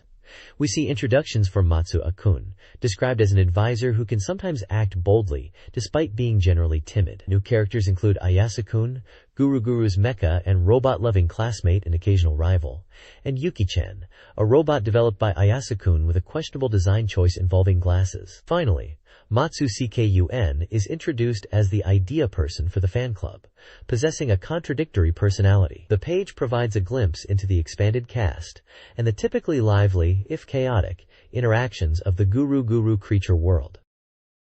This page features the Tsukiberu's digital analog channel comic strip, which is the 16th installment, and focuses on the theme, Changing Clothes Season, Part 1. The comic humorously depicts the magazine, traditionally focused on Dreamcast, considering coverage of other consoles. One character shows up dressed like a character from a GameCube game, suggesting the magazine is adapting to support other platforms.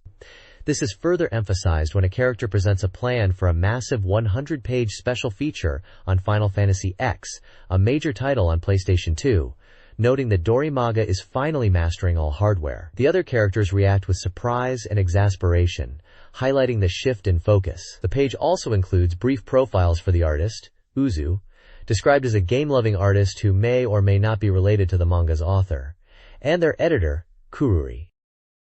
This page features the Akasaka Nikitama Compatibility Fortune-Telling Corner, running from September 7th to September 13th. This section offers compatibility readings based on zodiac signs.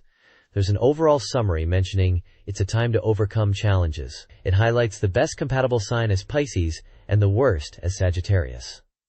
A featured birthday person is also shown, Megumi Yamana, born on September 13th, from the game Pia A Yukoso. 2.5, described as living a happy life, surrounded by love and gaining confidence. The rest of the page is dedicated to individual horoscopes for all 12 zodiac signs, providing brief readings, lucky colors, and lucky items for both males and females, along with simple graphical indicators for money, health, love, work, and play for each sign. The overall tone is optimistic and focuses on navigating the week's events.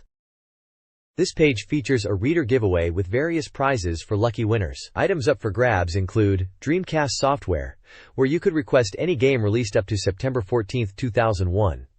A large, beautifully illustrated Shenmue 2001 calendar celebrating the upcoming Shenmue 2, a Teleka set featuring heroines from The Virgin on Megiddo, an original Dorimaga t-shirt, and a comic party Teleka from the magazine's May Best collection. Application details are provided, along with a list of the magazine's staff and winners from a previous issue giveaway. Looking ahead, the next issue, hitting shelves on September 14th, promises exciting coverage. It teases analysis of the newly released Nintendo GameCube hardware and extensive features on major Dreamcast titles. Highlights include Super Robot Wars Alpha for Dreamcast and Capcom vs. SNK2 Millionaire Fighting 2001, which is noted for featuring network battles between Dreamcast and PlayStation 2 players. The preview also hints at updates on titles like Phantasy Star Online, Ver.2, and various arcade game news. This page focuses heavily on Shenmue 2. a highly anticipated title at the time. It highlights that a grand and magnificent story is unfolding within the game. The page promotes the release of the Shenmue 2 Premiere Guide, which is already available. This guide is described as breaking down the game by scene, providing gameplay tips, essential elements to remember, and explanations for navigating the various areas of Hong Kong like Aberdeen, Wan Chai, Kowloon, and Guilin. It also includes character introductions from the first game, Shenmue Chapter 1, Yokosuka, and a comprehensive look at the world from a character perspective. An interview with Yu Suzuki is mentioned, stating the guide thoroughly covers the vast story of Shenmue 2. Additionally, the page announces the upcoming release of the Shenmue 2 Memorial Album, temporary title, scheduled for release that winter. This album will feature all game message text, complete screenshots, a simple, easy-to-read layout structured like a movie script, and a selection of impressive scenes and event photos. It is copyrighted by Sega 2, 1999, 2001, confirming its official status. Contact information for DigiCube's Book Center is provided for inquiries about the books. The next page serves as a major promotional piece for Shenmue 2, announcing its highly anticipated release and highlighting a significant limited-time bonus. The page features prominent artwork of the main characters, Ryo Hazuki, Shenhua, Joy, and Ren. It proudly states that Shenmue 2 is currently on sale and receiving excellent reviews. A key highlight is the first print limited edition bonus for the Dreamcast version, a special premium disc set featuring Virtua Fighter 4. This bonus includes 2 discs, one containing Virtua Fighter History/VF4 content, and another for Virtua Fighter 4 Passport VF.net. Additionally, the page announces that Shenmue the movie is confirmed for a sequential nationwide release in Japan starting September 8, 2001, featuring the English dub with Japanese subtitles. The bottom section includes details about the magazine itself, noting it's a special issue from September 21, 2001, priced at 555 yen, and includes a super useful double-sided poster.